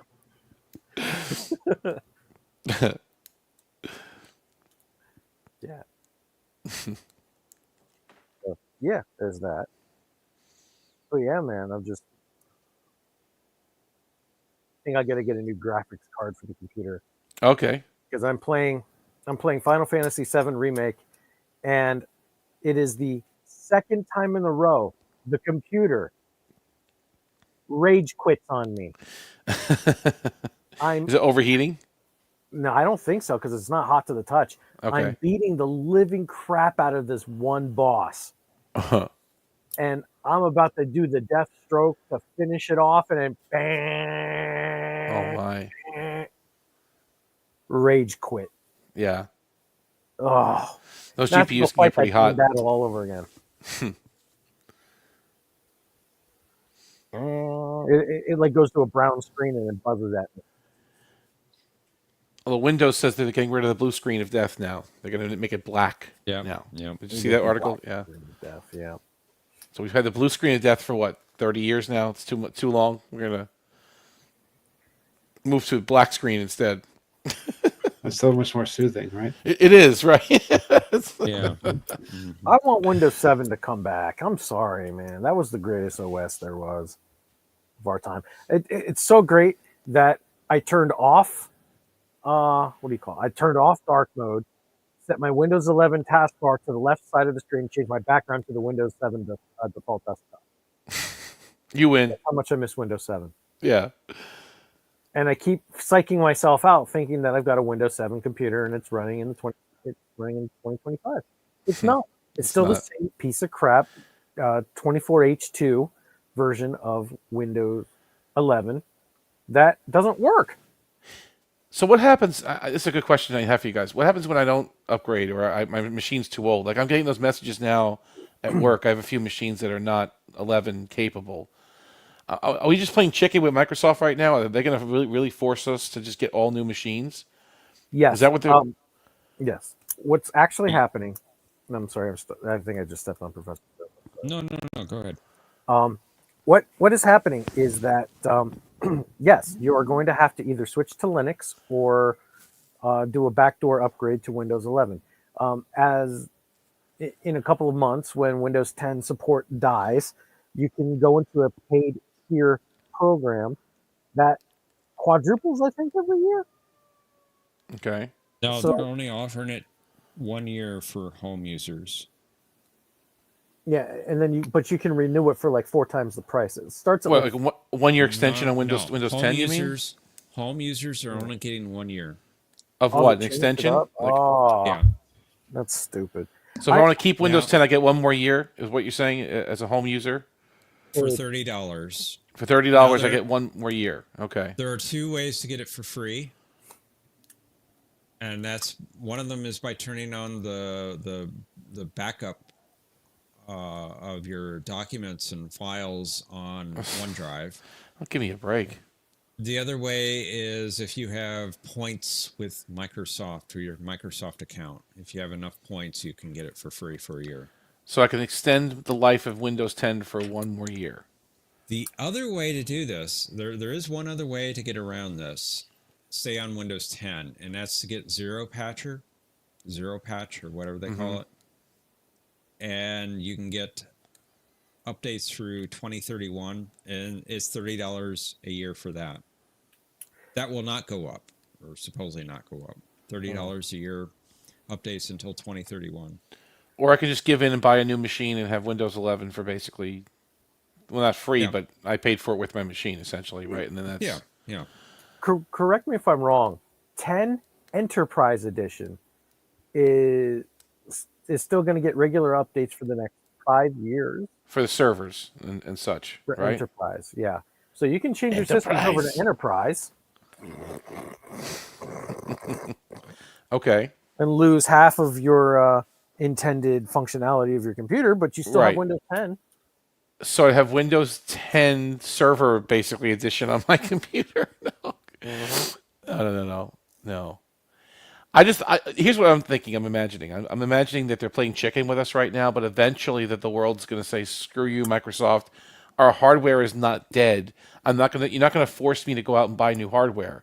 And they'll say, "Okay, because of so many users are on 10, we're going to extend it for another 6 months and extend it for another 6 months." Like, I feel like they're gonna push the goalpost back a little bit. You think I'm wrong? Yeah, I think you're dead wrong on that one. Okay. All right. And because they stand to lose a lot of money by doing that. I mean, I don't see how they're winning because the hardware companies are the ones winning. I guess you can get a new license with Windows 11. Yes, true. Okay, I get that. But Microsoft is cashing in on licenses. The hardware companies are really not, because more and more drivers are compatible with Linux now. I mean, I'm running Bazite, which is Fedora Linux, which should be incompatible with all of my games, but it's completely compatible. Well, I am running Linux on a lot of my computers at work, just the basic ones. But the stuff that the computers I need to do more with, a little bit more fun, I have to have Windows on just for compatibility. But just for basic internet and printing, I've got Linux on those machines already, and it's working great, stable. Yeah. So what I'm thinking of doing, because now Windows is just a glorified word processor on my computer. Mm-hmm. When I use Microsoft Office, I can boot into Windows. When I want to use my audio and my video to do like this, which I usually don't anymore, but if I ever did come back to it, I would be using Windows. I wouldn't be using Linux, because Linux sucks for that. Yeah. I would have to pay for a package on Android so I can use my 8K camera on my high-class phone as a webcam. But Windows lets me do it for free because it's SmartNIC. So, that's something I would usually do. I would Windows. Other than that, I have no use for Windows. I'm using Windows right now because my microphone, the audio doesn't work well in Linux. But again, most people can't handle Linux. You're more of a super user. You're more of a, you can control your computer to that point. I think the average person couldn't. They get lost very quickly. Yeah, right. I agree with you. And that's the problem there. Yeah. Although I liken it to the complexity of DOS and Windows 3.1. Like if you can manage DOS 6 and Windows 3, you can manage modern Linux. Like it's not that different. We had to go back in the old days and edit the auto execs and edit the config sys. You got to do the same kind of thing, not exactly, but in Linux. But you have to go drop to the terminal sometimes and do some stuff. Not only that, right? You're absolutely right. Actually, like, forget system config. Remember back in the day, we have to use BBS services, and the only way to use those BBS services was text-based through MS-DOS. MS-DOS, yeah. And that's what Linux is right now. You've got terminal, and you've got almost like old-fashioned BBS services where you download stuff. Yeah. Packages, but the repository, the flat packs repositories, yeah. Right. And unfortunately today that comes with a learning curve. You can't have an average user use Linux because they wouldn't know what to do. And but look what this is all Windows 95 and up. They dumbed us down. Most people don't know how to use a command line interface anymore. They just don't. But you had to back in the old days. You were forced to back in the DOS days and the early Windows days. You kind of had to do that to survive. A little bit. Right. And if there was a dumb friendly version of Linux out there where you really don't have to touch the terminal for almost anything, then I think Linux would actually could have a bigger install base. We're pretty much there. Like my version of Linux is pretty dumbed down. It's just, but sometimes if you want you have to drop to a terminal to do a little tweaky stuff. Just sometimes it's not often, but occasionally you have to do it. Like it's they've made it very user friendly now. It's like graphical. The installation's easy. You just hit next. It's all, it pre-configures everything for you. The drive partitioning, all that's all automatic. It's like, but you don't have to think about it. The problem is hardware compatibility. You have to know how to get those drivers because a lot of these things do not work out of the box. That's true too. And it is all very hardware specific. Which again, it goes back to the old days, like before plug and play, right? It's like the olden days. It's like going back. Go to the write the manufacturer of your software a letter, and they'll send you a 3.5-inch floppy to pop in there. But you got to use the DOS prompt to run the disk. Yep. Right. But the average user, like say, webcams. Almost all webcams are very problematic in Linux right now. Video drivers, or not video drivers, image input drivers like cameras do not work out of the box in most distributions of Windows. There are drivers for them. Ask the average person how to get those drivers. You're not going to do it. Right. And that's the problem with Linux right now. You and I are fine. Jeff, I'm sure Jeff knows Linux enough to he's fine too. I don't know, John. I'm sorry, I don't know how familiar you are with Linux or anything, but we're fine. If not, I can read up on how to do it. I'll just do this research online. You follow the instructions. Okay, type this command line in. Right. Okay, then do this, then do that. And okay, I can follow that. And right. And not only that, I mean, you can log into Copilot AI. Copilot's actually a little bit more gives you more accurate answers than ChatGPT. the Google one. Yeah, forget Google. And you can learn the terminal commands just by asking AI, "Hey, what do I do to edit my startup?" And there it is. I still remember all the DOS commands. Isn't that crazy? I still remember every single one of them. I knew that so cold back then. I mean, I read books. I studied it. Like I was really very much into computers during that time. I used to call IBM tech support when I was little. Okay.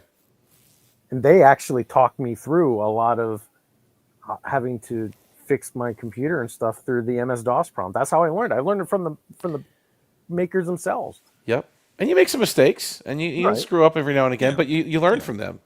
Right? Exactly. But not backups.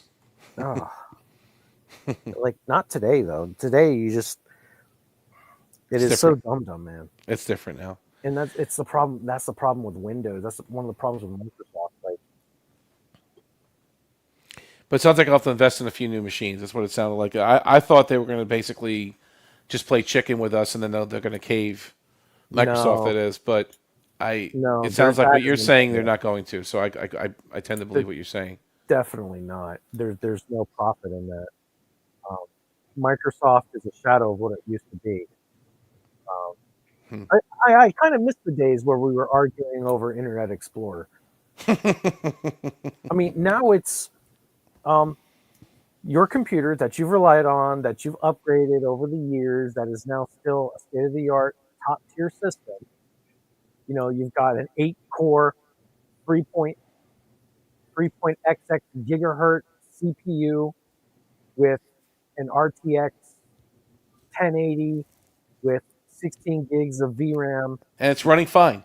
And it's running just fine. You've got a 5 terabyte SSD. Well, no, we won't say SSD. We'll even go one further. At 5 terabyte NVMe. And you've got 64 gigs of RAM in your computer. Not compatible with Windows 11. You've just invested tens of thousands of dollars in your top tier gaming rig. Not compatible with Windows 11. Yeah. Because your processor has not been approved for Windows. Everything else is fine. That's the problem with this computer. With my computer right now, everything is fine except the dang CPU. It's not on the approved list. So I have to backdoor install Windows 11. Wow. To make it work. Yeah. I mean, the prices of computers I've noticed came down a bit, but they also went back up again. Like I think ever since the tariff thing started, I've seen computer hardware go up in price again. Yeah, like that's from a misunderstanding. That comes from both a misunderstanding of what the tariffs do. So a lot of the markups is preemptive. True. But it's not just that, though. A lot of the parts that you see are from China. Yeah. Like, they're not, components made in China to build a final component made in the United States does not get tariffed. That's part of Trump's tariffs.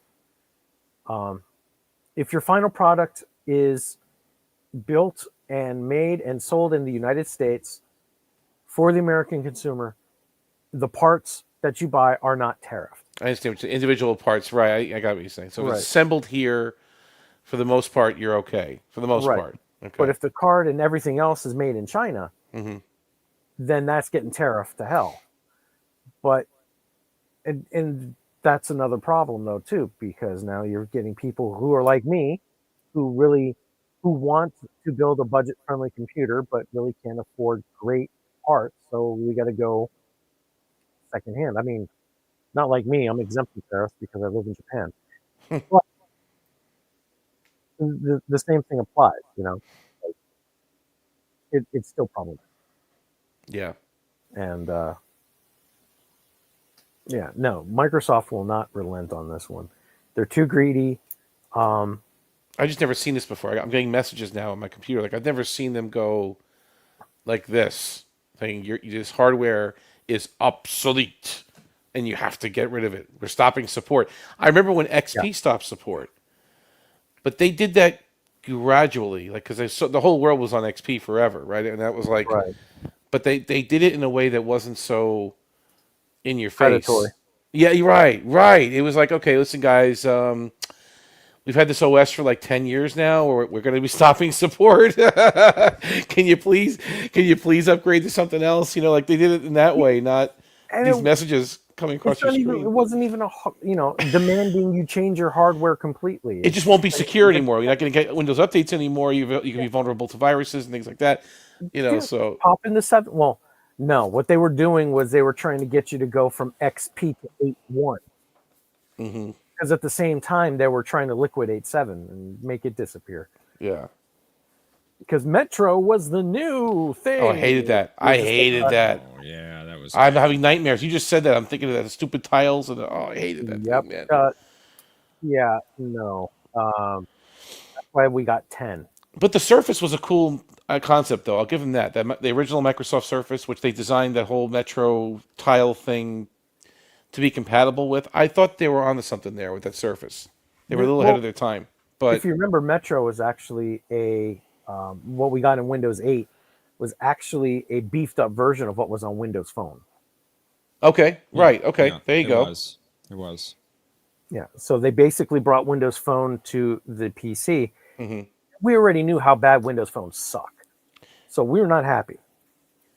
But those Microsoft stores were opening at that point. Like they were starting to do something. Like they were trying to compete with Apple in a weird way. They're creating, like they said, these Surfaces that were new tablet PCs that were kind of a new concept back then. They figured everything would be all unified, right? One interface, one, whether you're on the desktop or you're on the tablet, it's all the same.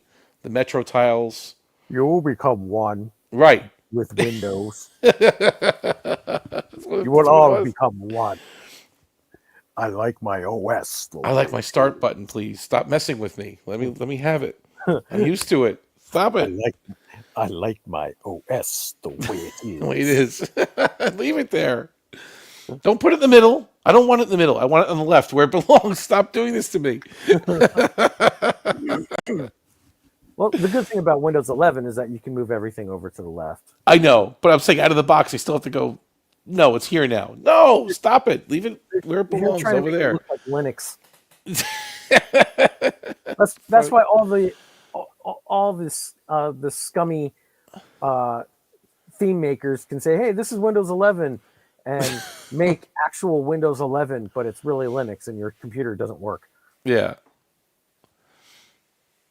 But I'll give Windows a little credit, though. It's fast. On the right hardware, it's actually pretty... It's doing a lot of stuff. I don't know what it's doing in the background, but it does utilize the GPUs and the multiple cores. Like, it seems to be a pretty fast, snappy, OS. On the surface, anyway. I don't know what it's doing in the background, but... It's a resource hog in a probably, yes. Remember how Windows 8.1 ran so much better than Windows 8? Because Windows 8 turned your computer into a turtle. Mm. And then Windows 10 made it run faster than Windows 8.1. Windows 11 is back to the resource hog. Because 10's nice. 10's pretty good. That's why I don't want to get out. I don't want to get off of it, especially in the office. It works perfectly fine. It's stable. Before my graphics card decides to rage quit on me, if I try to run, I will not try to run Final Fantasy VII Remake in Windows 11. I will get almost maybe between 2 to 10 minutes of gameplay on it before it browns out on me. I got a good hour and a half to 2 hours of gameplay in Bazite Fedora Linux. Yeah, it's before it efficient. rage quit. And it actually rage quit on me at the right time to rage quit, like when I'm about to defeat it. So, yeah, there's that. No. Oh yeah, I Interesting was mad when times. rage quit, but still.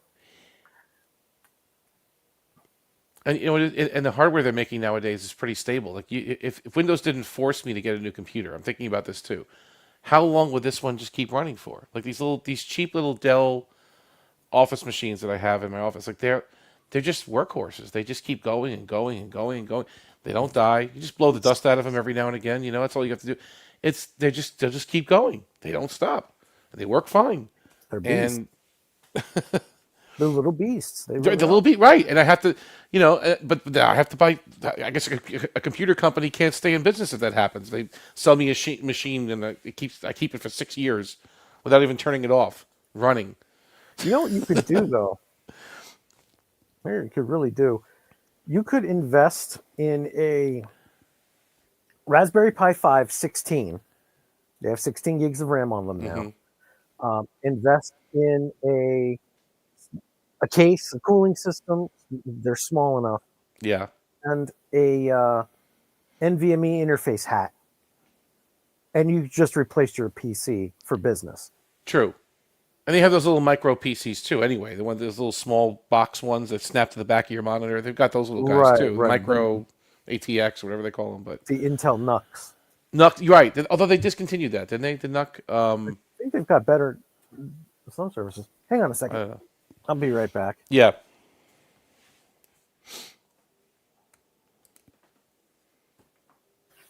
Sorry about that. Anyway, but yeah, I wanted to invest in a NUC too. The problem is though is that these smaller computers, they can't play games and they're terrible for development. Heat's a problem, and yeah. You have to get like a external GPU, which costs the same amount as a new gaming PC anyway. No, I get it. I don't mind investing in some hardware. It's funny the tactics though. The things have changed. That's all. Yeah. It's very interesting how they keep pushing us. And you can get Windows. What is it? IoT, Internet of Things, and still run Windows on it. Okay. If you really need those Microsoft applications. If not, you can keep, it defaults to Linux. Have a 2 or 3 terabyte NVMe connected directly to the Raspberry Pi. You've got this computer. It just depends what you need, right? If you're just a basic user, I think Linux is fine. But if you start needing any kind of like software or some hardware compatibility, you're kind of stuck. You really need to go, to something more compatible, more mainstream. Always just make it. I mean, Python is not a hard language to learn. Who's got the time? I mean, that's the thing too. Well, I don't have the time, but yeah, give me the money and I'll make you some software. Yeah, that works. Yep. Yeah. But yeah. Again, that's what we were saying before, though. You got to be tech savvy in order to use Linux. A little bit, just on the surface, just that little hint of it, And I think that's what's keeping the install base so low. I mean, it's Yeah. critically low. Yeah, I agree with versus Windows versus Mac OS. It's like, I think it is third place, but the install base is so minuscule. If there was one distro that ruled them all, that would help too. I think there's so many. It's so fragmented. There's so many distros out there that if there was one main one that just was the one, you know what I mean? That was the one. And there's a couple of splinter ones out there, but if there's just one that everyone could latch onto and develop and work with, okay. I'm kind of glad it's not. No, I know it's the open source community, and it's right. It's pushed along by the open source nature of it, right? And it's developed, and that's the way it should be. Yeah, I love it. It's a cool thing. It's unfortunately, that's what's keeping it niche, and Mac is not a viable. I'm sorry, Patrick, but not sorry. I love Mac also. but Mac is not a viable alternative to Windows. I don't know. On the Office, I'd say it's probably directly. You could use it. I'm That's sure, the right? only thing that that's the only non-Windows OS that is compatible with Microsoft Office. Yeah. But even then, the Microsoft Office for Mac is a little bit dumbed down. Mm-hmm. I haven't used it recently. I haven't used the Mac in a long time. I mean, I have Apple phone and iPads and such, but they're all overpriced. They're all they price out the consumer big, right? Yeah, bigly. But, yeah, so it's not a viable alternative, especially if you're middle income and you need a workstation. Yeah, so You have no choice. you go to Best Buy and spend $6.99 and get an HP Envy and call it a day, right? And that's it. Unfortunately, yeah. That's where you're at. So That's it. Microsoft Windows is still a monopoly, as Right. far as I'm concerned. There are no viable alternatives for the average consumer other than Windows. For us, we can go. We could dabble. We're smart enough to dabble in other things. Yeah, we can, without. Right. Yeah. And you're super rich. I'm not, but you could I'm probably not super afford rich. a top of the line Mac. I can't. But even then, would we want to? I mean, Mac is pretty bad too. Mac OS is a horrible resource hog. I mean, I've played with the machines in the stores. They seem pretty snappy, but I don't know. I mean, they seem pretty good nowadays. Well, with the it's meant for Apple hardware. I mean, my computer specs right now can blow away at a Mac Pro or a MacBook Pro right now, today. But my computer will not run Mac OS, not because it's not powerful enough to do it, but because the hardware, the proprietary hardware doesn't it's exist, not designed for it. You can't. and it has to emulate that proprietary hardware, slowing it down. Right. And that's a problem. Yeah. So if you have a Windows PC, you can call almost anybody to repair your computer. If you have a Mac, Genius Bar, here you come. you're stuck. Yeah. And right to repair does not exist on Apple anymore. Yeah. You have to be a licensed Apple repair company in order to go to somebody to repair your computer. It's bad. I'm not opposed to them though. Like it just never made sense to me. But if one day it does make sense to me to get one of those machines, I'm not opposed to it. I'm not using any special software. Most of my life is in Chrome. Honestly, nowadays everything is all web based. I could live with one of those machines. There's certain things I need some software for, but very light. Everything's all on the web now. Everything. You get a Chromebook for half the price then. Yeah, probably. But I mean, I'm not opposed to the Apple world either. I see where it's interesting, and it's safe and comfortable, and secure, and you feel nice. It's like a warm blanket. You get in there, and you don't want to leave. But Google's not safe either. I mean, if you, I know you, and you both have told me that. Jeff and you have both told me that I should have switched to Brave or something else, and I haven't yet, but I probably should. I have no excuse not to. Yeah, Brave works just as well as Chrome. Yeah, but it doesn't upload cache. It keeps everything local. Really good about Brave. Yeah. And we have effectively turned this show into Tech Talk. Yes. John's Tech Talk with Tokyo Nami. And sometimes Jeff. It's no longer Jeopnerdy. Come for Jeopnerdy, stay for Tech Talk at the Exactly. This is heavy. This is. Did you watch all three or just the first one? Just the first one. Okay. I have to watch it. I haven't seen that movie in a while. I should watch it again. I haven't seen 2 and 3 in a long time. I should get the 4K, actually. I did see them on sale. Well, actually, Prime Day's coming up in a couple days. It is, yeah. I'm gonna see if I can grab a few. Maybe that the 4. means the Steam Summer Sale is ending. Oh, is that what it is? Yeah. But I'm gonna see. I have a few DVDs in my cart. I'm gonna see if I saw the Back to the Future ones, the 4Ks. Actually, I'm gonna see if I can get those. Still trying to find a couple more games to download before the sale ends. Mm-hmm. That's where I got Final Fantasy 15 from. It's still 9,000 yen, which is close to $100. Yeah, it's a lot cheaper than that. No, it's not.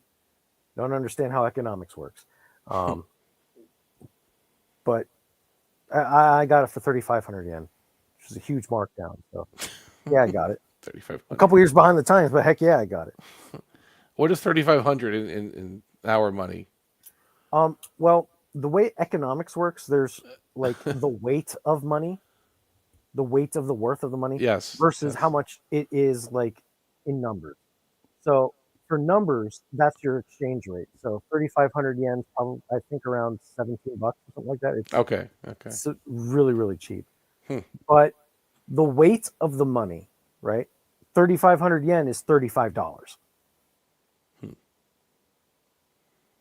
How does that make sense? Well, it's inflation. It's the economy. It's how far does that value of that currency go? How far does it go? Right? So,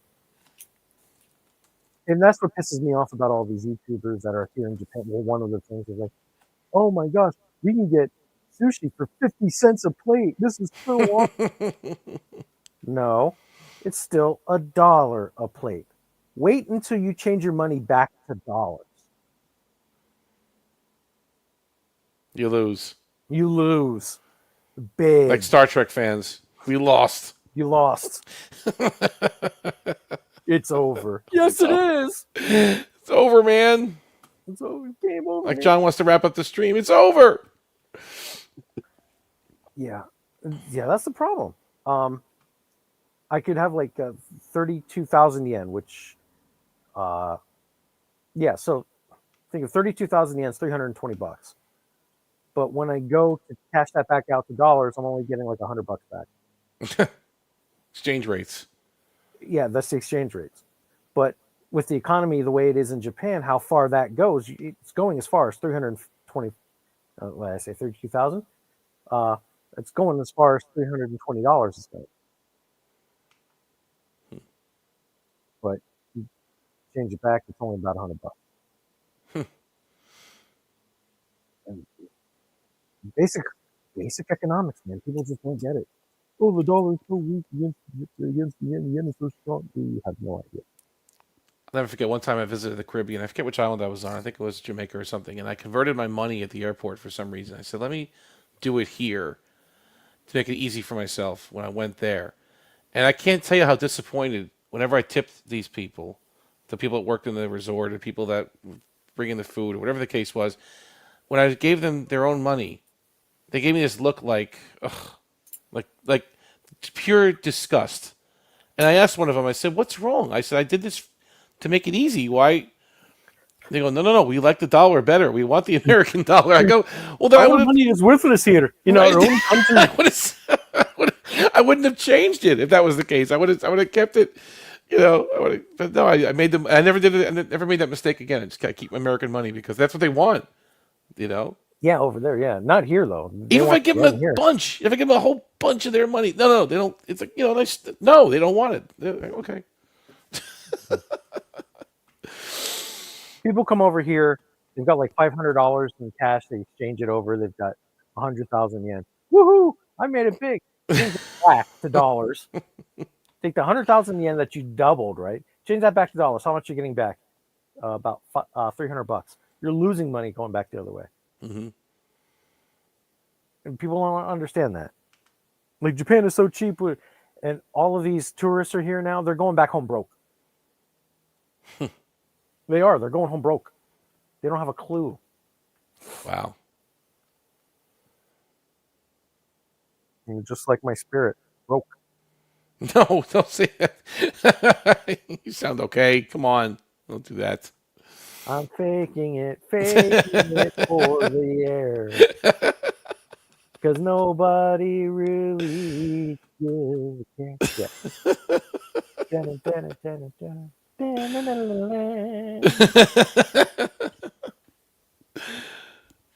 That's funny. Yeah, that's great. Oh,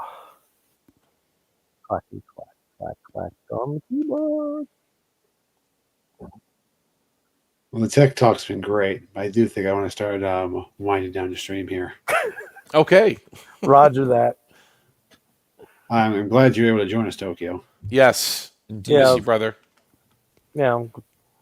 When I can, I'll be at the end of the shows. Awesome. I don't know if you were here when I mentioned it earlier. We're going to do another Jeopardy tournament where we're tracking the points, and we're doing the finale game at week 150. Ooh. Starting next week. Right.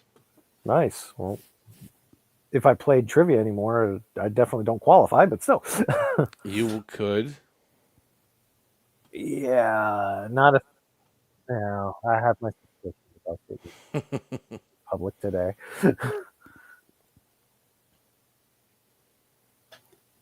Sorry. So as far as I know, we'll be back at a regular time next week for Jeopardy. Any news about Babylon 5, Professor? As far as I know, we're still a go for Tuesday night. We got a great episode coming up. Awesome. Hopefully Matthew's rig holds together. Yeah, fingers crossed on that one. It'll be 10 p.m. Eastern, 9 p.m. Matthew Central Time. Tuesday night, Babylon 5. Was it episode 9? 9, yeah. That was season 3. Yep. Point of no return.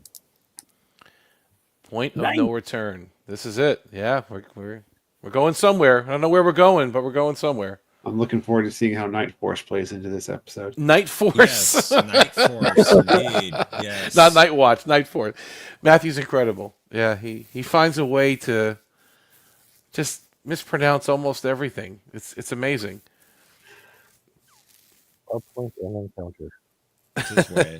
It's great though. No, that's what makes it fun. What makes Matthew? Yeah, exactly. Keeps you on your toes. But we're trying to tell him. I have a bone to pick. I'm trying to tell him the audio's not working. He doesn't believe any of us. He thinks we're trolling him. I'm like, no, we really can hear Jeff. We can really hear Jeff. No, I can hear Jeff. No, I don't believe you. I don't believe you. Oh, my wife's on? Oh, she says we can hear Jeff? Okay. Yeah. Okay, we can hear Jeff. Well, yeah, you have to understand that a lot of people have trolled him. Right? I know. That's true. Yeah. That's true. There's precedent. I understand that. I get it. Yeah. Did we lose our entire audience? Because it's like 8 people watching. Yeah. Planet X has the latest comment was, "Do kidneys grow back?" Almost an hour ago. Yeah, I mean it's 1:30 here, right? So yeah, it says they're watching, but we haven't got any comments, so who knows? They're watching, but they're asleep, but their phone's in their hand, right? They're out. Or they switched to another tab. As soon as I came on, all Tokyo's here. Oh crap! No, don't say that. Aww. Don't say that.